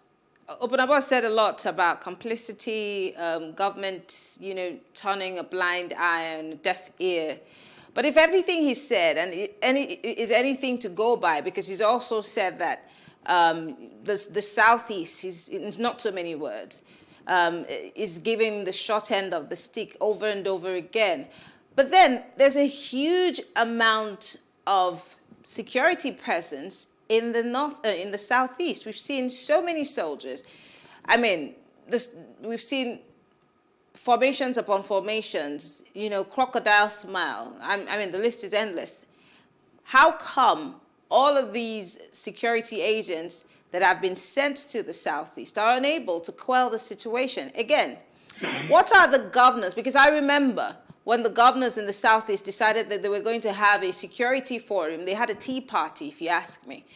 But what's been the outcome of that tea party? Yeah, thank you very much. Hello? I can hear you. Okay, thank you very much, Marianne. You see, when you talk about of course, President Buhari started with Operation Python Dance. That was about 3-4 years ago. And here we are again, still talking about insecurity. It's not in the declaration of operations, as it were. It is in the, like Opunabo rightly noted, the ability of the security outfits to understudy, gather intelligence, and like people who are paid with taxpayers' money, move in. We understand there are chains of commands, actually, but the commissioner of police in a state, for instance, is the chief implementing officer of the governor's directives on security, particularly internal security as it concerns the state. In this case, Anambra. Now, if you look at it, you see that it is not as though there had not been programs. It's not as though these people are not there on the roads. The soldiers, the indolency of the soldiers, in fact, the military and the other security apparatchik that are operating in the Southeast have even been reduced now as we speak to taking money from KK operators. They take money, they give change just like the police does. It is that bad that we have the physical availability of these officers on duty, and all they do is to give a reactive, not a proactive approach to intelligence, not a proactive approach to securing the nation, which is their primary responsibility. Now, if you look at it holistically, you see that Anambra, just like other parts of the Southeast, is degenerating to the point that Even a military formation along the highway, for instance, as it happened in Okigwe, for instance, just a few weeks ago, and it's been happening, it's been reoccurring in that axis of the Enugu-Port Harcourt Expressway. There have been a kidnap syndicate that has been kidnapping people, taking them into the bush, perpetrating all manner of crimes in Ihube, between Ihube and the Abia axis, that's between Ihube and Leru. And it is not as if they do this in the night, they do it in the daytime. They had the effrontery to attack a military formation at that Ihube junction, burnt a military van. Till date, we don't know the outcome of that investigation. Nobody is giving anybody back. The 82 division in Enugu, for instance, has never called a diligent press conference to say, oh, based on what is happening in the Southeast, this is what we found out, this is what we've done. And there is high level of unaccountability across board. You talked about Ebubago. Ebubago was formed by the government, championed by the governor of Ebonyi. The aim of that Ebubago has long been defeated because all they do now, even in Imo State where they seem to be operating, both Ebonyi and Imo, all they do is to harass political opponents. That's all. Okay.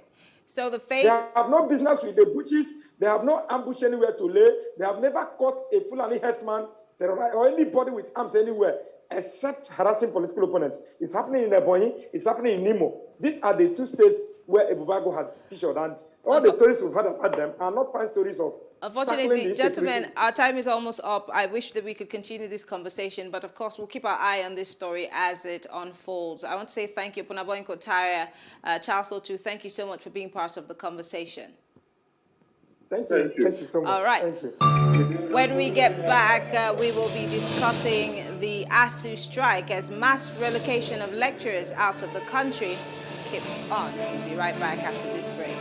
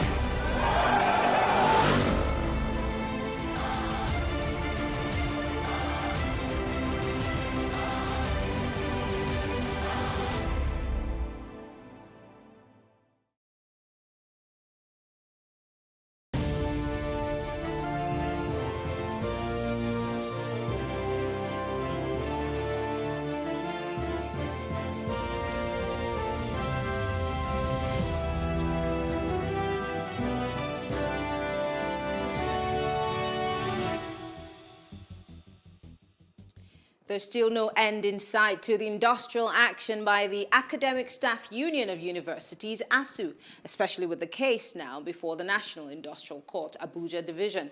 The students as well as parents suffer the most in this impasse due to the undue elongation of academic sessions with its attendant toll on the economic fortunes of parents and guardians. Right from the previous administrations, the academic unions have embarked on several strikes to express, I beg your pardon, their grievances over the federal government's non-responsiveness towards the welfare of their members, as well as infrastructural deficit that has marred the tertiary institutions in the country. Now, joining us to discuss this is Ambrose Igboke. He's a public affairs analyst. Ambrose, it's so good to have you join us. Thank you for having me, Marianne. It's interesting to see that there's not just brain drain in the health sector, where we see a lot of doctors, nurses, medical personnel leaving the shores of the country. It's now creeping into our academia, and as of today, we all know about the case the federal government has instituted against ASU. But let's talk about the brain drain aspect. I've seen so many students post on social media that they've had to take on skills acquisition, and some of them have had to go into some form of business to keep busy. But what about those who are also not necessarily able to keep themselves busy? And for the people who are also in the midst of this drag and push with the federal government, I mean, I'm sure that you understand this because you're a teacher. How easy is this for the lecturers themselves? Well, first of all, ours, that is Nigeria, is a country that does not respect intellectuals. In fact, it is a country that scoffs intellectuals. We deride our most, intelligent brains. We laugh at them. We tell them that they just speak grammar, that they're not millionaires. It's a country that has no value system for intellectualism. And that is why we have found ourselves where we are today. Those days were in the 60s and 70s, that countries all over the world come to Nigeria for exchange programs, to do fellowship programs, to do degree, doctorates, and all kinds of intellectual intercourse that take place internationally in our soil here. And things started nosediving in the mid-80s, where our education system started taking the backstage. Rather, we started celebrating things that are not important. When you go to a country like Japan and some other serious countries, the highest paid citizens are the teachers, be it the primary school teachers. The primary school teachers earn higher, the highest, followed by maybe the secondary and then the tertiary. They earn higher than doctors. But when it comes to Nigeria, primary school teachers are some of the wretcheds of the earth. The university lecturers, the federal government is making them look as if they have to beg to survive. And this cuts across, even you mentioned the health sector, and that is true. I remember when the doctors were having their own bout of their strike last year, the Minister for Health told them to go to farm, that they should go to farm, they can't do medicine anymore. I mean, that is the lowest of a country can go, where you deride your intellectuals. Last week, we were inundated with a news story that says that 6,086 doctors Nigerian doctors have been licensed to practice in the UK alone in the last 7 years. Then I keep wondering, how many doctors are remaining? We have not talked about the United States. We have not talked about Canada, Australia, South Africa, Saudi Arabia, and some of the other countries that Nigerian doctors throng to daily. Just the UK. So when you add the math, you will shiver at the colossal brain drain that is happening in this country. Now, remember those days where even Ghanaian teachers used to come to Nigeria to teach. We had a lot of Ghanaian teachers in our secondary schools and our universities and from other countries. But it's no more happening. Rather, Nigerian lecturers are leaving in droves. Go to universities in the United States, go to the UK, go to Canada, go to South Africa, go to even Australia, go to a lot of countries in the world. Nigeria scholars are the people leading. And that's cause for concern.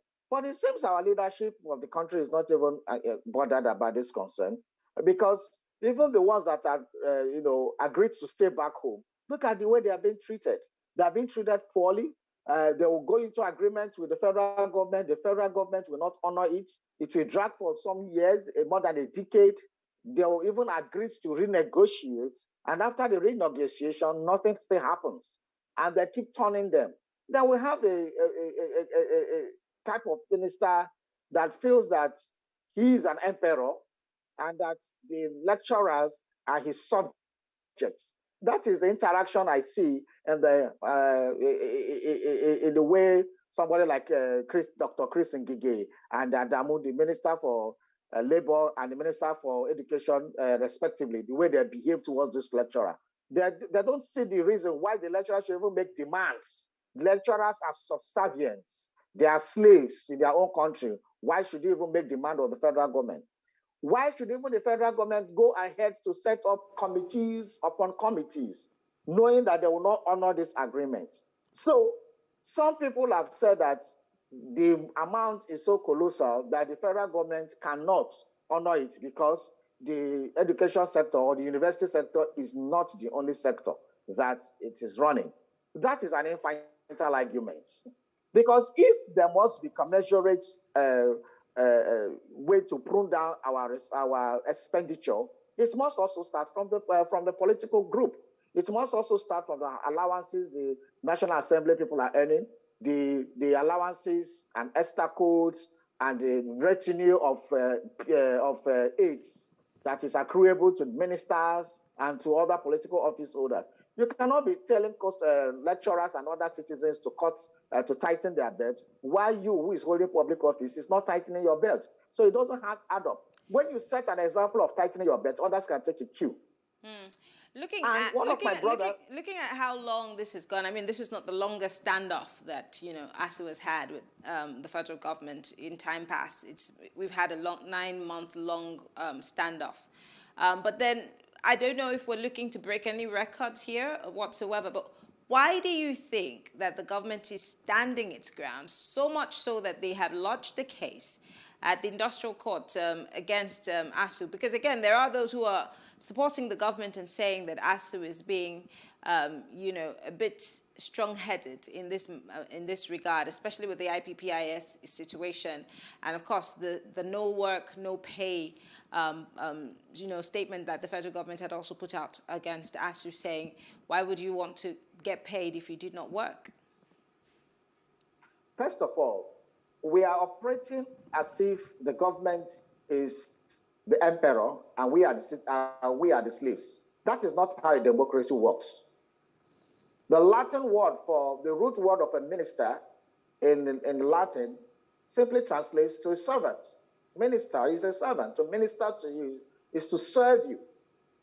So, but in Nigeria, the opposite is the case. The government should not be throwing down things, leave it or take it kind of attitude to people. Now, you brought up the IPPIS. Now, the lecturers said that because if there was enough consultation with the broad spectrum of the Nigerian citizens who are earning their daily pay, who are earning their monthly pay from the federal government, perhaps would have avoided this in the first place. But it's the kind of knee-jerk approaches that we use in the issues in Nigeria that has caused this logjam in the case of IPPS and the lecturers. Because if the lecturers were consulted when the IPPS was being configured, the issues they raised, like end allowances, sabbatical, and all those other issues that is peculiar to the university environment, would have been taken care of. But it was not calculated in the IPPS. They just did it as a typical civil servant enrollment platform for payment that is a typical civil servant that comes to work by 8 to 5. And then at the end of the month, you earn your salary. The whole spectrum of Nigeria civil service, public service does not operate that way. So that was what the lecturers came up with. And when they came up with it, they made some calculations and they made some scientific objections, which were valid. But the government, instead of looking into it, called their bluff. And because the government called their bluff, they went and said, okay, let's even develop an alternative to show the government what we mean by saying this thing does not capture all our earnings. And then they did that by creating the UTAS, that's the UTAS.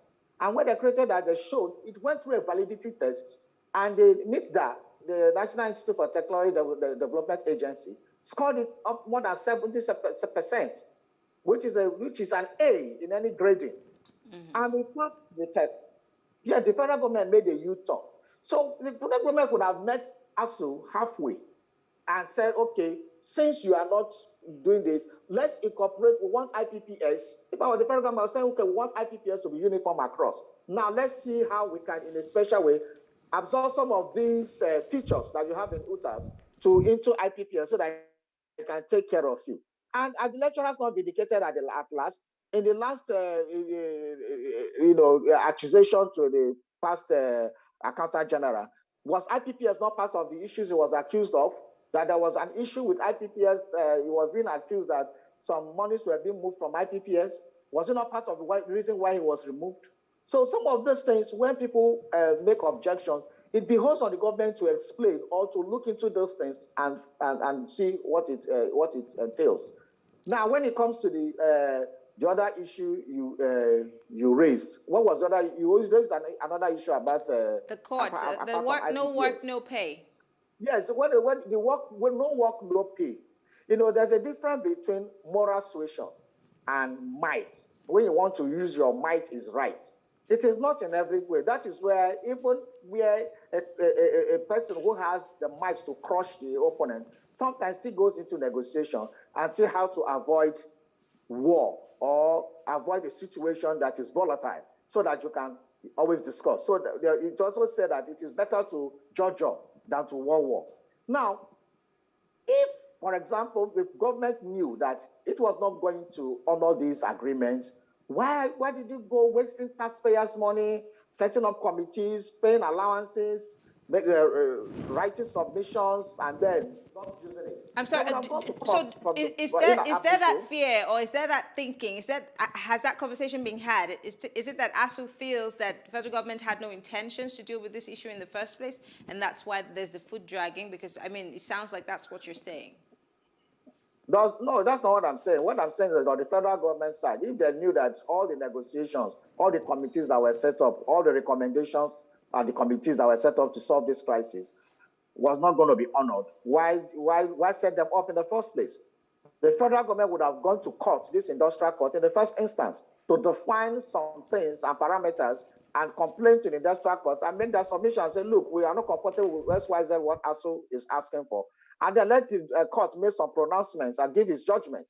From there, government can now set up committees to negotiate what the court has, given judgment on.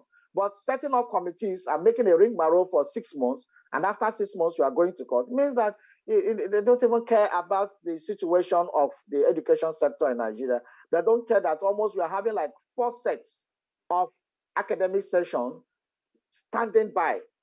Because the COVID-19 pandemic, the event of that era affected schools. Schools are still trying to, recover from that. There was another set of admission waiting. They were still trying to do post-UME for that. Another set came in. Many schools early this year were just trying to see what they could do. And then there's another jam this year. So we are having like 4 sets of people who are supposed to pass out, people who are supposed to come in, hanging, and yet our government don't care. So what do the citizens to do? Quickly, because we have just a minute left. People who are saying that ASU is being strong-headed and somebody is fighting for his rights, and he say he's stronger. Must every union be slavish like most Nigerians? Nigerians are slaves. They behave like slaves in their own country. So must every union be slavish? But finally, quickly, Ms. Igboke, just quickly, what is the fate of Nigeria's education right now? Don't forget, the elections are around the corner. In a few weeks, they're going to start asking for our vote. What should we be prioritizing? I also know off the top of my head that when it comes to the SDGs for education, we're yet to scratch the surface. But here we are in 2022 with this push and shove between ASU and the federal government. Where do we go from here? I think the federal government should make up its mind on what it wants to do with the education system in the country and what it wants to do with the tertiary institution in the country. They should evolve policies that will make universities to earn money, to create wealth. For example, the patents in the university, the innovations that have been created by our sound professors and the rest. How do we turn it to money? How does the federal government go to our universities and use the patents and inventions and for mass production and be the first customers and first clients of university, rather than this importing and importing? Last time, a professor in Nigeria designed this tricycle called Keke for transport, but Nigerian government and the other government, state government, even went overseas, went to India and went to other countries to import.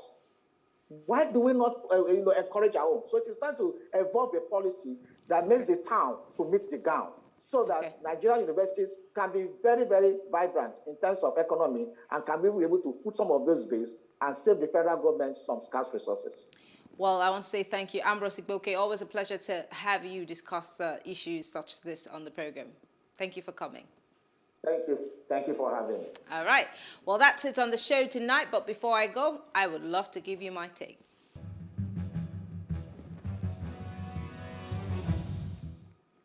Here's my take. Identifying a problem is the first step to solving it. Why, though, does it seem like, even with the knowledge of insecurity in the country, where it's originating from and who the perpetrators are, our leadership and various networks of security and intelligence agencies are powerless to stop it? Why does it seem that way? I mean, because every year our national budget is bloated with an inflated security cost. Don't forget, we have security votes, all shrouded in secrecy. Yet the problem of banditry, as we choose to label it, isn't going away. Kidnappings are up. The murder rate is higher than ever, and our economy is suffering a slowdown of foreign investment. Now, even the president's convoys are under increased security alert, and now senators know they're being targeted just as much as the ordinary citizen. Maybe even more so, as fed up as we are of our leaders and all the things that are going on, the offices they occupy are a symbolism that represents us as a nation. The notion of a united Nigeria is an ideology, if you ask me. You can kill an individual and nothing changes. But when you kill the symbol that represents an ideology, you are well on your way to killing a nation. Let's save Nigeria. I am Mary Anacon, thanking you for being part of the conversation. Have a good evening.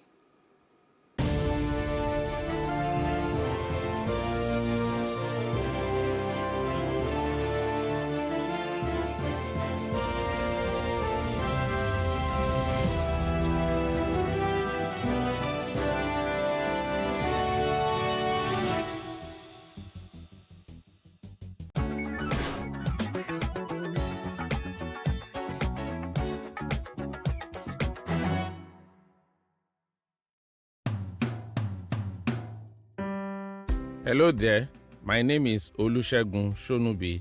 Here are the highlights of the stories and events that shaped my growing up years.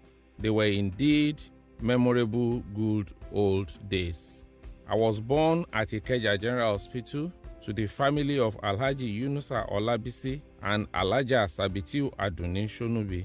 My grandfather was the Olisa of Ijebu Ode, who had to abdicate the throne because he wanted to perform Hajj.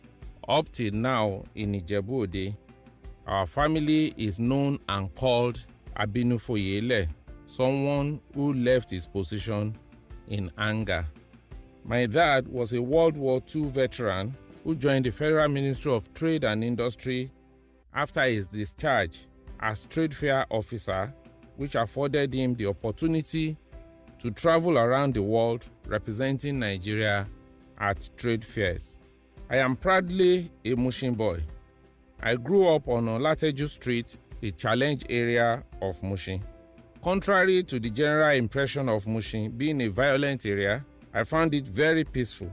There were area boys in those days too, and you hear names like Isa Alagbara, Bayo Ogundare alias Bayo Success, the Way Boys, Ojuwoye Boys. But in those days, there was what you could call cooperation among them. Their recalcitrant acts were not without limitations. They were feared, but certainly not bloodthirsty like today's area boys. I recall several times when either my friends, members of my family, or I lose anything, we will simply go to Baba Isa Alagbara who was staying next to our house and a notorious area father of the time in Mushin. He would use his network and whatever was lost would be returned. There was also good communal living. Everybody seemed to know everybody in the area. And during celebrations, we were all like one big, happy family. I recall with fond memories the day I saw and met the legendary Ayinla Omowura Egun Mogaji. He had come to play for Bayo Ogundare alias Bayo Success, the first popular NURTW chairman and the henchman of the defunct National Party of Nigeria. Bayo Success had lost his mother and contracted Ayinla Omowura to play for him. Bayo Success, who equally lived in our area, had approached my dad to allow Ayinla Omowura, who came early for the occasion, to stay on our balcony till it was his turn to go on stage. A close encounter that would take a long time to leave one's memory. My growing up was memorable, but being from a polygamous home, my dad was not always at home, so my mom assumed both roles of father and mother. She was a strict disciplinarian. She would regularly search my school bag, and anytime she saw something that did not belong to me, she would start singing, "Ọmọ yín ò ṣàgbàfọ̀, ó ń kájọ wálé, ẹ rójú olè ẹ ò mú. Ọmọ yín ò ṣàgbàfọ̀, ó ń káṣọ wálé, ẹ rójú olè ẹ ò mú." Meaning your son is not a dry cleaner and he brings different clothes home. You did not arrest the thief. So every time I come back from school and I hear that song, I know hell would let loose that night. But she will allow me to eat dinner and sleep. She would then wake me up in the middle of the night, ask where I got the things from, and if not satisfied with my answer, would beat the hell out of me. Nobody taught me to stop putting what did not belong to me in my bag. The story of my education would not be complete without the mention of my elder sister, late Alhaja Busirat Olaide Quadri and Alhaji Tijani Olatunji Shonubi. Both of them encouraged me to be the best I could be. They sometimes would have paid for my school before my dad would be informed. The quality of education was high in my secondary school days. We had several foreign teachers, such as Indians, who taught us science subjects, and Ghanaian lecturers who taught the arts subjects like English and literature. In fact, it was one of those Indians who made me to like mathematics. It was equally during this period that I was introduced to the culture of reading, and I had read all the James Hadley Chase series and every other novel that I came across. One other thing that shaped my childhood and strengthened our extended family was that we started our family meeting in the 80s. During one of the meetings, we realized that some of my cousins, nieces, and nephews were not doing well in their education. I then volunteered to move from house to house and family to family to check their school works. Anytime they know that I was coming, they will be up to date with their homeworks, which I will review. I would then encourage on what to be done going forward and even scolded them where necessary. It got to a state that most often their parents use me to threaten them if they don't face their academic work. Suffice it to say that the majority of them have become successful and living in the United Kingdom and United States of America. Such is the joy of a motivator and a mentor. We are who we are today because of those strict and controlled upbringing we had. Our levels of morals are what they are today because we were taught of the value of dignity in labor. Whatever we have achieved modestly is as a result of the lessons in contentment ingrained in our subconscious mind. Yes, we have deviance in our time too, but they were not as rampant as what obtains today around us. But all hope is not lost. I am a believer in a Nigeria that will be great again if we all collectively resolve to make the difference. And I believe we can. We can begin to take steps towards changing the narrative. Our children, your children, my children, certainly deserve a better and brighter future. not memories of the good old days. As an ardent believer in this drive, I therefore join Sir Shemori Badejo in this patriotic drive towards a greater tomorrow. Thank you.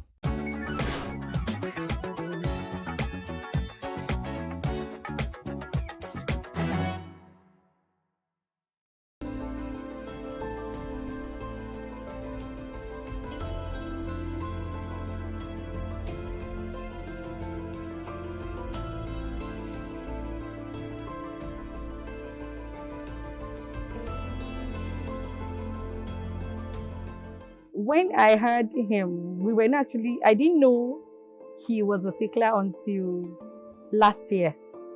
Though at birth, from birth till like age 2, he was always getting sick, always leg pain, my hand and everything. We did a genotype test, then they told us to say AA. So we didn't even think it was sickle cell anemia. So once he clocked 2, he stopped having crisis. So we continued like that until last year. It was a mistake. It was during the exam, he now started serious, couldn't breathe properly again. Though naturally, he's always been on no matter what he eats, he doesn't add weight. But for him, I knew from birth that he was a sickler. Some of my own experience are the hand pain. The hand pain, I've never experienced the hand pain. I only experienced it once after all the pains were gone. But the chest thing was the first I started experiencing. When there is a deformity in this oxygen carrying capacity of the blood, that is, there is a deformity in the red blood cells. This oxygen carrying capacity, it becomes abnormal. It can no longer move. Now, what we call sickling, that word sickle cell comes from sickling of the red blood cells.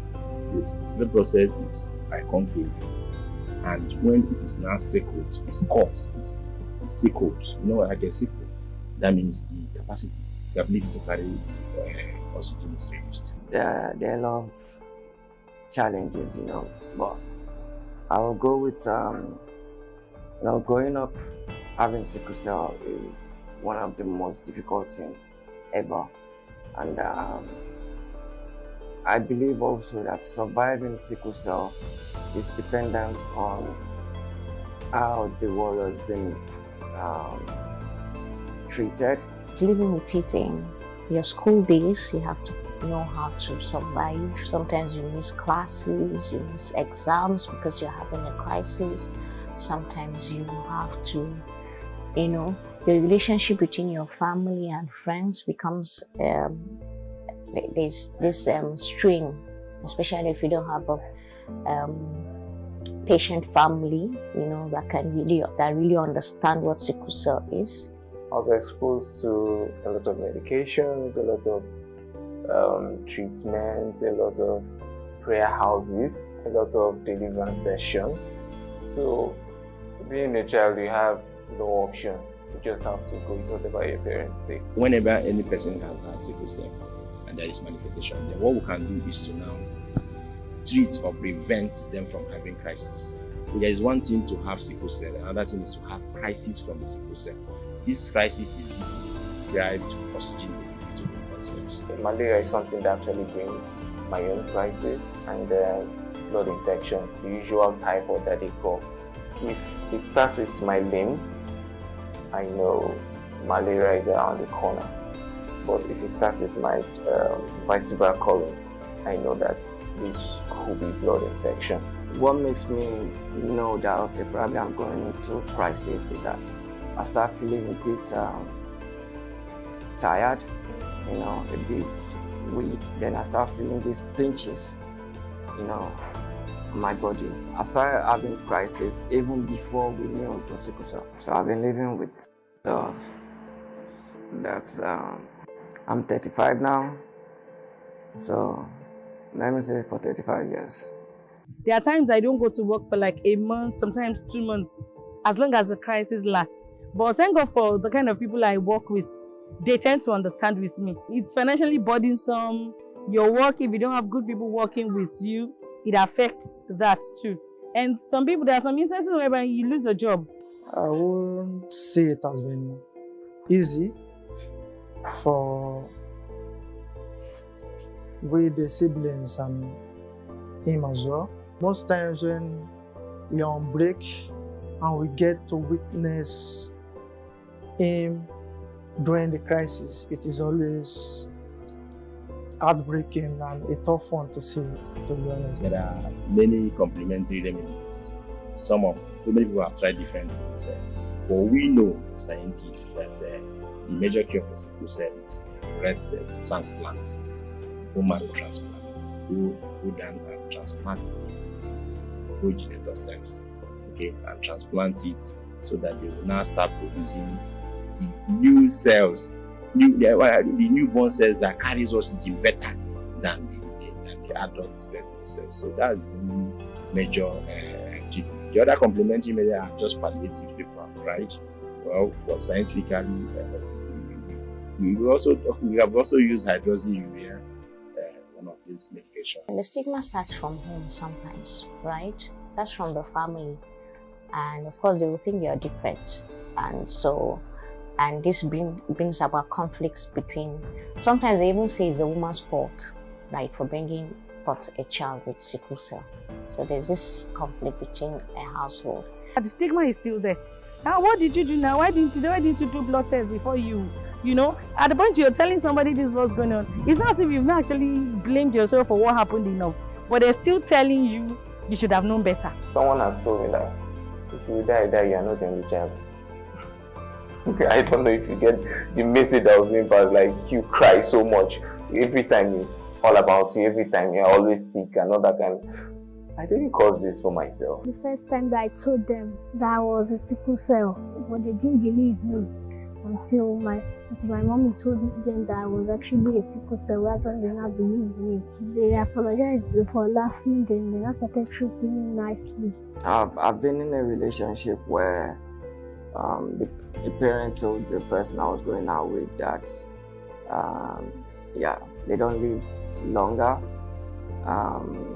There's no hope in getting married to this person, and they wouldn't want their child to go into a short marriage. Some of it are, let's start with our cultural and religious beliefs that this is not a genetic problem. They don't see it as a medical problem.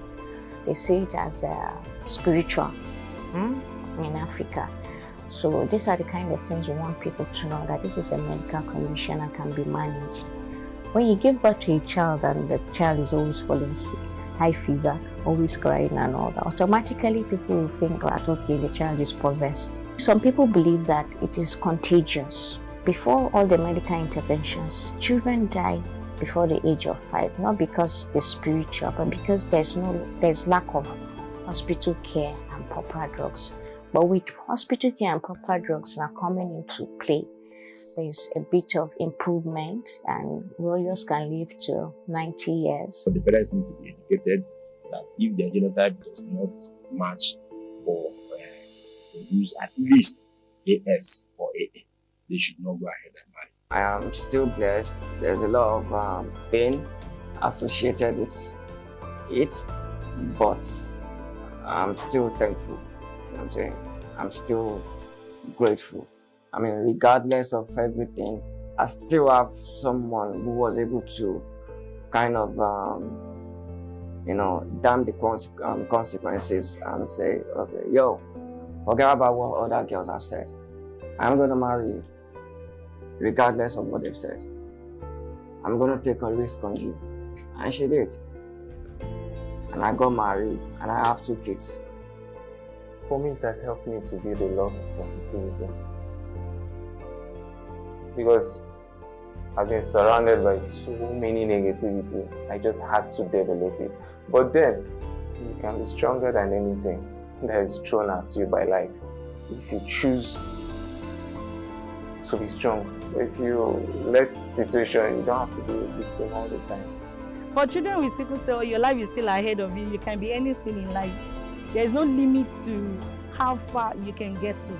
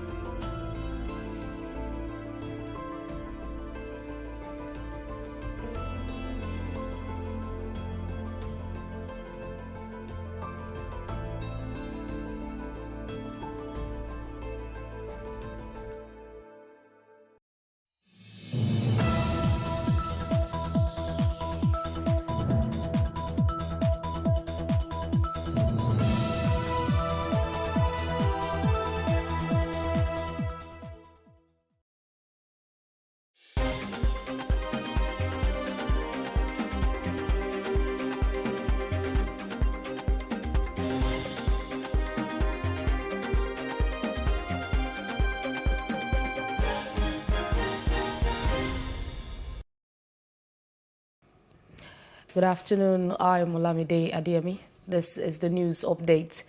President Muhammad Buhari has described as barbaric and condemnable the armed shooting in Anambra of the convoy of Senator Ifeanyi, the senator representing Anambra South District. The president made the condemnation in a statement by his spokesperson, Malam Garba Shehu, today in Abuja. President Buhari said, in quote, "We are deeply concerned about the activities of armed groups in the region and in other parts of the country. We are closely monitoring the situation and waiting for further details on the response to the worrisome situation by the police, the military and other security agencies. On behalf of the government and the people, I pay homage to these security men and the 8 who were brutally murdered. Our thoughts and prayers are with their families at this difficult time," end quote. Now, the All Progressive Congress presidential campaign council on Tuesday dismissed insinuations on the health status of the party's presidential candidate, Bola Ahmed Tinubu. The council was reacting to a statement credited to the Labour Party presidential candidate, Peter Obi, who cast aspersions on the integrity and physical condition of the former Lagos State Governor. Obi, who addressed his supporters at the Labour Party's retreat on Monday in Abuja, said Tinubu was medically unfit to rule Nigeria, warning against voting for a candidate who sees the presidency as a form of entitlement. However, in a statement issued by its Director of Media and Publicity, Bayo Ononuga, the council described Tinubu as a Trojan horse who works assiduously for 20 hours daily. Now, there is no end in sight to the industrial action by the Academic Staff Union of Universities, ASU, especially with the ease now before the National Industrial Court Abuja Division. Universities will soon be hit by brain drain as some lecturers are already on their way out of the country. The students as well as parents suffer the most in this impasse due to the undue elongation of academic sessions, with its attendant toll on the economic fortunes of parents and guardians. Right from the previous administrations, the academic unions had embarked on several strikes to express their grievances over federal government's non-responsiveness towards the welfare of their members, as well as infrastructural deficit that has marred the tertiary institutions in the country. Speaking on our flagship news bulletin, the Director Center for Economic Policy Analysis, University of Lagos, Professor Ndubuisi Wokome, said the federal government is taking a dangerous precedent. Thank you very much. I think the answer is already blowing in the wind, as the song goes. When you work in a place and you are not encouraged, I'm sure, as you work in the TV station, if there are no incentives for you to stay there or to continue staying there, you have this challenge of whether you want to stay or whether you want to look for alternative means of survival. Definitely in the university, I'm in the system, and I know that at the junior level, those who are entering the system, junior lecturers actually are leaving. For those of us who are about to enter the departure lounge, you have or staying, and that is not good for the future of this country, because when you have the best hands living, it's not good for education. For example, somebody like me, I came into academics because I was invited back. High school in Ibadan, and I was one of the best students in the economics department when I graduated. And there's a policy of inviting your best candidates to come back to make sure that the quality of the faculty is very good, it's excellent. And many of us actually joined because of that. And then we came in and we had all the encouragement, we had all the scholarship and all that. And after some years, if you see how things are decaying, I left. I went into banking and I came back later. So it's a problem. When you don't encourage the younger ones to stay, they will find their way and they will leave. Meanwhile, the Academic Staff Union of Universities has raised concerns over the exodus of lecturers from the nation's universities for greener pastures abroad. Reacting on a flagship broadcast, the show, Professor Abiola Wushike says the issues are systemic. We can't tell anyone not to go anywhere. If they want to leave, there's nothing you can do to stop them. There's a lot that is wrong with our educational system, especially the tertiary education. We do not have enough universities. We put JAM in place to select the best for the existing universities. Right now we have 2 million Nigerians in our universities, not up to 1%, maybe just 1% of our population. We want economic development. If we want economic development, we need at least 10% of our young people in the educational pipeline so that they will be out there at the right time to take this country to the next level. And we're not even paying attention to that. We cannot afford the system that we are running. For every student that gets admission into our universities, they are being subsidized by those students who could not gain admission.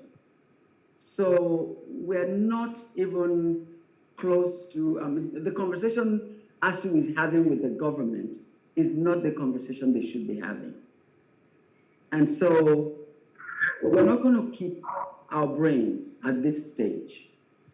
And even if we give them the money that they want now, we would still have the same problem.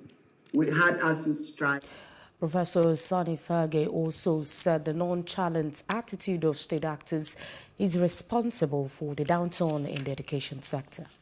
In Nigeria, we seem to take education generally, and especially the tertiary education very, very lightly. We don't care. The people in power don't seem to care about it. So that is why we are having this problem. So going to court, I don't think it will resolve the problem. On the contrary, it will seem to compound and complicate the whole process. And if care is not taken, perhaps it may even lead to the embarrassment of the government for taking the case there. And to other parts of Africa, 2 airstrikes hit the capital of Ethiopia's Tigray region, Mekelle, this morning, killing 10 people. According to local health workers, the death toll could climb as more patients were reaching the hospital. On Tuesday's morning, a drone strike hit a university campus in Mekelle, causing an unknown number of injuries. Tigray rebels have accused the government of carrying out fresh drone attacks in the regional capital 2 days after they said they were ready for an immediate ceasefire. And outside Africa, a new multi-agency report coordinated by the World Meteorological Organization showed that greenhouse gas concentrations were rising to record highs. According to the report, urgent action is needed to mitigate emissions and adapt to the changing climate. United Nations Secretary General Antonio Guterres said there is nothing natural about the new scale of these disasters. And in business, the Nigerian National Petroleum Company Limited will on Thursday sign a memorandum of understanding with the Office National de Hydrocarbons at the mine of Morocco. In preparation for the signing ceremony, which will take place in Rabat, Morocco, the Group Chief Executive Officer, GCU NNPC, Malam Melikari, on Tuesday paid a courtesy call on the President of the ECOWAS Commission, Dr. Omer Tori, in Abuja. The NNPC and ONHYN will also sign MOUs with Mauritania and Senegal national oil companies. Both countries will participate in the Trans-Saharan gas pipeline project.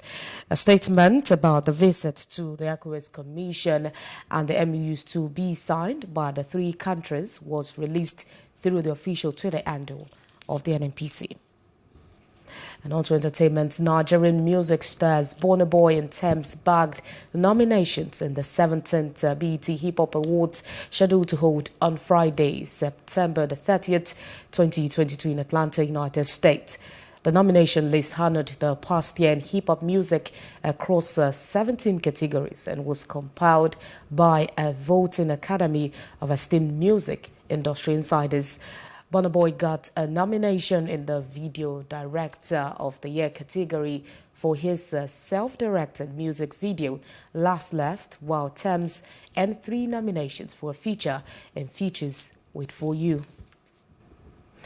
In a bid to put smiles on the faces of those going through hard times in the society, famous Nigerian musician Jesse King, popularly known as Buga, has packaged a new project called the Community Project.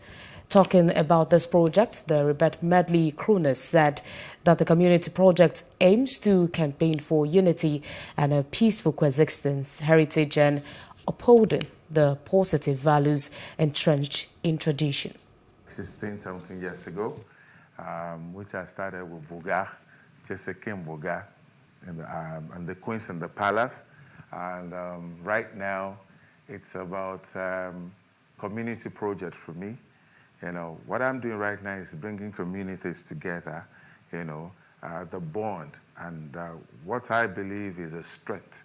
That's the strength which we have through entertainment. How do we come together? So I'm using my song to bring people, communities together, to put a smile on their face, to tell them who they are.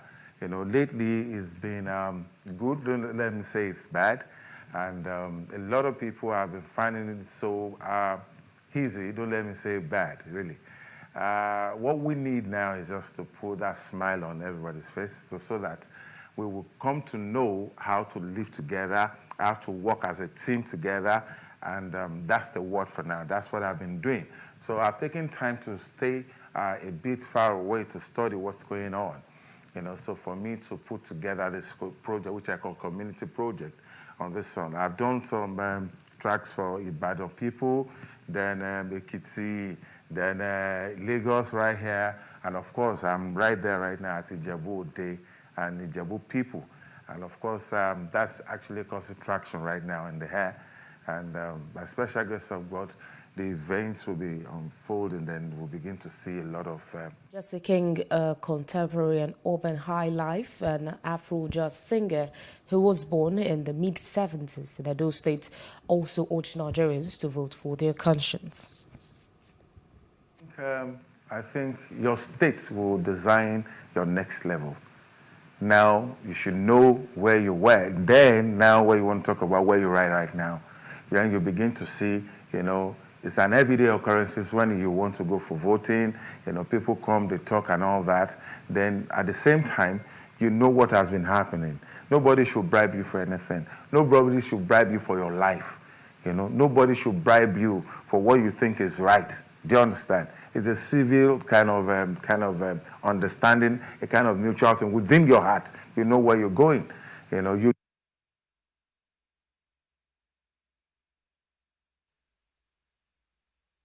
For more stories, please follow us on our Facebook, Twitter, and Instagram, and do subscribe to our YouTube channel at PlusTvAfrica and PlusTvAfrica Lifestyle.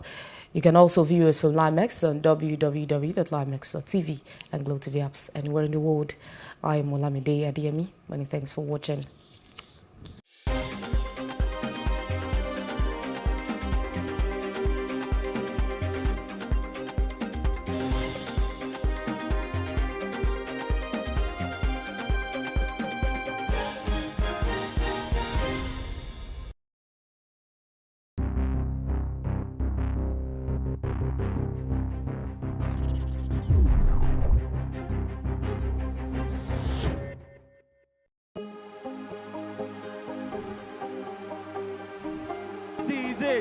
For upcoming artists to blow in Nigeria.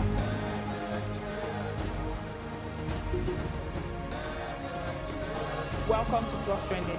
I am Buki November, your host, saying thank you for joining us on today's episode. Welcome back. It's tea time on PlusTvAfrica. Practice makes perfect. I'm not perfect yet, but I'm a lot better than I used to be. He's a king. He's entitled to marry 100 if he wants to.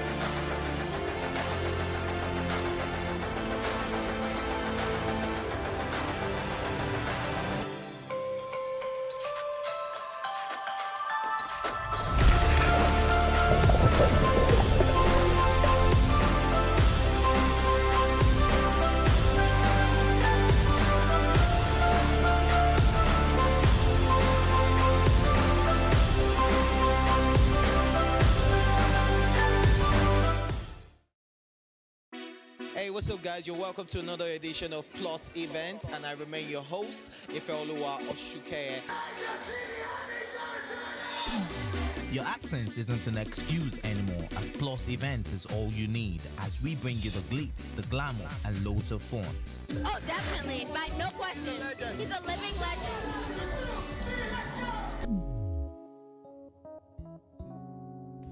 Oh, God forbid, Holy Ghost fire, I know. I just want to be blown away. I want to be wild. This is 11 years of doing it.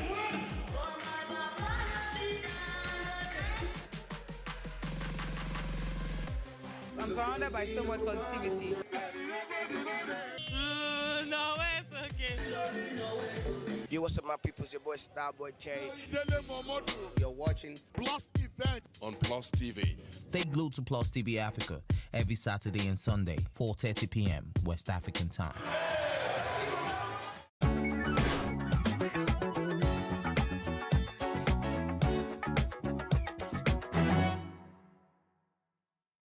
Alopecia is a rare condition among women in Nigeria, and because of this, many people are not well informed of this condition. We spoke to Moshudat Badmos, who shared her journey with us. I was preparing for service, and I went to the salon to wash my hair.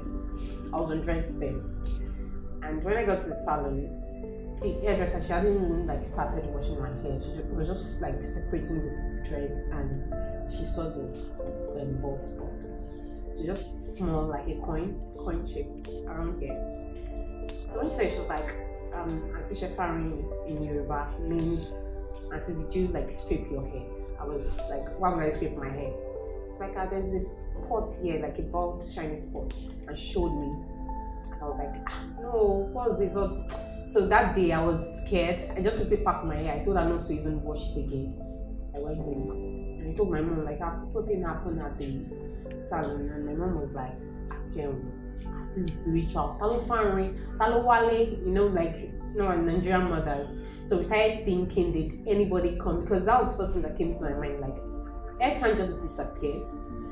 It's something that is always a part of you. It can't just disappear. So what happened? Then I went to camp. I went to camp the following week. And when I came back, the spot was still there. So that was when it started for me, and I started doing so many things. We took the spiritual route. Then it was like a month or two after, I just went online. And just I searched in my symptoms and the signs I saw, the bald spots and all that, and I saw alopecia. So I told my mom, I saw something like alopecia. Oh, no, she doesn't feel that as it. So I told her I wanted a second opinion, because we've been doing the whole spiritual thing. So I wanted a medical opinion. So we went to see the doctor, and he told me it was fungal infection. So I was placed on drugs, and it didn't do anything. But my mind kept going back to the alopecia. Where I was 7 there was a health center in the compound. I went to see the director then too, and he told me the same thing, that it's a fungal infection. So I still wasn't convinced. I told my dad I want a third opinion. So he took me to his workplace, and I saw the doctor they used there, and she was the first person that said, okay, this looks like alopecia. She doesn't even really know much about it, but she was like, she's going to refer me to Lutz Dermatology Clinic. It's at Yaba. So that was when I went there. So when I got there, that was in, I think around probably September or so. And I saw the nurse in charge. They were like, there is no appointment, there's no space available to see the doctor. The next appointment is going to be in 2016 March. So I told them like, March, okay, like, no, I have to see the doctor, because by then I already had like a lot of bald spots. It wasn't just one again, I had about 5 then. So I showed her my hair, like she should just see it. Like, she wasn't even so, I felt it was something she probably has seen. She wasn't even so concerned. It's like, sis, there are people with worse conditions than you have that are on the list. I can't do anything. So I begged her, I was in tears, and she was like, okay, she's going to give me December, a space in December. She'll come back in December. Told me to come very early, that the clinic time starts by 8. So I got there 7. I was early. When I got there 7, I met a lot of people already. And when they started giving out numbers, I think the number ended at 25 or so. I think I was like number 29. So they told me like, I won't be able to see the doctor, that should come back the next day. So I started crying. Nobody understood why I was crying, and the woman was like, what happened? What? So I told her like, ma, no, I can't come back in January. Like, I can't come back next year. I have to see the doctor today. So I just opened my scalp, and like I had like, my hair was like, you know when they say rats chopped, then someone's hair. So I had a lot of patches, and it was really ugly, and everybody was like, oh. So the nurse looked at me and said, so look at people here, people with terrible conditions. There's nothing wrong with you. Just go back and you see the doctor when you see the doctor. She wasn't even so concerned, and I just kept on crying. So people begged her, and she gave me a number. So when I saw the dermatologist, she was like, you have alopecia, you're not special, you're just one of the few unfortunate ones. So there is no known cause, there is no cure for it. But since you have alopecia areata right now, we're going to place you on the treatment. You're going to take steroid shots for 6 months. So the steroid shots they give you on the bald spots. So I was happy, like, okay, finally, this is something I can do. So I went home. I went to my mom's sister's place then. So when I got to her place, she was like, oh, check calorie, like we should go see all these herbalists, people that are into herbal treatments and all. So we went there. The lady said, okay, she's going to prepare a bowl for me and all that. But first, I have to scrape my hair. So that day, I'd already taken the first steroid shots on my scalp.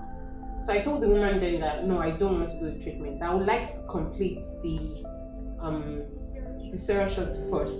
Then I'll come back after 6 months if it doesn't work.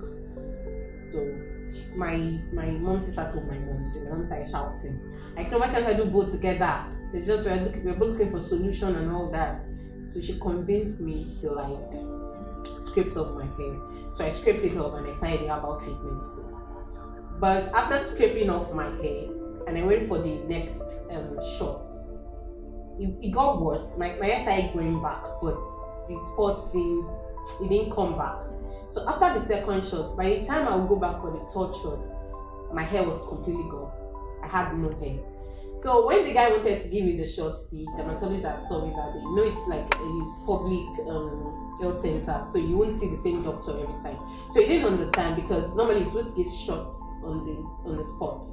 So he called the head dermatologist, and she was like, what happened? So I explained to her that I scraped it. Like, you shouldn't have scraped it off. The treatment is for partial hair loss. There is no treatment for total hair loss, so there's nothing you can do. So I was like, what? They were just saying a whole lot of things, and I had to leave. And they didn't give me another appointment date. They just told me to leave, that they were going to call me. And until today, they never did. So that was it for me. and here we are. Moshudat Badmos and Jasmine Oguns share the most awkward experiences they've had living with alopecia. For me, one of the ridiculous things I've heard about alopecia is when people ask that, do you have cancer? Because I feel it should be known that chemotherapy actually causes hair loss.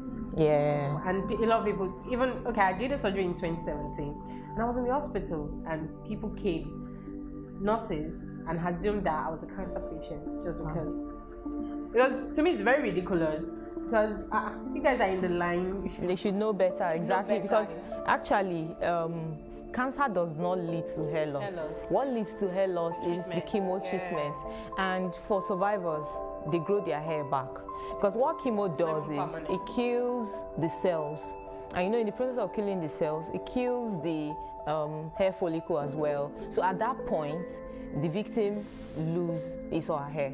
But after the chemo phase, once they survive that cancer phase, their hair grow back. So it's a different thing entirely. Alopecia and cancer are not the same. They are two different.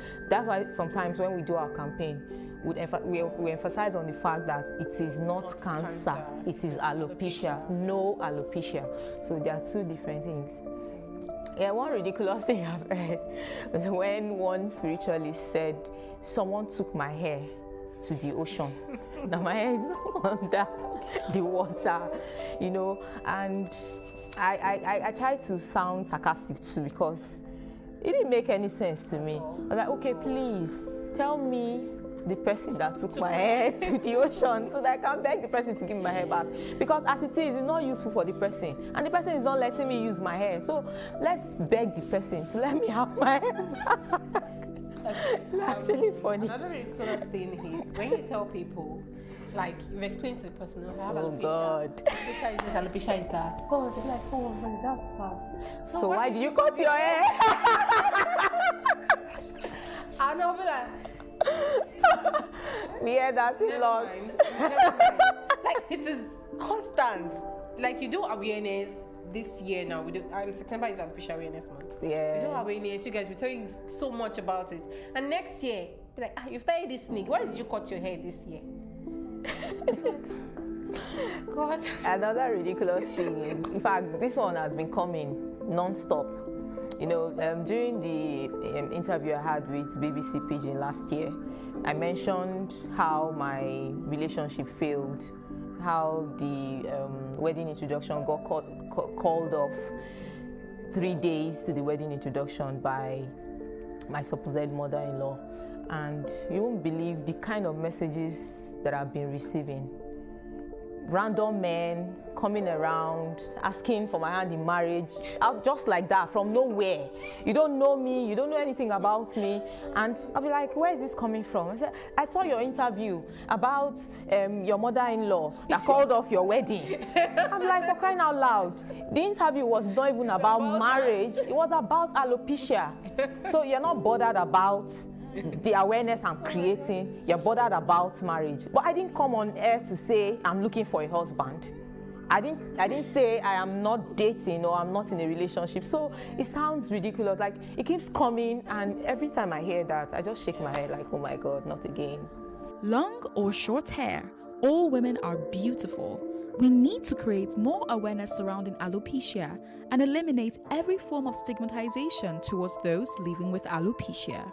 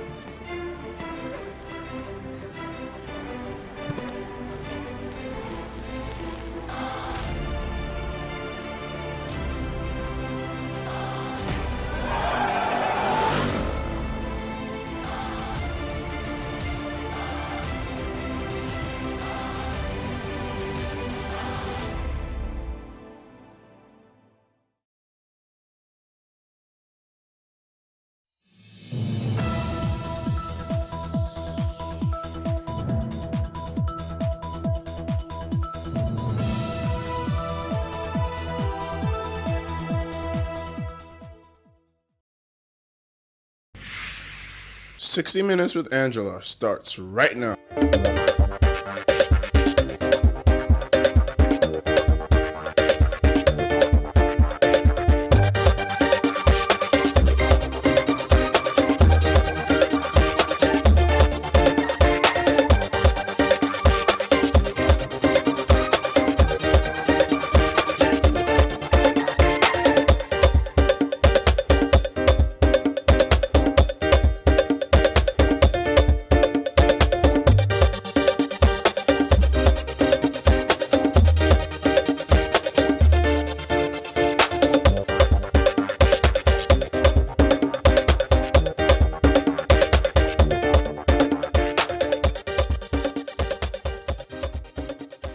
Right, so there are many opportunities presented to Nigeria just for being the largest economy in the continent that contributes 17% to global population numbers, but less than 5% to global GDP, that's gross domestic product. Now, our non-oil sector contributes just over 92% to GDP, whilst typically contributing less than 15% to our foreign exchange earnings. Yes, I'm talking business. And those are the words from my guest today on 60 Minutes with Angela. With over 30 years professional experience in banking, she was a former senior risk analyst with the Bank of England and then was headhunted by the former governor of Nigeria's central bank, Sanusi Lamido Sanusi, and appointed as his special advisor on risk management. And thereafter, became the pioneer director of risk management in 2009 at the Central Bank of Nigeria. She's also the director of the board of Fountain Holdings Limited, that's the investment arm of the Ekiti State government here in Nigeria. An author, her book, Inspiring a Generation. We'll also be talking about that. Well, Folakemi Fatugbe, a double entrepreneur, a pioneer director of risk management at Nigeria's Central Bank, joins me on the program today.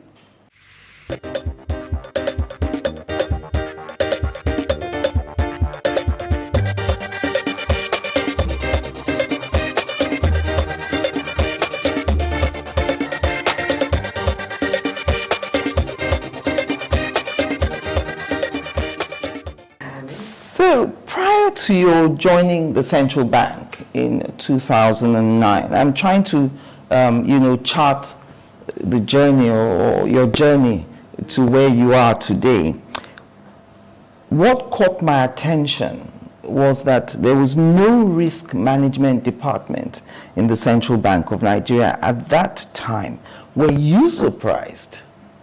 No, I wasn't surprised actually, because the central bank operates in a developing country, and even the most developed economies and countries like the UK, the USA, risk management only really came into its own after there was a crisis.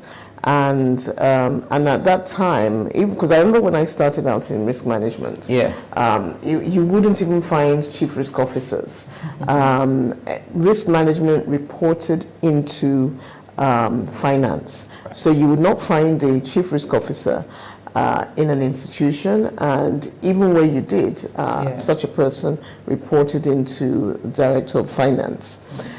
It was when we came up with Basel II that there was a serious push, and even Basel I, which are regulatory rules, which made it gave banks and the financial sector that sort of incentive to actually start pushing, and it's a capital incentive largely, to get their acts together, control the risk that they face by having a strong risk team. So I came in from the UK, and in the UK too, risk management had only started coming into its own maybe 5-10 years earlier. Yes. So Nigeria would, like in many African or developing economies, would lag what happens in the West. So I wasn't surprised, but the thinking was already there. Yes. They had done some work and had already concluded that a centralized risk function was needed. But the fact that there was not a centralized risk function does not actually mean that risks were not managed.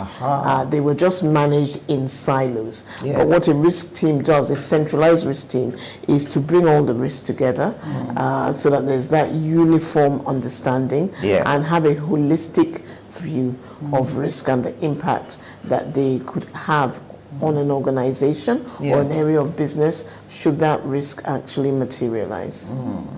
Okay, so that brings me to the next question. What is risk management anyway? I mean, I'm thinking logically, it means managing risk that may happen. And it could happen in any sphere of life.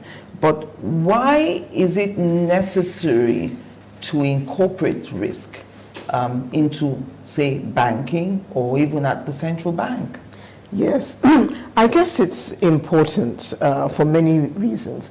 And to just keep the language simple, risk management is about the management of threats to an entity, a country's, a family's existence. What are the threats that would stop an entity, an individual, an organization from achieving its objectives and to be financially viable? So it's more advanced in the financial sector, but now we're seeing it broaden. We've actually even seen that since the COVID pandemic, that some countries are actually even thinking of having chief risk officers, because the management of COVID was a threat that materialized. And I'll give you another example actually before I go into the COVID details. There were two, and I'll talk about two earthquakes that occurred in the year 2010.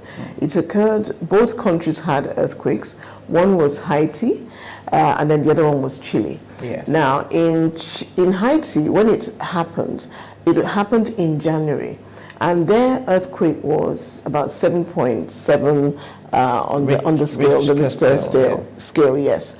But they lost over 250,000 people in that shock earthquake. A few months later, not even a few months, I think it was on 27th of February actually, Chile also had an earthquake.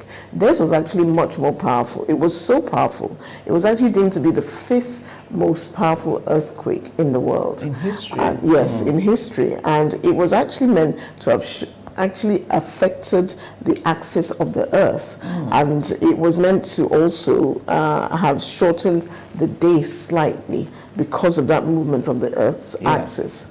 But in that earthquake, they said about only 500 people died. And that was because a few decades earlier, Chile had seen a very strong, powerful earthquake, which was the worst in the world. And because of that, the people were had been trained, they had imbibed a risk culture of disaster management. Disaster management is one of the areas of risk management. So people knew what to do in the event of an earthquake. Even the buildings, the way they built their buildings, incorporated the learnings from the first earthquake. So when it happened, they were ready. It's like when the pandemic happened at the central bank, we were also ready because we'd already done a lot of work in business continuity and disaster management. So we knew how many people we needed in the building to manage operations, to keep it running. We knew in which teams we needed them. We knew also how we could assist our people in working remotely. So at the time it happened and we knew we needed to shut down, we knew we could continue to provide our essential and critical services to the Nigerian economy and people. So risk exists. Yes. In all spheres of life. I mean, you've said that much now. So give me an idea of what would happen if there was no risk management at the central bank. I guess we've passed that stage, Yeah. but for example, we can look at at what happened with the COVID crisis that I just mentioned, the COVID pandemic. If we hadn't done all that work to actually know which were the mandate critical areas where we needed people to actually man operations, and if we hadn't made sure that they were all equipped, and other, maybe not so essential staff, but some other key staff were able to key in and do their work, it would have been, there'd have been a bit of confusion. Yes. But we were able to go in as a team to our board of governors and say, advise them that, look, we need so many people to man our critical operations. These are the people, they sit within these departments, and this is how we can do it. So we were able to continue our operations. If we weren't able to continue our operations, it would have, number one, the two most important things that give confidence in an economy are your security and your economic management team. Yeah. So imagine if the central bank was not able to continue its operations. It doesn't give a confidence to the economy. We wouldn't have been able to do our job and set a good example to the industry as a whole. Yes. So, and it could have had an impact on our currency as well. So the fact that we were able to do what we did seamlessly is, it's due to the fact that the bank as a whole was able to manage that particular risk, which is to the credit of all the staff of the bank, because we all worked as one. Yes. Earlier on you talked about how this idea of risk management is kind of new, even in developed countries. Yet you are the CEO of the Risking Lab. Yes. So that tells me that risk, as I said earlier, cuts across all spheres. So why would you advise them to consider risk management in their business? The way I practice risk management, the way I advocate it, is risk management is about managing your opportunities, the risk to your opportunities. Yes. So to be in business, you're out there to achieve a business objective, an economic objective. And in the path to achieving that economic objective will be fraught with risks and threats. So to be able to manage those threats and mitigate the risks that may affect your ability to actually achieve your business objectives, you need to manage the risks. If you don't manage them, a business can be taken out financially, taken out in terms of its processes, taken out in terms of the key individuals. Businesses are not in business in silos or they're in business to achieve an objective, be it economic, be it social objective, but the objectives that they are out there to achieve, and they must maximize their ability to achieve those objectives. So this is where risk management comes in. And it comes in both the private sector and the public sector. And one of the reasons why I established the Risking Lab is because when I look at the terrain in Nigeria, you alluded to it earlier. Nigeria is an economy that's always been dependent on oil. The quote of mine that you mentioned earlier, you quoted what I said on the many opportunities presented. Yes, that there are many opportunities presented, but at the end of the day, the economy is very dependent on oil. We have a huge youth population, and we need to generate more jobs. And to generate more jobs, we need businesses to be able to scale up, to be successful in managing their risks, and therefore achieving their objectives and their access and ability to leverage the opportunities that are present in the economy and in the globe. I think one of the things that have come out of the COVID pandemic and the management of it is that the world has gone increasingly digital, and as a result, we've also seen that supply chains have, there's been a shift in supply chains. So it means for example, it means that I can produce something in Nigeria and I can have access to markets that I may not have had access to without the help, without having either very deep pockets or an extensive foreign network. Now I can reach out to entities, global companies, and I can supply into them without having huge pockets, hugely deep pockets, or knowing people. And also what we're seeing as well out of the pandemic is that there's an increase in remote working, which in itself can assist us in generating foreign exchange in Nigeria, because what could happen and what we're seeing is that people can work in Nigeria, be situated in Nigeria, and actually generate income from jobs working remotely with companies overseas. And that's happening right now.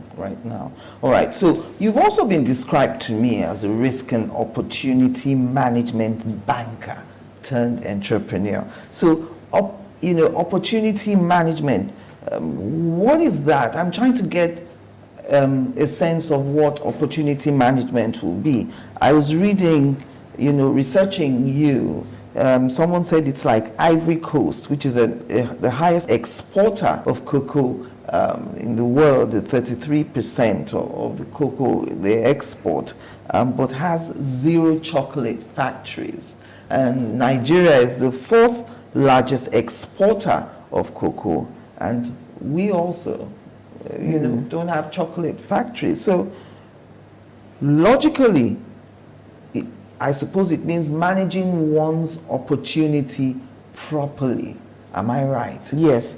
It means that whatever opportunities there are, any business typically, one of the things we were taught in business school and just in management is to do a SWOT analysis. And that's an analysis of an organization's strengths, weaknesses, the opportunities that present themselves, and the threats to those opportunities.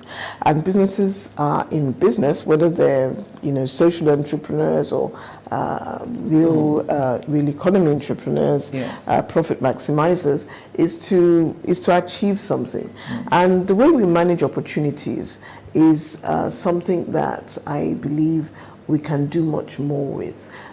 You see, I always say that Nigeria has no business being the poverty capital of the world.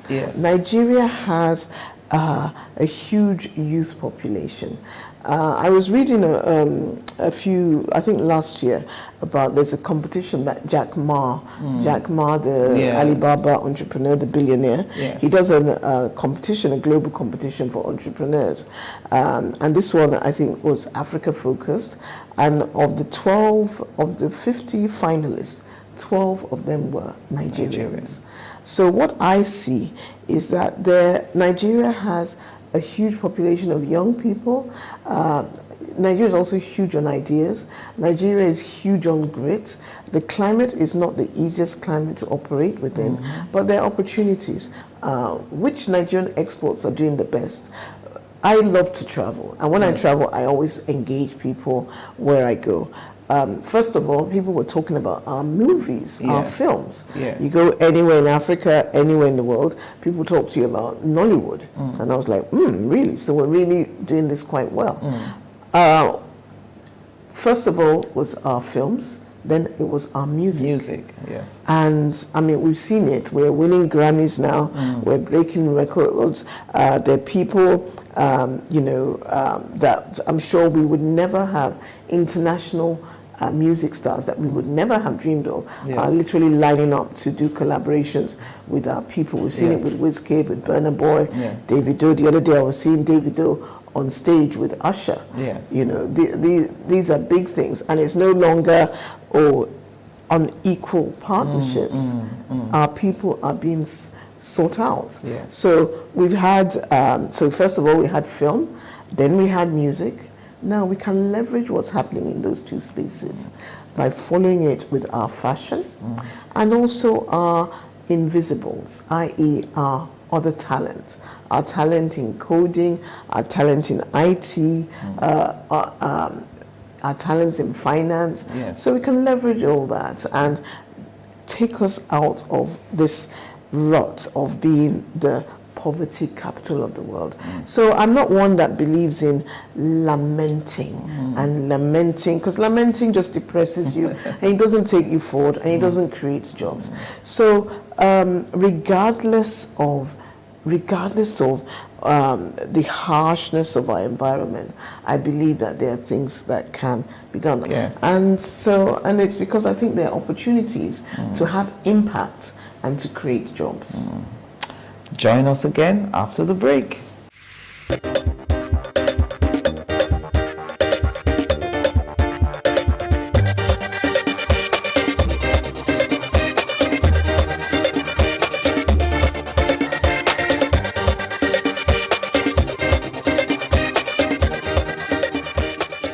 So, I know that you will be at London Africa Fashion Week. Is that your first catwalk ever?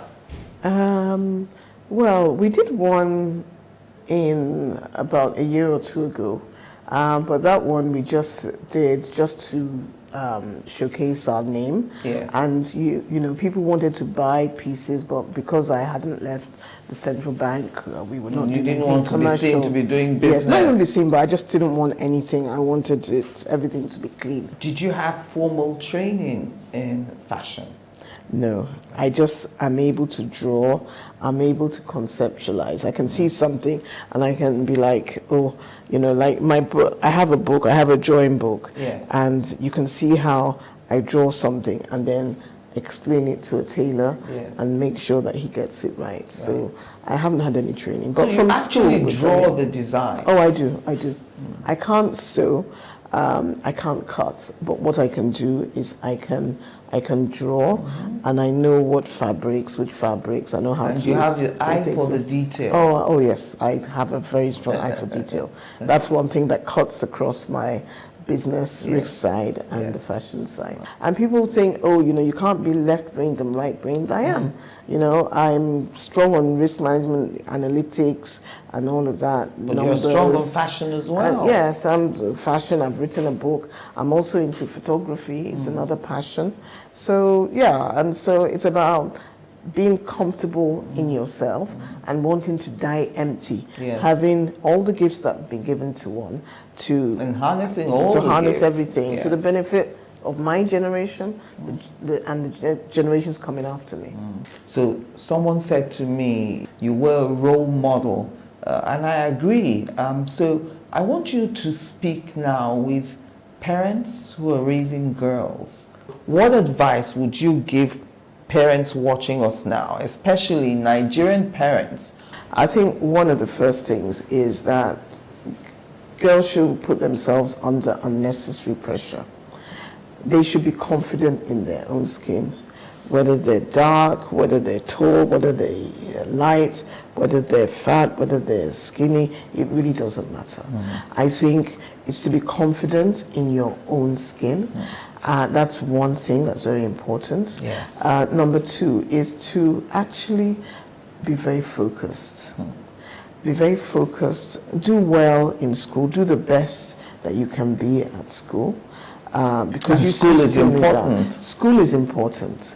You know, my daughter is very keen on fashion. She's quite talented as well. She's a strong creator. That, oh, if I don't make the right